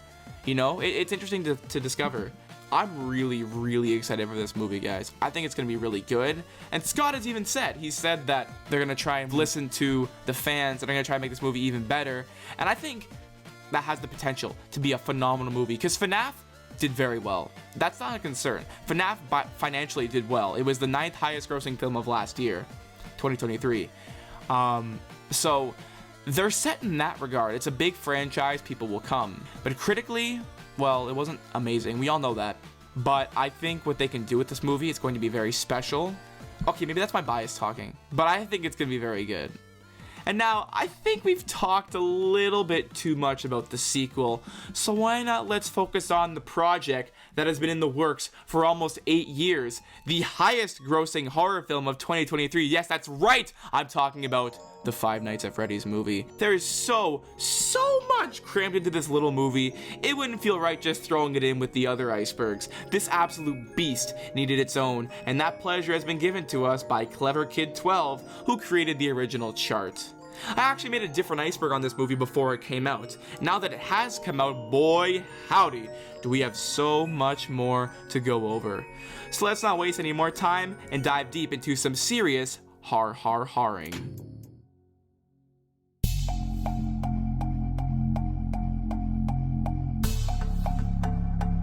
Scott Cawthon. Scott Braden Cawthon is an American video game developer, animator, writer, and philanthropist, best known as the creator of the Five Nights at Freddy's game franchise. Over the years, Cawthon has been involved in the development of numerous other indie games, though most are no longer available on his official website. Before FNAF, Cawthon produced a variety of games, a notable one being Chipper & Sons Lumber Company. However, these early projects faced criticism, with many commenting that the characters appeared and moved eerily like animatronic figures. This critique was initially disheartening for Cawthon, and he contemplated leaving the field of game development altogether. Yet instead of giving up, he cleverly embraced this criticism. In a turn of events, he leveraged this animatronic characterization and decided to create a game intentionally designed to be creepy. This gave birth to the FNAF series, which capitalized on the eerie animatronic characters and the horror that they could instill in a seemingly ordinary pizza restaurant setting. Since then, FNAF has now blown up into a multi-million-dollar franchise spanning books, spin-offs, merchandise, and of course, a film. F Screenplay.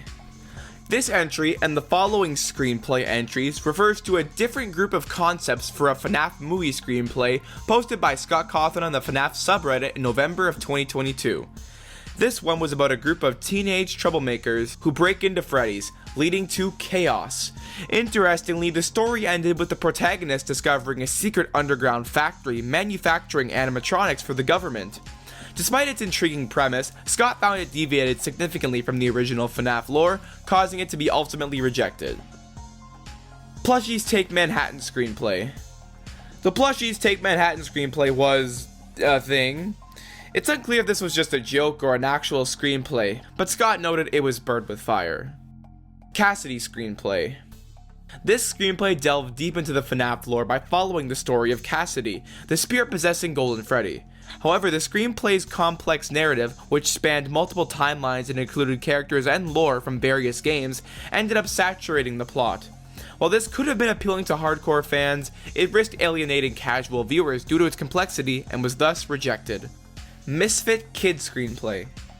The Misfit Kid screenplay followed a single mother and her child who moved to a new town and stumble upon Freddy's. Although the setup was reasonable, apparently the reasons given for the child's interaction and ongoing misadventures at Freddy's felt forced, and more or less felt like a campy boy and his animatronic movie. Despite the story not having any major flaws, it was eventually discarded as the connection with the characters was lacking. Silver Eyes screenplay. The Silver Eyes screenplay was an attempt by Scott Cawthon and Kira Breed Risley, the co-author of the FNAF books, to adapt the first book of the series into a film.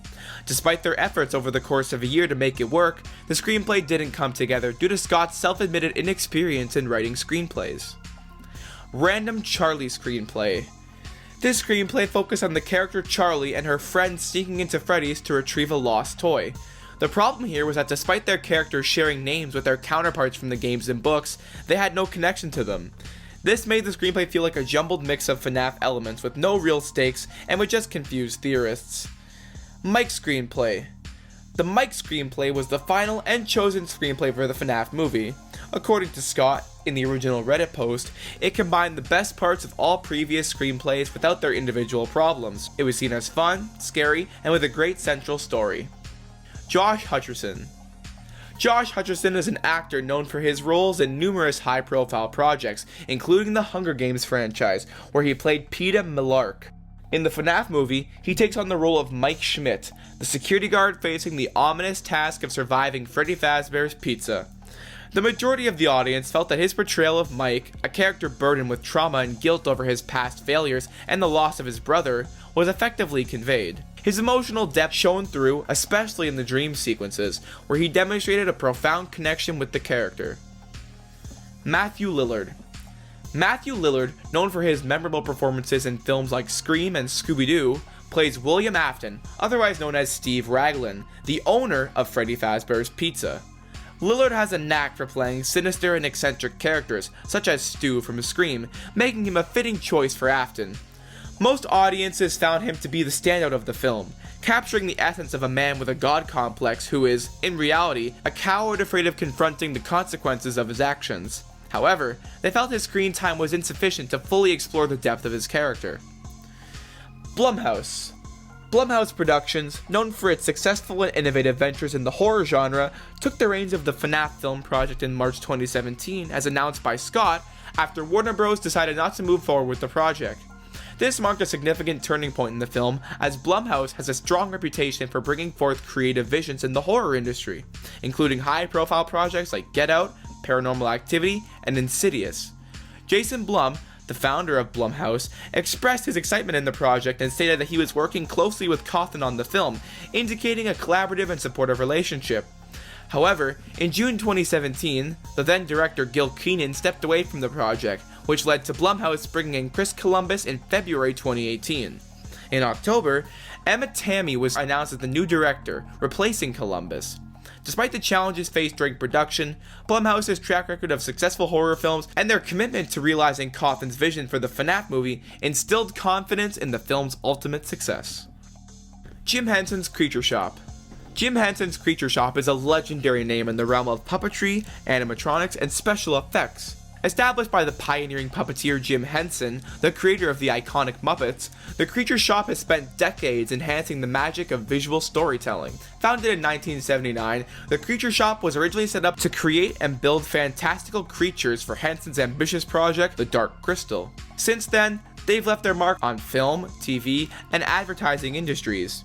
In 2022, Jason Blum announced in a tweet that the Creature Shop would be working on animatronics for the FNAF movie. And then, the Creature Shop itself would post several images during the process of building, which we'll get into more later. Emma Tammy. Emma Tammy is a New York-based filmmaker who entered the industry under the influence of her actor parents. She studied at Wesleyan University and took an internship with the influential director Robert Altman before debuting her feature-length documentary Fair Chase in 2014, co-directed with Alex Cullen. She then made her solo directorial debut with the horror movie The Wind in 2018, exploring themes of loneliness and possibly supernatural occurrences on the prairie. After many years, Tammy joined the FNAF movie as director in October of 2022, with pretty little time to waste. In interviews, Tammy expressed her excitement and the challenges of adapting a beloved video game into a film. She discussed her efforts to remain true to the game's lore while also making the film accessible to a wider audience, including younger viewers. FNAF, the movie, the game. On October 18th, 2023, almost 2 weeks before the release of the film, Scott made a post on Reddit. Hey everyone, I have a big surprise for the community today in anticipation of the movie's release next week. The production team and myself have been working secretly for about 2 years on a movie-based video game. It was originally going to go on sale for about $40 to coincide with the movie's release date, but we've talked it over and we decided that we wanted to release it for free as a thank you to this community. If you follow this link on GameJolt, you can download the installer, which is just a few hundred megabytes. The game itself is about 12 gigabytes once fully downloaded. It features actual scenes from the film and voice acting from the actors as well. It's been a labor of love for a long time and I'm glad it's finally ready to share. As a warning though, this game contains major spoilers. It basically gives away the plot of the whole movie, so only download the game if you're okay with that. And please, don't spoil it for everyone else. Here's the link for the official game of Five Nights at Freddy's, the movie. It was a troll, like usual. This actually revealed Freddy in Space 3, Chica in Space. What a guy.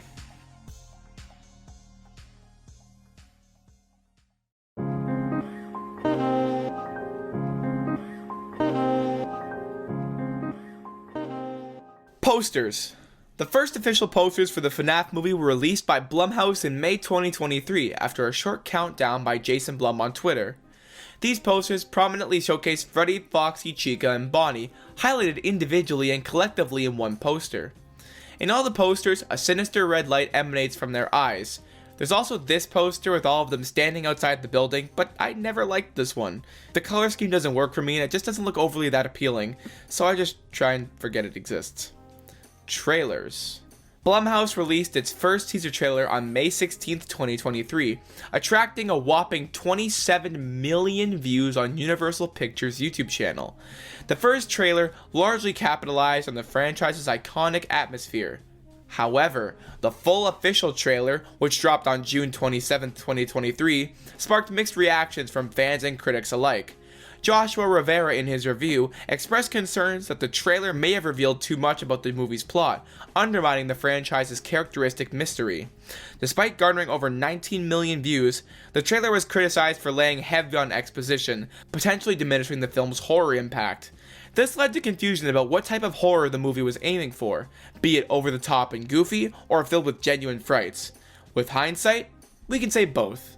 Long live the fort scene! Freddy and Abby teaser poster. This entry discusses the first official teaser poster for the film. The image portrays a golden Freddy holding the hand of Abby, Mike's younger sister, outside of Freddy Fazbear's Pizza, taken from the third act of the film, where those two characters take a taxi to the restaurant. This was our first look at really anything of the film, and people were extremely confused as to what kind of Freddy this was, with the broken ear and the yellow hue hinting at old Yeller over here. Mike Schmidt. Mike Schmidt, played by I can't whistle, diverges notably from his video game origins. In the film, Mike is a security guard at Freddy Fazbear's, burdened with the past traumas and the responsibility of caring for his younger sister Abby. In the movie, he isn't related to William Afton, and instead has his own tragic family history. His motivations for working at Freddy's are grounded in necessity. Mike's familial setup in the film includes a younger sister, Abby, and an abducted brother, Garrett, differing from his game's counterpart, who has a sister named Elizabeth and an unnamed brother. I still say it's Evan, but whatever. The portrayal of Mike in the film was generally well received, with audiences appreciating Hutcherson's emotional depth, especially in scenes that explored Mike's inner struggles and connections. Interviews. As of the date of this video, there have been a few interviews during the process of bringing the FNAF movie to life. During an interview with IGN, Jason Blum discussed his fascination with bringing the FNAF universe to the big screen. Despite being ridiculed internally within his company for pursuing the project, Blum was fueled by the challenge it presented. He shared the years-long development process of the film, citing numerous hurdles they had to overcome. One notable obstacle was the first screenplay that was discarded entirely as it didn't match Scott's vision. Despite these challenges, Blum explained how they eventually found the structure that worked for them and the film was made. Blum made a comparison between the FNAF movie and his studio's earlier success, Paranormal Activity.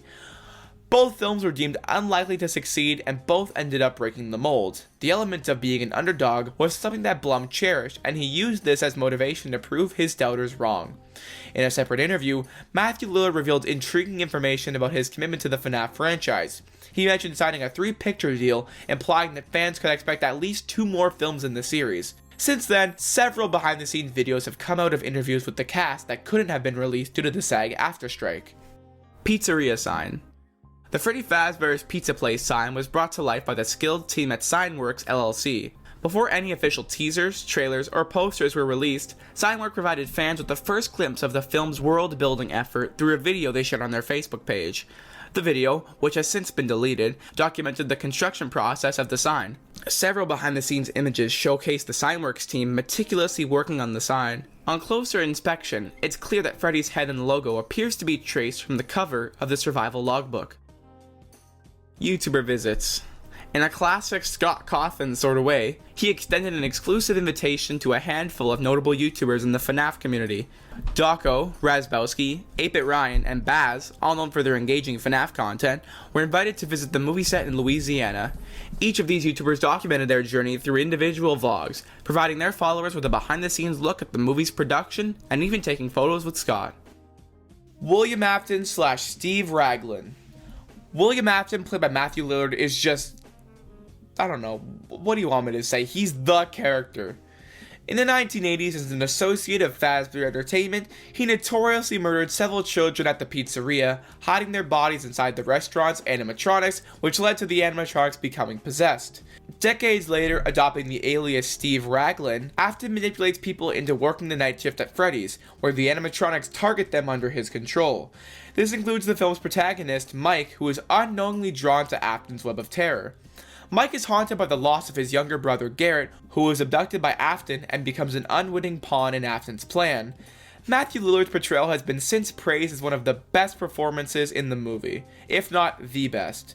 Emma Tammy described casting Matthew Lillard as William Afton as the #1 role that we really had the fan base in mind for. That being said, there are indeed some differences between Afton's characterization in the games versus the film, such as in the games, William speaks in a sort of southeastern English methodical accent, but Lillard speaks in an American accent that eventually becomes psychotic and unhinged. Website. Launched in May 2022, the official website for the FNAF movie initially showcased just the film's logo. As the movie progressed, the website evolved, incorporating released posters and the eagerly awaited trailer. It also provides a synopsis of the film, an option to remind you of the release date, a video and image gallery sections, and listing the film's social medias. Speaking of which, social media.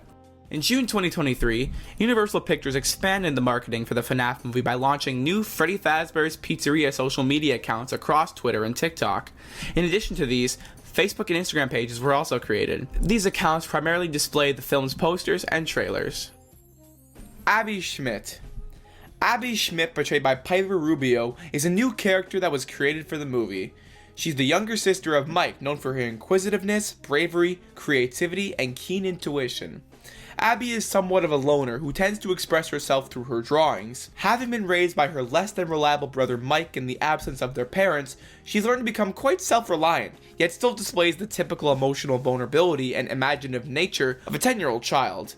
In the movie, Abby's role becomes increasingly significant as the story unfolds. She becomes friends with the animatronics, and due to her kindness, the animatronics wish to keep Abby and make her like them, quote-unquote. She becomes increasingly close with the spirit-possessing Golden Freddy, who kills her aunt and takes her to the pizzeria for the climax. She uses her drawing skills to help her brother understand and confront the dark history of Freddy's, as well as to lift Afton's brainwashing from the animatronics.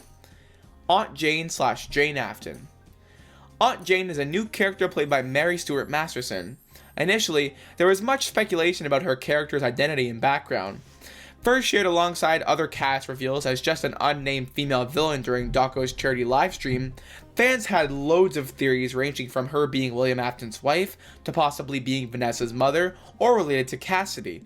In the movie's plot, Aunt Jane is the estranged aunt of Mike and Abby Schmidt, driven by her desire to gain custody of Abby, primarily for the monthly payment it entails. She hires a gang of vandals, including Abby's babysitter Max, to vandalize the restaurant in an attempt to get Mike fired, to prove he's unwilling to take care of Abby. This action indirectly leads to the Vandal's death at the hands of the animatronics and results in Mike having to bring Abby to his night shift at Freddy's. Later, when she is babysitting Abby, she is killed by Golden Freddy's spirit, who then takes Abby to the pizzeria.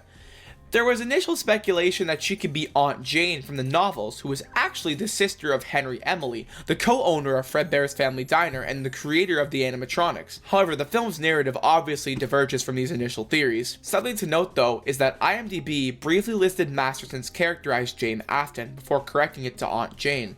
This could lead to further speculation that Jane might be related to William. However, the film presents Aunt Jane as a separate entity, focusing on her role in the story surrounding Mike and Abby. SAG-AFTRA strike. The SAG-AFTRA strike, which began on July 14, 2023, had a significant impact on the film industry, including the production and the promotion of the FNAF movie. The strike was initiated by the Screen Actors Guild American Federation of Television and Radio Artists, SAG-AFTRA, and involved actors stepping away from the promotional activities and instead going on protests. This act was part of a broader industry-wide conflict regarding the advancement and implications of generative AI technology, which actors saw as a potential threat to their careers. For the FNAF movie, this meant that the actors were not able to engage in promotional activities for the film. Despite this challenge, the movie managed to perform well at the box office, relying on its trailers, merchandise, and its iconography for promotion. On November 8, 2023, a tentative deal between the two sides was reached, with striking ending on November 9th at 12:01 a.m. Pacific Time. Halloween Horror Nights Behind the Scream appearance.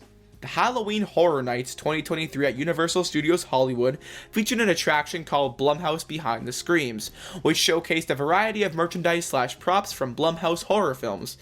This unique experiences allowed guests to experience the films up close with authentic film props, costume displays, and character encounters.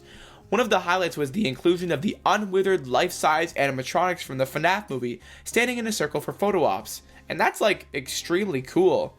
The experience also included other elements such as a photo op for the Black Phone and displays from The Purge and The Invisible Man. A look inside. The FNAF movie released a featurette titled A Look Inside to give fans a deeper insight into the film. This behind-the-scenes glimpse includes commentary from the cast such as Josh Hutcherson, Matthew Lillard, Piper Rubio, Emma Tammy, Jason Blum, and the animatronic superformers, and showcases the creative process behind bringing the series to life on the big screen. MatPat. Matthew Patrick, known as MatPat, is the creator and retiring host of The Game Theorists on YouTube, and is known for dissecting the FNAF lore and thinking Sans' Ness. Many people were expecting him to make an appearance in the film due to his contributions to FNAF's popularity with his theories, and he's collaborated with Scott for FNAF X Game Theory, for FNAF and Game Theory merchandise. However, MatPat, with his numerous YouTube channels and parental responsibilities, is an extremely busy guy. His reactions to the at the time trailers seemed genuine, as if it was his first time seeing them, leading some fans to feel he may have been overlooked for a cameo. Others thought his silence and history as a Broadway actor might indicate a surprise cameo in the film. And then, the film was released, and everyone in my theater collectively cheered and screamed when we saw MatPat in the FNAF movie.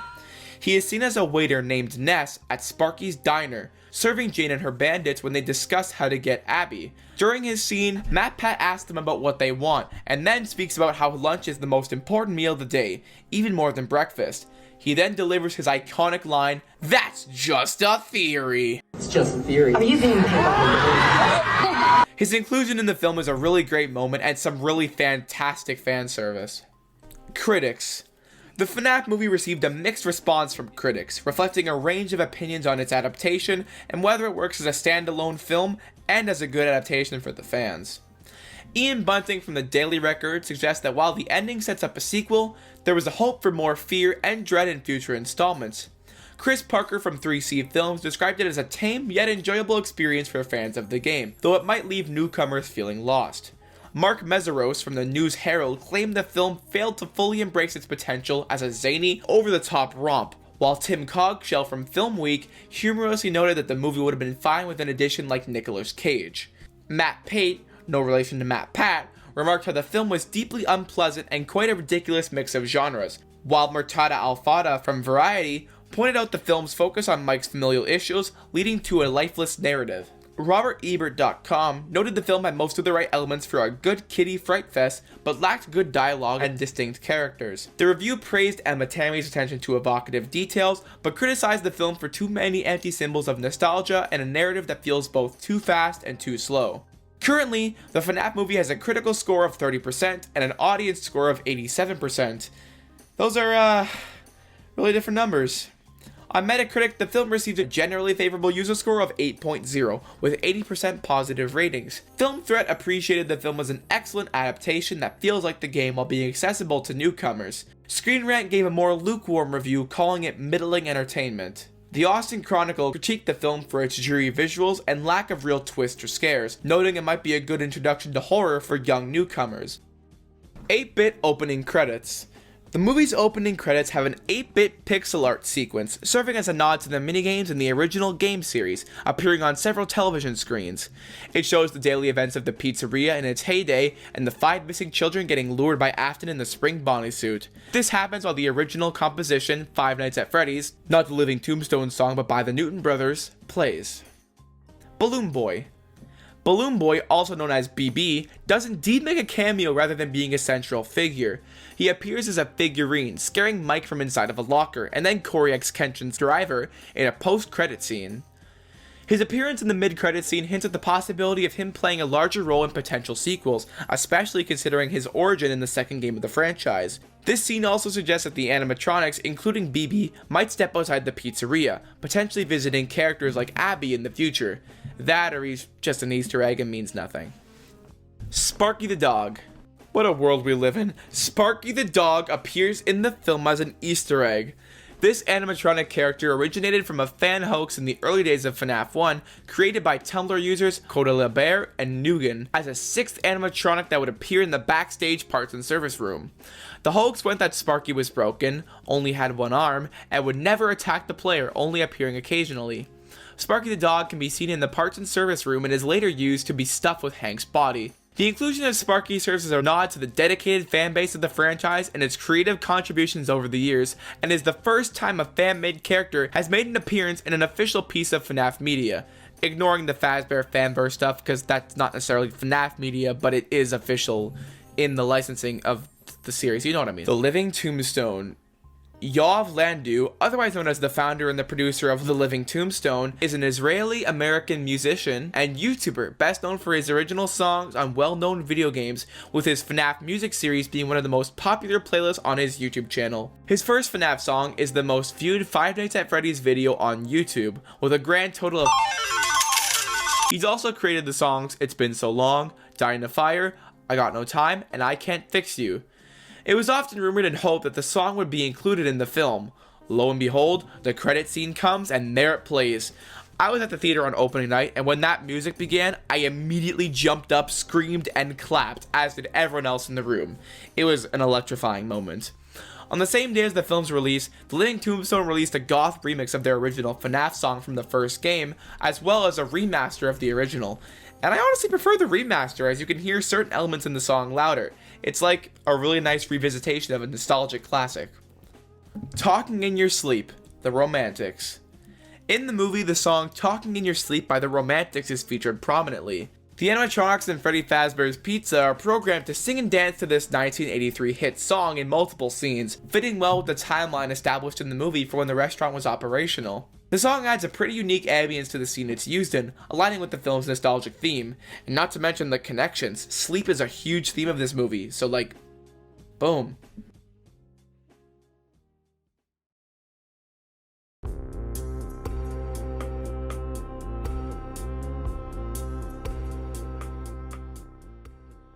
Chris Columbus. Chris Columbus, a renowned filmmaker, was announced in February of 2018 as the director and writer for the upcoming FNAF film, also set to produce the film alongside Jason Blum and Scott Cawthon. Later in August, Cawthon shared that the first draft of the movie's screenplay, which ended up being the Silver Eyes screenplay, was completed. Despite initial approval by Columbus and Blum, Cawthon decided to discard the script, believing he had a superior story idea, which resulted in a further delay of the movie's production.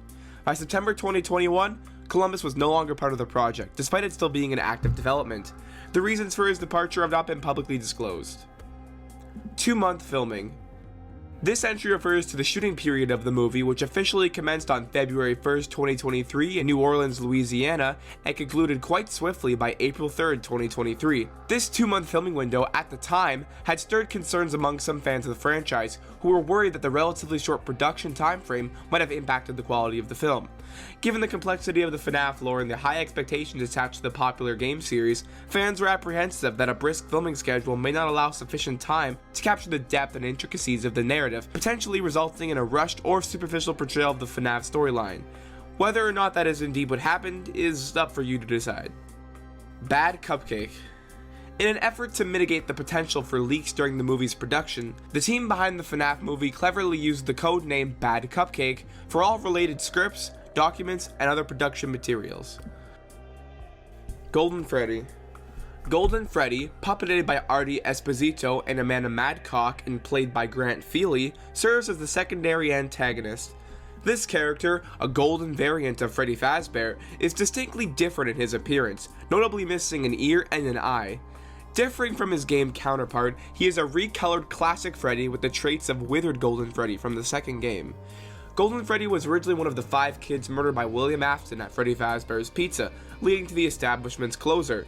Through unknown means, he fell under the control of his killer and remained ignorant to the truth of who he was obeying for several years, and during that time, he murdered several people while serving Afton. While working at Fazbear's as a security guard, Mike falls asleep as he continues to go back to his memories of his brother's kidnapping.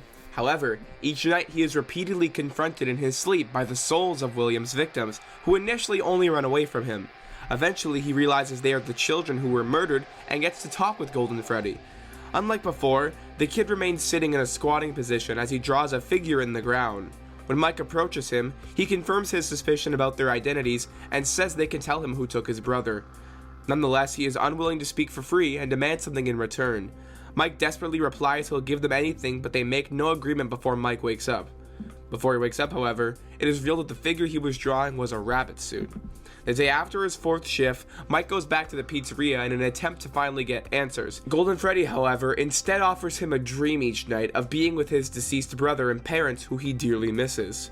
Refusing at first, Mike is enticed by the idea and Golden Freddy demands in exchange that he gives them his sister Abby. Mike initially agrees but ultimately refuses, leading GF and the rest to retaliate and nearly kill him. With negotiations having failed, Golden Freddy decides to go get Abby. He arrives at her house and promptly kills her aunt. Attracted by the noise provoked, Abby comes out of her room and mistakes him at first for Freddy. He corrects her and tells Abby that her aunt is just sleeping when she sees the body and tells her to come with him. They both then get in a taxi to go to Fazbear's, and as they arrive, Golden Freddy stays outside as Abby enters the building, disappearing as soon as she turns around. In the film's final scene, Golden Freddy observes an agonizing Afton who lies in the back room within the restaurant. When the man reaches out to him for within his suit, he closes and locks the door on him. He demonstrates the traits of a deceiver and a manipulator. Knowing he misses them, he took advantage of Mike's suffering by offering him an opportunity to reunite with his dead family in order to make him give them to Abby. He also lied to Abby, saying that her aunt was just sleeping when in truth he had murdered her. He shows deep hatred for his murderer and former brainwasher as he watches over him as he agonizes within his springlock suit. Jeez, I had a lot to say about Golden Freddy. Mary Stuart Masterson. Mary Stuart Masterson is an acclaimed American actress and film director. She has been in a plethora of films and was even nominated for a Tony Award for Best Featured Actress. She plays the icy, manipulative Aunt Jane in the movie. Five Nights at Freddy's 2 and 3. The potential for film adaptations of FNAF 2 and FNAF 3 largely depended on the success of the initial FNAF movie. As early as August 2018, Scott Cawthon hinted at the possibility of subsequent movies if the first installment resonated well with audiences. He stated that follow-up films would most likely correlate with the second and third games in the series, or could just be sequels to the first film taking elements from the games, while not being a direct adaptation. Supporting these speculations, Matthew Lillard revealed a tantalizing detail during a podcast interview with Weekly MTG in January of 2023. He disclosed that he had signed a 3-picture deal with the studios associated with the FNAF film production. Since the FNAF movie has broken numerous records, such as the highest grossing horror movie of the year and breaking Blumhouse's box office record, as well as raking in, at the time of this video, $300 million globally, a sequel is reportedly in the works. Game Jolt interview. Matthew Lillard was set to participate in an AMA session on the website Game Jolt, originally scheduled for June 9th of 2023. However, Due to a scheduling conflict, Lillard announced that his interview would be delayed by about a month. Demonstrating his commitment to the role in the FNAF franchise, Lillard ended his announcement with an Afton quote saying, "But don't worry, I always come back," humorously adding, "Please don't hate me, I love you guys." This showed to many fans not only his dedication to the role, but his anticipation and excitement for the upcoming film at the time. However, since then, he hasn't done this interview to my knowledge. Red Eyes drama. The release of the posters and trailer in May 2023 created a stir amongst the fandom. This controversy centers around the animatronics' glowing red eyes, a distinct departure from their in-game portrayal with black eyes and white pupils. Critics, mostly from Twitter and the FNAF subreddit, found the red eyes to be corny, with some even comparing them to a 2017 SFM animation. The criticism had led to calls for the movie to re-edit the eyes, inspiring fan redesigns and memes. Yet some fans were angry about the potential of a delay that any re-editing may have caused to the film, which had been in development for such a long time, and argued that the eye color was not a significant issue to warrant such drastic measures. Some fans defended the choice, arguing that red glowing eyes had been in various parts of FNAF media, and were a sign of the animatronics in attack mode. They further theorized that the red eyes may represent periods where the children's souls were not in control of the animatronics, perhaps indicating William Afton's influence. Some even made light of the controversy, joking that more seats would be available in the theater due to those boycotting over the red eyes. In actuality, the red lights really didn't mean much and were most likely a stylistic choice, as the animatronics' eyes turned several colors throughout the film. YouTuber Employee of the Month images. This entry refers to a fun Easter egg found in the film. In one specific scene, a display case for Employees of the Month at Fazbear's Pizza can be seen, featuring images of several well-known YouTubers for their FNAF content. This list included 8-Bit Ryan, Baz, Razbowski, Fusion Z Gamer, DJ Sturf, John Wolf, and Dawko, all depicted in the pizzeria's uniforms. Corey X Kenshin. Corey Devontae Williams, widely known by his YouTube handle Corey X Kenshin, is a prominent YouTuber renowned for his Let's Play videos where he often explores horror video games, including the FNAF series. Since joining YouTube in 2009, Corey X Kenshin has amassed a dedicated following due to his engaging content and unique commentary. He's had the privilege of accessing and showcasing extended and exclusive demos for FNAF 2, 3, and 4 on his channel. Moreover, he was chosen to receive the exclusive Ultimate Custom Night demo, and his gameplay was even featured in the Steam trailer. In an exciting development for both Corey and fans of the series, his involvement with the franchise was extended to the big screen. In one scene, Corey is revealed to be the taxi driver who picks up Abby and Golden Freddy. It's only after checking his rearview mirror that Corey's character realizes his unusual passengers, leading to him talking about always picking up the weirdos in his line of work. In the post-credit scene of the film, we see him once again being jump-scared by a little balloon boy figurine. Vanessa Monroe / Vanessa Shelley. Vanessa Shelley, originally with the last name Monroe, portrayed by Elizabeth Lail as an adult and Emma Jo Tassin as a child, is one of the main characters of the film.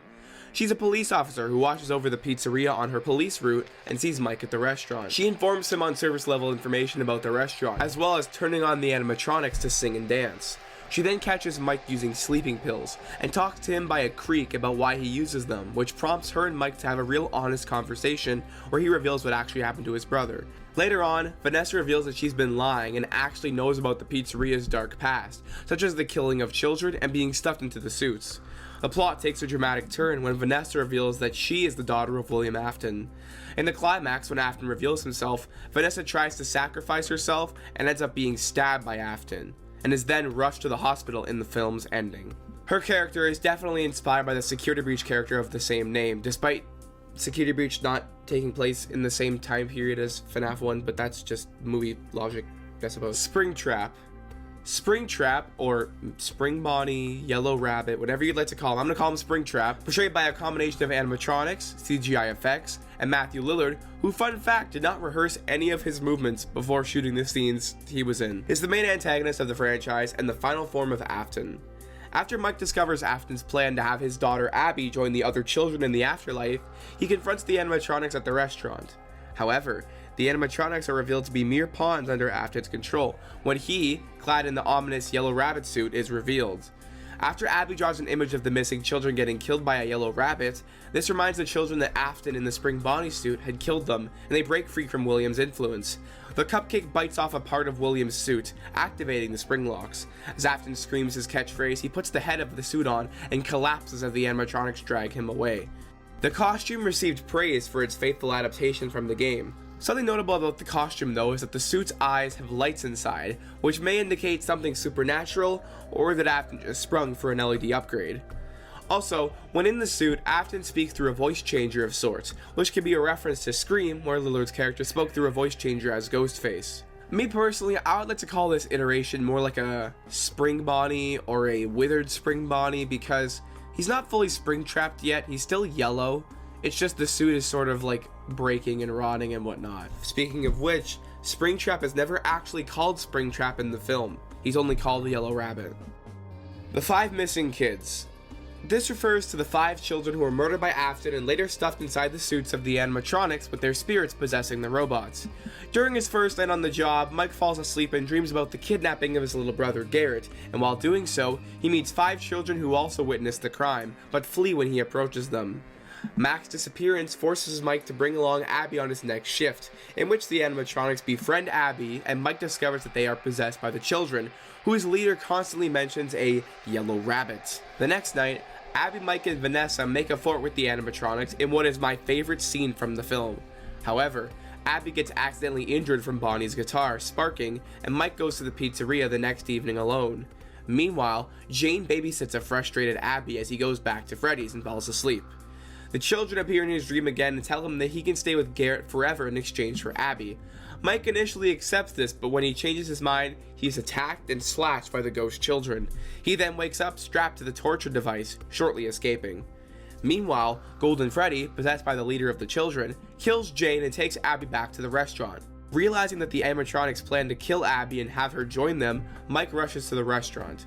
Abby draws a picture of William murdering the children to remind them of what happened, and then frees them from Afton's influence, which prompts them to turn on him as the characters escape.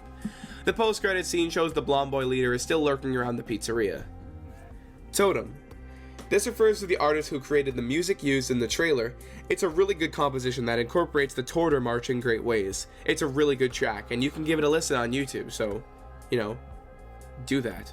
Five Nights at Freddy's, the official movie novel. This refers to the novelization of the movie adapted by Andrea Wagner. The first sightings of the novel appeared on an online book-selling platform on May 18th, 2023. Then, on June 29th, fans were shown the cover art for the book. The book released on December 5th, 2023, about a month after the movie's theatrical premiere. There actually were concerns, however, that the book may have been released or leaked ahead of schedule, potentially revealing major plot points before the movie hit theaters, but thankfully, this didn't end up happening. 3-hour cut.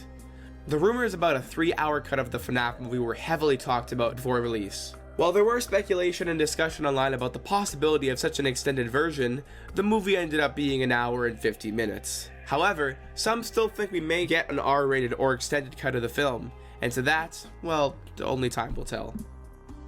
Universal Studio banners. In anticipation of the film's release, Universal started putting up banners for the FNAF movie at several of their parks, such as the Cinemark Theater at Universal City Walk Orlando or at Universal Studios Hollywood.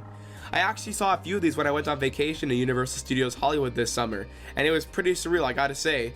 These pictures are mine, and it was kinda nuts to see just Five Nights at Freddy's posters in a mainstream public place. Withered Foxy mask. In the background of the parts and service room, some fans think the head of Withered Foxy from FNAF 2 can be seen, and I mean, yeah, I can kinda see it, but it could just really be a coincidence. Together, we are FNAF. This phrase originated from a series of ironic memes related to the film, while some of the images were being released. These memes showed a hypothetical cliché scene in which Mike teams up with the animatronics to confront a common enemy, uttering the line, "Together, we are FNAF." This meme, which started on TikTok and spread to other platforms in early October 2023, reflect fans' fears that the movie may have relied on cheesy, overused movie tropes, and I mean, fort scene. But on the other hand, fort scene. First, I riz your brother. This refers to a meme showing a dubbed version of Afton's aggressive speech at the ending of the movie. It replaces most of the words with popular meme phrases of the time, such as gyat, riz, skibbity, sigma, and only in Ohio. Here's the whole clip. It's perfect. First I riz your brother. Now I riz you. Skibbity, my friend. Who the hell?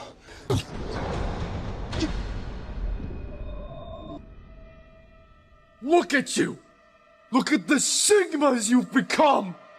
Look at how El-Riz you are! How skibbity toilet you are! You are woke among sussy soy jacks! I gave you cats in Ohio! Yeah, so that's a thing. I can't believe I gotta explain all these words. Dream theory. In the FNAF movie, dream theory plays a significant role in Mike's character arc. The concept suggests that every detail of an experience is subconsciously ingrained in the brain.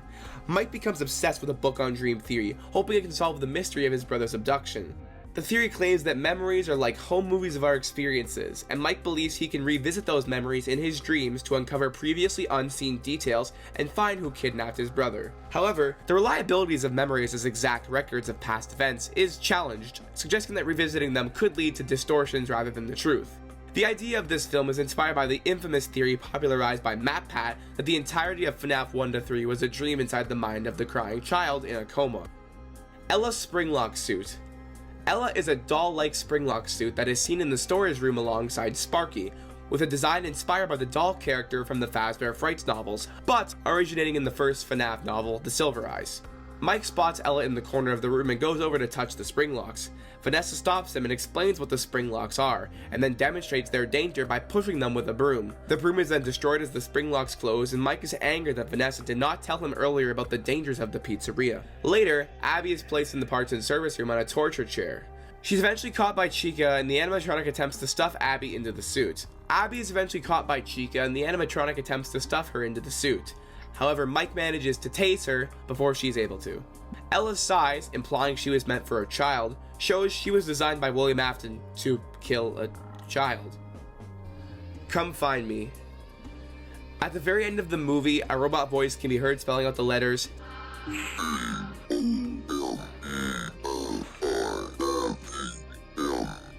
which translates to come find me.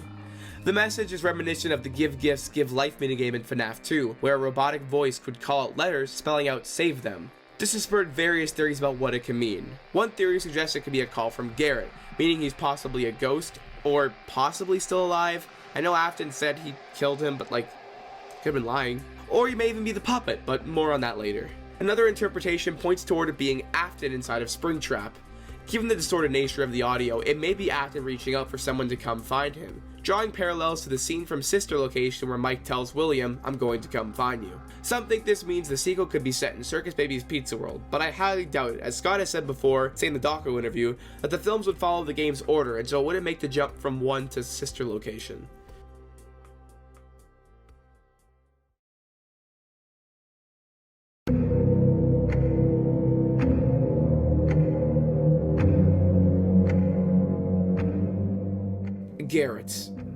Garrett Schmidt is a key character in the FNAF movie, played by Lucas Grant. He's Mike Schmidt's younger brother, tragically kidnapped by William Afton. Garrett's disappearance deeply affects Mike, who's plagued by guilt. In the film, Garrett is shown as a playful child with a toy airplane in the forest on a family picnic, who then gets abducted when Mike isn't looking. Mike tries to chase after him and sees him being taken away in the back of the car, and since then has been trying to dream the exact scenario again to figure out who kidnapped him. William Afton later then tells Mike that he killed his brother after the kidnapping and gave his toy plane to his daughter Vanessa. There is evidence to suggest that Garrett is the crying child, or maybe the puppet in future films. Garrett also was in a scene filmed at the pizzeria that was not shown in the final film edit, possibly being revealed in a future deleted scene release or the next movie. The music box tune playing at the end of the credits, along with the voice spelling out "Come Find Me," has led many to speculate that Garrett is the puppet reaching out to Mike, and that the FNAF 2 movie will explore this. Young Mike. Young Mike is, Young Mike, played by Wyatt Parker. At age 12, during a family picnic in the woods, he witnesses his 4-year-old brother Garrett being kidnapped. The kidnapper, clad in black, drives away with Garrett while Mike, despite his attempts, fails to save him. This traumatic experience profoundly impacts Mike, setting the stage for the movie's events and his motivations as an adult. Kim, played by Bailey Winston, is the lady in the cassette tapes of Freddy Fazbear's Pizza as the main speaker. This role marks one of the limited appearances of Bailey Winston in a major film production, her only other credit being 2014's The Best of Me. Unnamed Security Guard. The unnamed security guard appears at the beginning of the film and serves as a precursor to the main events. This guard, working at Freddy Fazbear's Pizza, notices the animatronics moving and is freaked out. His attempt to flee the building ends tragically as he is captured and killed by having his face shredded by the torture Freddy head. Carl. Carl is a minor character in the movie played by Joseph Poliquin. He's one of the thieves involved in vandalizing Freddy Fazbear's Pizza sent by Jane to get Mike fired for negligence. While trying to vandalize the kitchen, he ended up getting killed by Mr. Cupcake after being cornered by Chica. Carl is actually wearing a Midnight Motorist shirt. He only plays the true classics. Max. Maxine, played by Kat Connor Sterling, is a minor character but a fan favorite. Initially hired by Aunt Jane to gather incriminating evidence against Mike, Max serves as Abby's babysitter. Despite her questionable involvement in Jane's scheme, Max is depicted as a caring and somewhat hesitant about her role. While the vandals destroy the building, Max waits in the truck outside, but after several minutes of waiting, she decides to enter the pizzeria herself. When she enters, she finds a child, who tells her to follow him. She follows his voice to the parts and service room where she hears the child speaking from inside the Freddy Fazbear suit. She approaches it, placing a stool so that she can peer inside the mouth. As she looks closer inside of the mouth, a hand suddenly reaches out and grabs her, pulling her inside of the suit.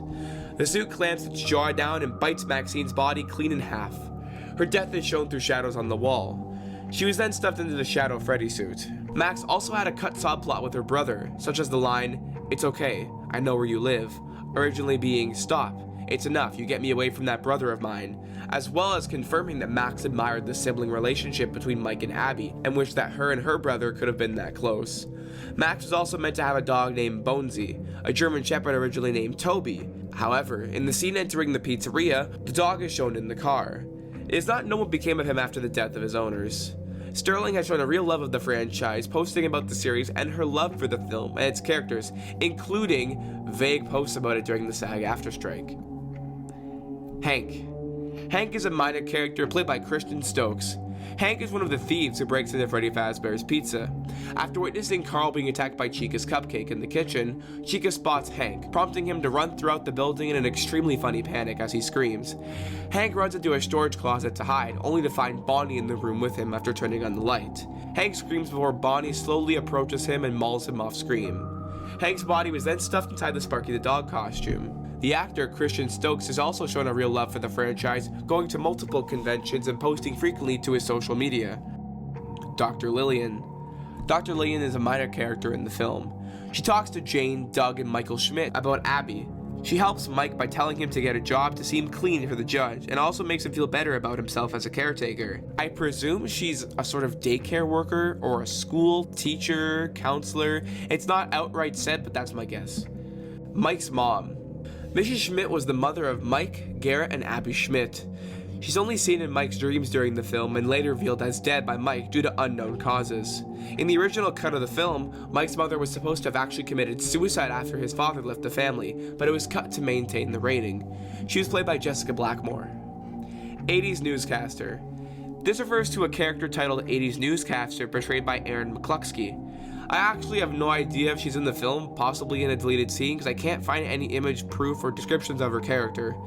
The reveal of her character were disclosed via McCluskey's resume on Actors Access, a casting website. Mike's dad. Mr. Schmidt was the father of Mike, Garrett, and Abby Schmidt. He's only seen in Mike's dreams during the film, and it is unknown where his current whereabouts are.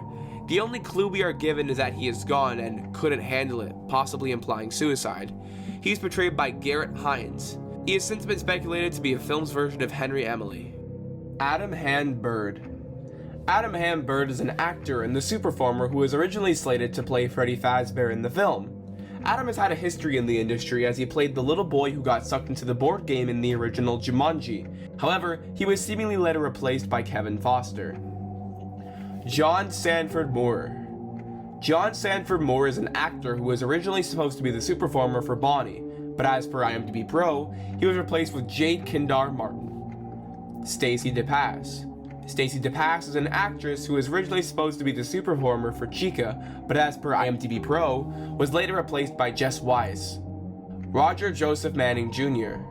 Roger Joseph Manning Jr. is an actor, keyboardist, singer, and songwriter who co-founded the bands Jellyfish, The Moog Cookbook, and Imperial Drag. He was supposed to be the Superformer or voice actor for Foxy. However, due to Foxy's strange proportions and withered design, he didn't need an actor to portray him like the other three animatronics. Instead, Foxy was operated by 6 different human performers using a large puppet rig. Foxy was actually voiced by veteran FNAF voice actor Kellen Goff for his pirate hums. Ted Atherton. This entry is about actor Ted Atherton and his originally presumed role in the movie. Atherton was initially thought to be cast as the superformer for Golden Freddy, however he was recasted to actor Jade Hassan. The reason for this casting change remains unknown, leading to speculation among fans. The Puppet. In the same update to the FNAF IMDb page when Balloon Boy was revealed, so was the Puppet, who is said to be portrayed by Jane Wheeler. The weird part is we never saw the Puppet in the film. We also never saw Balloon Boy speak. We also never heard Balloon Boy speak, so this may have just been speculation on the IMDb page. The closest we got to the Puppet was the Come Find Me in the credits, but that's just a theory. That Pat retired. Birthday party scene. In February of 2023, Central Casting Louisiana posted a casting call on their Facebook page seeking kids aged 6 to 9 for a birthday party scene for a project named, you guessed it, Bad Cupcake, which we know as the code name for the film. This ended up being for the training tape scenes, which show footage of the pizzeria while it was still open in the 80s. Young Vanessa. In March 2023, Central Casting Louisiana once again put out a casting call on their Facebook page for blonde females aged 9 to 11 to portray a younger version of the character Vanessa in Bad Cupcake. The role later went to Emma Jo Tassin. Vanessa confirms later in the film that her father is William Afton and that she used to go to the pizzeria with an image that she shows Mike. It's also implied that the toy plane seen in the image and that she played with as a child was a trophy given to her by William after kidnapping and killing Garrett. Early plot reveals. On October 12, 2022, Geek Vibes Nation, a news site, shared leaked details from the FNAF movie, which included a plot synopsis and character descriptions for Mike, Abby, and Vanessa. The legitimacy of this leak was uncertain until Production Weekly, a reputable source, confirmed the same details, including filming starting on February 1st in Louisiana.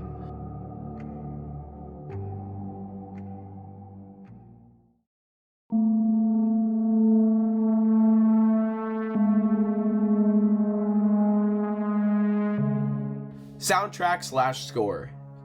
The soundtrack for the FNAF movie, released on October 27, 2023, features a score by the Newton Brothers.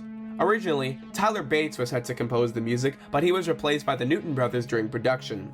The soundtrack, appreciated for blending well with the film's creepy and suspenseful atmosphere, received mixed reviews. Some critics described the music as loud and ominous, while others praised its role in enhancing the film's eerie ambience. The soundtrack album includes tracks like the opening credits theme, Five Nights at Freddy's, not to be confused with the Living Tombstone song of the same name, Mike's dream sequence, and The Yellow Rabbit, among others, totaling 50 minutes and 2 seconds in length. Jade Kindar Martin. Jade Kindar Martin is an actor and the superformer for Bonnie. Kindar Martin is known for his high-wire work in circus performances and has a background in stunt rigging and doubling in various productions. Jess Wise. Jess Wise is a superformer that played Chica. This marks a significant role for Weiss, as this is her first big screen debut. Kevin Foster. Kevin Foster is the superformer who played Freddy. That wasn't originally on the iceberg, so I wanted to add it because justice for Kevin. Jade Hassan. Jade Hassan was supposed to be the superformer for Golden Freddy, revealed through an IMDb update. However, according to RD Esposito, Golden Freddy did have a suit for an actor to wear, but it was never used as Golden Freddy is never seen walking. Therefore, I assume wasn't needed and was taken off the IMDb page. Twitter Glass Drinkware Giveaway. Blumhouse Productions organized a giveaway for an exclusive glassware crew gift from the FNAF movie. The opportunity was offered to one lucky individual who signed up for the Blumhouse News newsletter. Interested participants were directed to sign up via a specific link provided in the tweet to enter the contest. The giveaway was announced on Twitter on October 16, 2023, and garnered significant attention, with over 787,000 views as of this video. Hallucination reference. This refers to a scene where Mike wakes up from sleeping in the office, and different visions and flickering lights go off, along with "It's me" being written on the mirror. This obviously refers to the hallucinations from the first game, where character images would flash and "It's me" would go across the screen. Doug. In the FNAF movie, Doug the lawyer is a minor character who gained popularity for his comedic relief role. Portrayed by Michael P. Sullivan, Doug represents Aunt Jane in the film. He constantly appears frightened and dominated by his client in a really goofy pose. This portrayal of Doug achieved virality within the community following the film's release, leading to the creation of memes, fan cams, and reaction images featuring him. He even's getting his own YouTubes, which is just perfect. Once the novelization was released, it is said that Doug stares at Maxine's breast while waiting for Jane to arrive at the diner. This was a mistake left in the book and was addressed by Scott Cawthon a few weeks after the novelization's release, clarifying the mistake and stating it will be removed in future prints. Even the actors for Doug and Max made light of the mini controversy on TikTok. Shadow Freddy. Shadow Freddy is a character debuting in FNAF 2 as a distinctively purple, white-eyed recolor of Withered Golden Freddy, who sits in the parts and service room. He makes a minor appearance in the film in the parts and service room. After getting killed, Max is stuffed into the Shadow Freddy suit.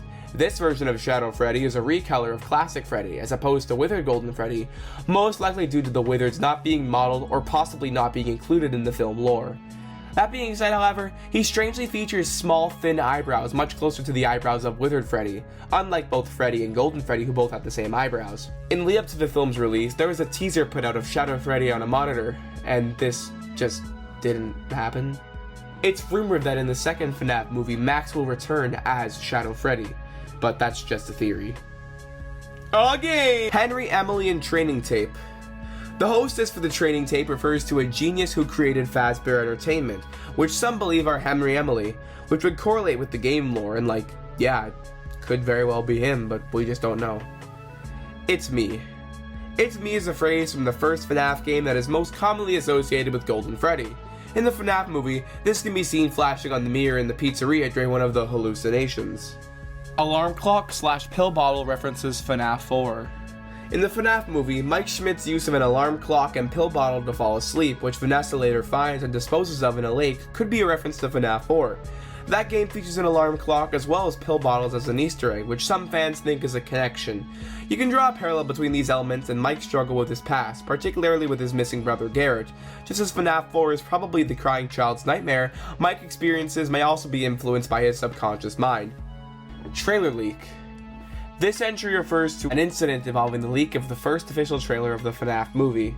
After a long wait of 8 years, the film was finally given a debut date of October 27th, 2023. However, 1 month after this announcement, an unfinished version of the first trailer was leaked online. Scott Cawthon first heard about the leak while spending time at an amusement park with his children, an event that probably marred his enjoyment of the day. The trailer reportedly surfaced in 2 parts on Twitter on May 6th, displaying a recording of a screen that was covered with a watermark intended to prevent the IP's unauthorized distribution. Despite these precautions, the leak still occurred. According to Cawthon, the leak of the initial look at their efforts was frustrating, especially given his inability to immediately address the situation due to his absence. Upon his return, he was pleasantly surprised to find a substantial amount of pushback against the leak from the community, including streamers who opted not to make videos about the leaked trailer, and forum moderators who prohibited discussions about it. Cawthon expressed his encouragement and gratitude toward those in the community who refused to engage the leaked content. Interestingly, this leaked trailer was later modified and became the basis for the film's second trailer. Some scenes from the leaked trailer, however, still haven't been released in an official high-quality format. Pizzeria leaks. In late February of 2023, the production team of the FNAF movie began constructing an outdoor set for Freddy Fazbear's Pizza in Chalmette, Louisiana. This will be one of, if not the first times we ever see the pizzeria's exterior in any piece of FNAF media. The set was just built for outdoor scenes and didn't have an interior, as that was being shot on set. On February 27th, production added vines and aging to the building for the scene set in the present-day adult Mike storyline. The excitement was further heightened when Josh Hutcherson was spotted filming a scene in front of the pizzeria. The set became a tourist site for many fans who flocked to the location to take photos, share videos on TikTok, and feel closer to their favorite franchise. By March 6th, however, the set was being dismantled, and now all that remains is a vacant lot. Rest in pepperoni. First look at Freddy. On August 9th, 2022, Jason Blum shared a photo on Twitter showing an employee from Jim Henson's Creature Shop working on a miniature model of Freddy. At this stage, the model consisted of a torso, a left arm, and feet, and was made of a gray plastic-like material. Interestingly, the design of this early model appears heavily influenced by the Freddy model from Help Wanted. However, now that we've seen the final costume, it presents some significant differences from this initial model, particularly in the head and face design. Mall leak. This refers to a leaked image of a mall showing an ice cream shop with Chica's Magic Rainbow on it. Now this was a real leak, and it was confirmed by a behind-the-scenes video leak. Speaking of which, fountain punching behind the scenes. In late February, an intriguing video was leaked from the set of the FNAF movie. The 30-second clip, filmed on a smartphone from behind the scenes, features Josh Hutcherson as Mike engaging in a fierce fight with who he believes is someone kidnapping a child, but is actually just a father grabbing his son. In the background, the distressed cries of the man's son repeatedly shouting, "Daddy, Daddy," can be heard. An on-site source who responded to the leaked video on Twitter shared their interpretation of the scene, which had Mike involved in a physical altercation with a suspicious individual who was presumed to be a father based on the child's cries in the background, which was pretty dead on. Forest leak. On February 17th, 2023, actress Jophia Love, who plays the girl who possesses Chica in the movie, posted an Instagram story. The photo featured Love on set, perched comfortably on a chair with a forest behind her.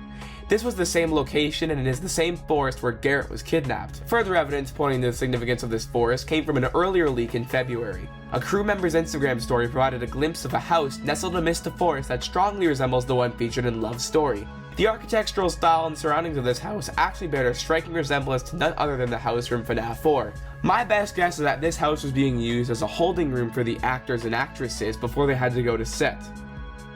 Springtrap head leak. In early March, Instagram user RebuiltLine777 shared an image from their recent tour of the renowned Jim Henson's Creature Shop. Amidst the various photos, one particular snapshot stood out: the head of Springtrap, which had confirmed him to be making an appearance in the movie. Instead of the expected green hue, the Springtrap head appeared more orange than the one in the final film. This wasn't shown in the movie, which is strange, but possibly refers to cut scenes, maybe a future scene in the sequel.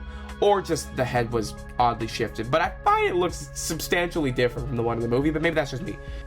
Balloon and Ember leaks. I'm putting these together. In early June, Twitter user Cult of Ember shared some props related to the FNAF movie. Among these were a Freddy Fazbear's pizza balloon and a strip of fabric apparently from a Freddy costume. According to them, these props were a commercial that Ember was supposedly in. They also claim that they were going to be involved with something related to helping employees put on the animatronic costumes.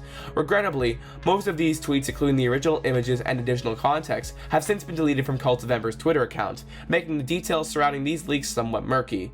The only thing that I could find that was still up was this screenshot of their tweet of the balloon and strip. Rating drama. Following the release of the movie, the debate over its MPAA rating has evolved into a discussion about the film's approach to horror. The movie received a PG-13 rating, confirming earlier speculations and leading to mixed reactions amongst fans and critics. While some fans were disappointed, hoping for an R rating to fully capture the franchise's horror essence, others felt that a PG-13 was suitable given the series' younger demographic, especially more recently with Security Breach leading so heavily into children's mascot horror.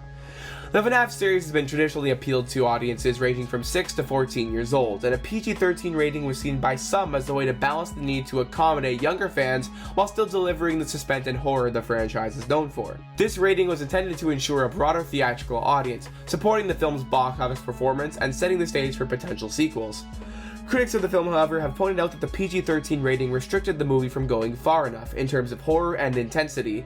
Despite this, the creators of the film, including Scott Cawthon, have maintained that the film did not hold back on horror or gore elements. There were still some intense moments though, such as Max's death, but they were done in creative ways, like through silhouettes or cutaways. Early demo version of Abby drawing scene. This refers to an early demo version of a scene that was revealed online. In this pre-production demo reel, Abby is seen interacting with Max. It's not Kat Connor Sterling as Max in the demo, just an actor for the pre-production reel. The scene has Abby showing her drawing to Max, who tries to encourage her to eat her dinner. Abby resists, leading to Max tearing her drawing away, to which Abby tells her that she's sitting on her friend. This dialogue would later be repurposed to an earlier moment in the film with Mike. Photo op location in LA. Before the film's release, a pop-up location of Freddy Fazbear's Pizza had been set up in Hollywood. The building had a recreation of the sign, as well as the silhouettes of some very obviously not FNAF movie renders, but whatever. CryptTV/Rotten Tomatoes promotion. This refers to the official sponsored videos for FNAF being published on CryptTV's YouTube channel. These videos are marked with the text sponsored, which indicates that they must have been paid for by Blumhouse. The videos are unique trailers, such as people speaking about the film, reviewing or talking about the plot, or hyping up the film. As for what Rotten Tomatoes has to do with this, after doing hours of research, I can say with full confidence that I have absolutely no idea.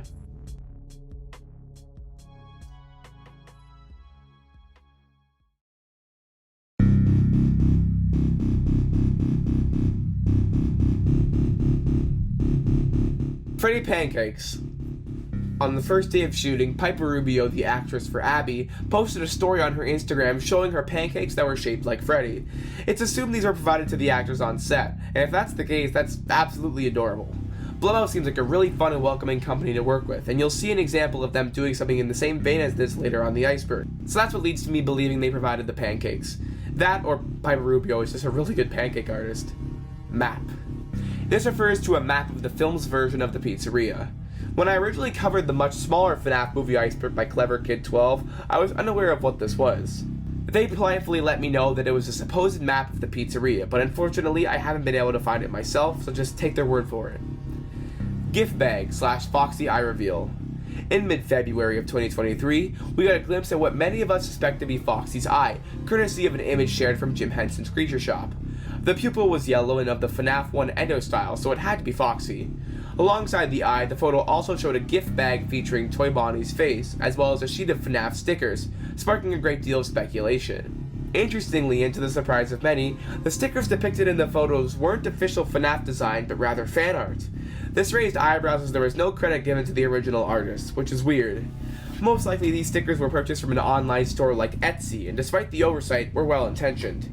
Given the context, it's believed that these gift bags were prepared as thank yous to the crew members working tirelessly to bring the animatronics to life, so it's not too big of a deal. Orange Whip Grip. This refers to the design of the shirts worn by crew of the FNAF movie. The shirt features a cupcake with fire around it, with 2 pieces of camera equipment with the text Orange Whip Grip Bad Cupcake, the latter referring to the production codename. This design, coupled with the text, indicates that the shirt is associated with the grip department, the team responsible for building and maintaining the equipment that supports cameras. Freddy's suit behind-the-scenes images. Behind-the-scenes images were shown of the Freddy suit just before the movie was released. These images feature the mocap actor Justin Michael Terry inside of the suit.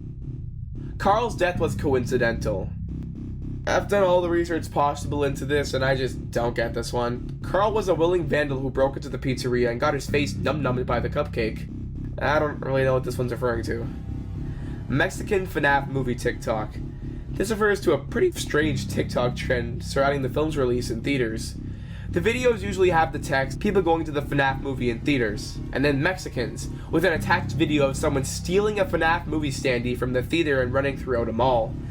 This became a trend of people just stealing the cardboard standees from theaters, similar to the devious Lek trend on the platform a few years ago. I've got no explanation for this one. The Entom script. The Entom script refers to an early R-rated version of the FNAF movie script, which was leaked by YouTuber Entom. The script, dated March 2022, was sent to Entom by an insider from the movie's production team. Key differences in the script from the final film include: in the opening, the guard's death is much more graphic. After being cornered by an unknown figure, he is hit over the head with a chair and dragged away, leaving a trail of blood. The scene ends with the guard's disembodied eyes falling to the ground, referencing the original game over screen. Steve Raglan's character is less serious and more of a troll, often irritating Mike rather than helping him. Also, this script lacks the implication that Raglan knows Mike personally. In the scene in the bedroom where Mike caresses Abby's head as she sleeps, the camera would have panned to her drawing showing the 5 ghost children and a depiction of Garrett being kidnapped. The script contains additional dialogue and scenes that provide more context to the characters' backgrounds. For example, Mike reveals to Vanessa that after his brother Garrett died, his mother, who had hoped for another son but had Abby instead, spiraled into insanity when she couldn't replace Garrett.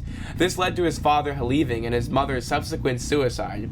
This script also includes much more detailed and graphic violence.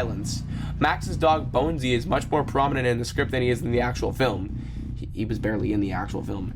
For instance, in the scene where Jeff's gang breaks into Freddy's, Carl, instead of breaking things, decides to gleefully squirt ketchup and mustard on the walls, before being squirted in the back of the head by Chica, and is then attacked by the cupcake. We also find out that Hank is Carl's dad, and instead of running away, he tries to avenge his son by attacking Chica, only to be snuck up on by Bonnie and killed by spearing his guitar through his head. Jeff gets stabbed by Foxy, and we see his bones and brain matter. Vanessa's background is different. She lies to Mike by telling him that she worked at Freddy's and helped design his security vest, a plot point that was removed in the final film, because that would be a time paradox. After escaping Torture Freddy, Mike would have accidentally stumbled into a costume suit that would have the body of Max fall out and reveal that Jeff, Hank, and Carl were also stuffed inside the same suit, which was filled with gears, saws, and blades. Aunt Jane's death was more explicit, with her drinking and smoking before Golden Freddy's blue eye shines a ray through the smoke. In the ending, Mike would hear the voice of Garrett before turning around to see him. He would walk toward him and ask who he is, but then Garrett would disappear into the darkness of the pizzeria before Afton's glowing eyes would also peer through the darkness and he would walk out.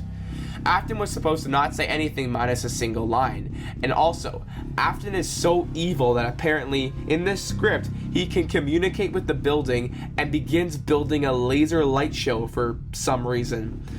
In the final confrontation, when Afton goes to stab Vanessa, she shoots Afton 4 times but misses all her shots, and then Afton stabs her. When the animatronics turn on Afton, Freddy tears open the suit mask and Chica drops the cupcake on his face like a grenade, which would have chewed through his flesh. Then apparently the building, responding to Afton's pain, would become alive and hellishly groan, a detail that was definitely not in the final movie.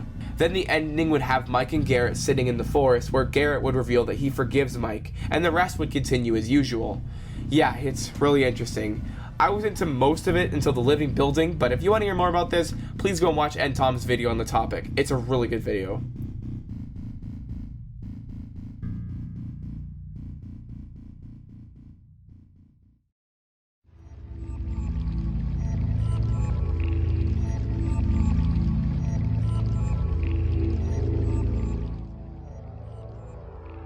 Markiplier cameo. Markiplier, the king of FNAF, was initially set to have a cameo in the movie as the security guard killed at the beginning. They had even prepared his costume for the role. Unfortunately, Markiplier had to drop out due to scheduling conflicts with his own movie, Iron Lung. However, there's still hope that he may appear in the future sequels of the movie, considering its success. Mike's dad is his stepdad. There's been considerable speculation about the identity of Mike Schmidt's father. Originally in the video games, Mike's father is portrayed as William Afton. However, the movie adaptation diverges from this plotline. Mike is not related to William Afton in the film, which has led fans to theorize who his real father might be. One prevailing theory suggests that Mike's father could be Henry Emily, the founder of Fazbear Entertainment and the creator of the original animatronics in the game lore. This theory is based on several clues throughout the movie, including Afton's pause before reading Mike's surname during a career meeting scene, possibly suggesting recognition of the name. However, it's important to note that the film's director, Emma Tammy, confirmed in an interview that Mike Schmidt is not Michael Afton, and related to William Afton in the movie. This was evidenced when Afton says Mike's full name at the end of the movie.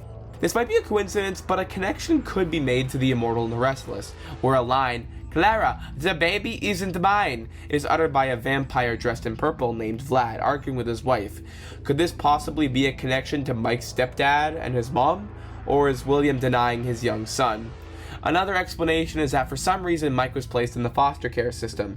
From there, he may be adopted by the Schmidt family, which included a daughter named Abby and a brother named Garrett. Another theory proposes that Mike's mother may have remarried after William's disappearance, arrest, or any other circumstance that the movie didn't show us. In this case, Mike could have been young or not even born when his mother remarried, making his dad actually his stepdad. The Bite of 83 scene. Now that the movie has been released, we know it did not include the highly anticipated Bite of 83 scene, a significant plot point that basically kickstarted the series' lore. This event involves a boy who we're gonna call Evan. It's not his name, but I'm calling him Evan, so shut up. Who suffers a fatal head injury caused by the Fredbear animatronic during his birthday party caused by his brother, Michael Afton. Before the film's release, there was speculation that this scene may be included, especially since Mike was described as being riddled with guilt over a tragedy in his past. This description had led many to believe that this was referencing the bite he caused. However, this was actually just referring to Garrett's abduction. Springlock scene uncut. This most likely refers to the R-rated version of the Springlock scene where Chica drops her cupcake into the suit and tears apart Afton's flesh, which we've already talked about, so we can move on. The cold open guard is Phone Guy. This refers to the theory that the guard in the opening is actually Phone Guy. I mean, it makes enough sense. Phone Guy in FNAF 1 states he was the guard that would be before the current night guard and does get killed by the animatronics during one night, but that's really all the evidence there is. There's no evidence of him recording tapes, and he didn't die while recording a message, so I don't think it's Phone Guy, but you know, there's a theory. Deleted scenes. The FNAF movie had several scenes and elements that were considered but ultimately not included in the final film. Despite the absence of deleted scenes in the DVD extras, information has emerged about what could have been. A behind-the-scenes photo revealed Garrett holding a plushie of Fredbear. The context of this image, whether it was part of a planned scene or simply a candid set photo, remains unclear, but it can possibly link the crying child from FNAF 4 to Garrett.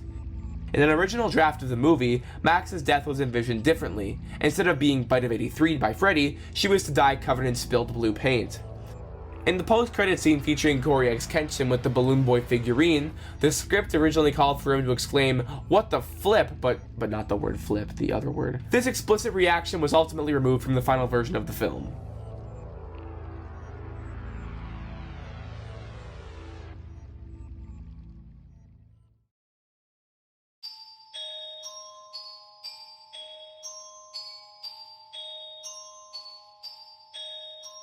The Warner Bros. Version. This entry refers to the initially planned live-action adaptation of FNAF. The movie was supposed to be directed by Gil Keenan, known for his work on films like Monster House and The City of Ember, and distributed by Warner Bros. The plot was intended to focus on lore of the games, including major events such as the Bite of 87 and the missing children's incident. However, the Warner Bros. Version of the film was ultimately cancelled due to several obstacles. First, the technical challenge of getting the animatronics to work properly on set posed a significant problem. Moreover, Warner Bros. Was unable to maintain the film rights to FNAF, contributing to the cancellation decision. The project was also stalled by incomplete narrative elements. The closure to the pre-AAA FNAF storyline, Freddy Fazbear's Pizzeria Simulator, hadn't been released at the time. There is speculation that the film may have been scrapped in favor of other projects like Ready Player One and a Minecraft film. Another contributing factor was the extensive director audition process, eventually leading to Scott Cawthon's announcement of the cancellation on Steam and social media. It's also speculated that the budget required for the movie might have been more than Warner Bros. Was willing to invest. Furthermore, there was difficulties in defining the plot of the movie that were never resolved. Notably, Scott was not satisfied with the direction Warner Bros. Was taking the story. This dissatisfaction led him to approach Blumhouse Pictures to take over the project.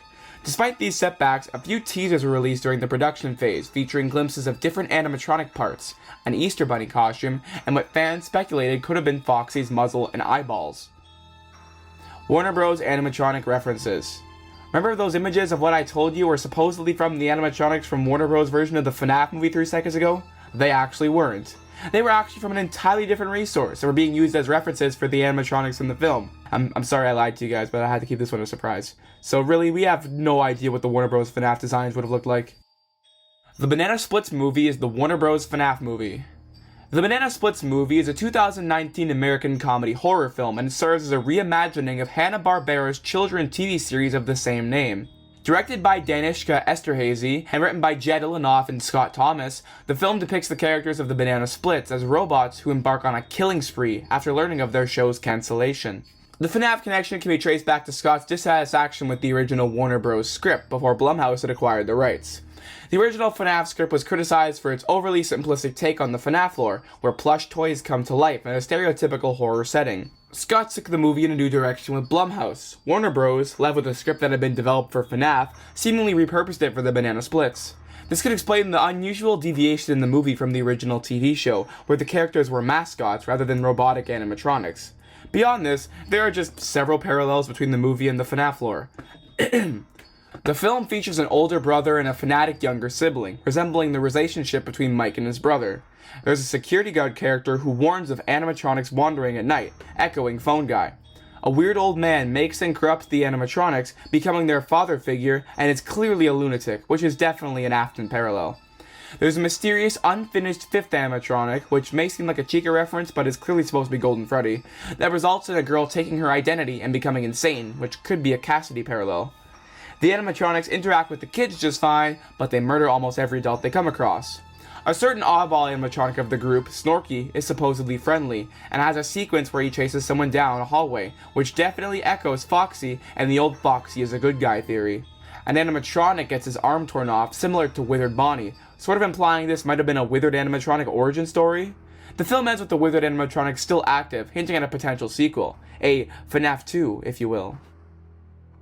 The Warner Bros. Script still exists. It's not uncommon for scripts of cancelled or altered film projects to surface online, piquing the curiosity of fans. From leaked scripts of cancelled horror movies like It, Halloween, and Friday the 13th, to those of various other genres. Speculation is now rife regarding the possible existence and eventual leak of the original script for the FNAF movie by Warner Bros. The script was penned by Tyler Burton Smith before Scott moved it to Blumhouse.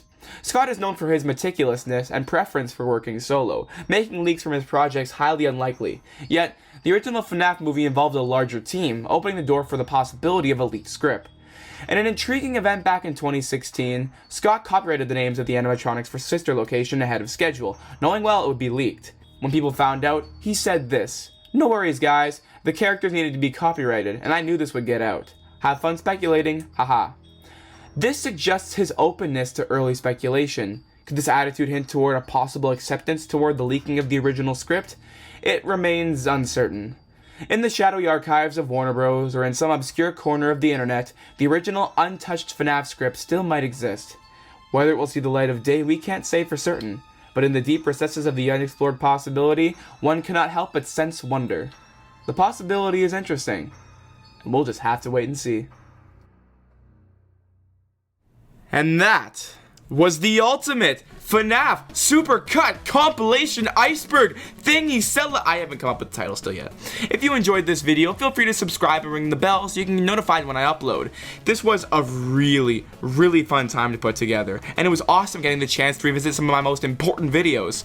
Once again, huge thank you to Natter John for creating the OG Iceberg chart, Dags and Springs for helping me with the Security Breach Iceberg chart, and Clever Kid 12 for the movie Iceberg chart. Check out all of them, they're incredible people, and without them, this video wouldn't have been possible. Also, just reminding you, if you want to see more of my content, I have a second channel called The Lil T Show, where I make skit-based, lore-based videos about gaming as a whole. Reviews, retrospectives, with fun characters and quirky storylines. So if that sort of thing interests you, go check that out. We just crossed 1,000 subscribers, and we're trying to get the channel monetized. So if you'd like to support me whatsoever, please go subscribe and check it out. But you guys know this, you made it to the end of the video. Thank you so much. I've been Average T, and I'll see you on the flip side.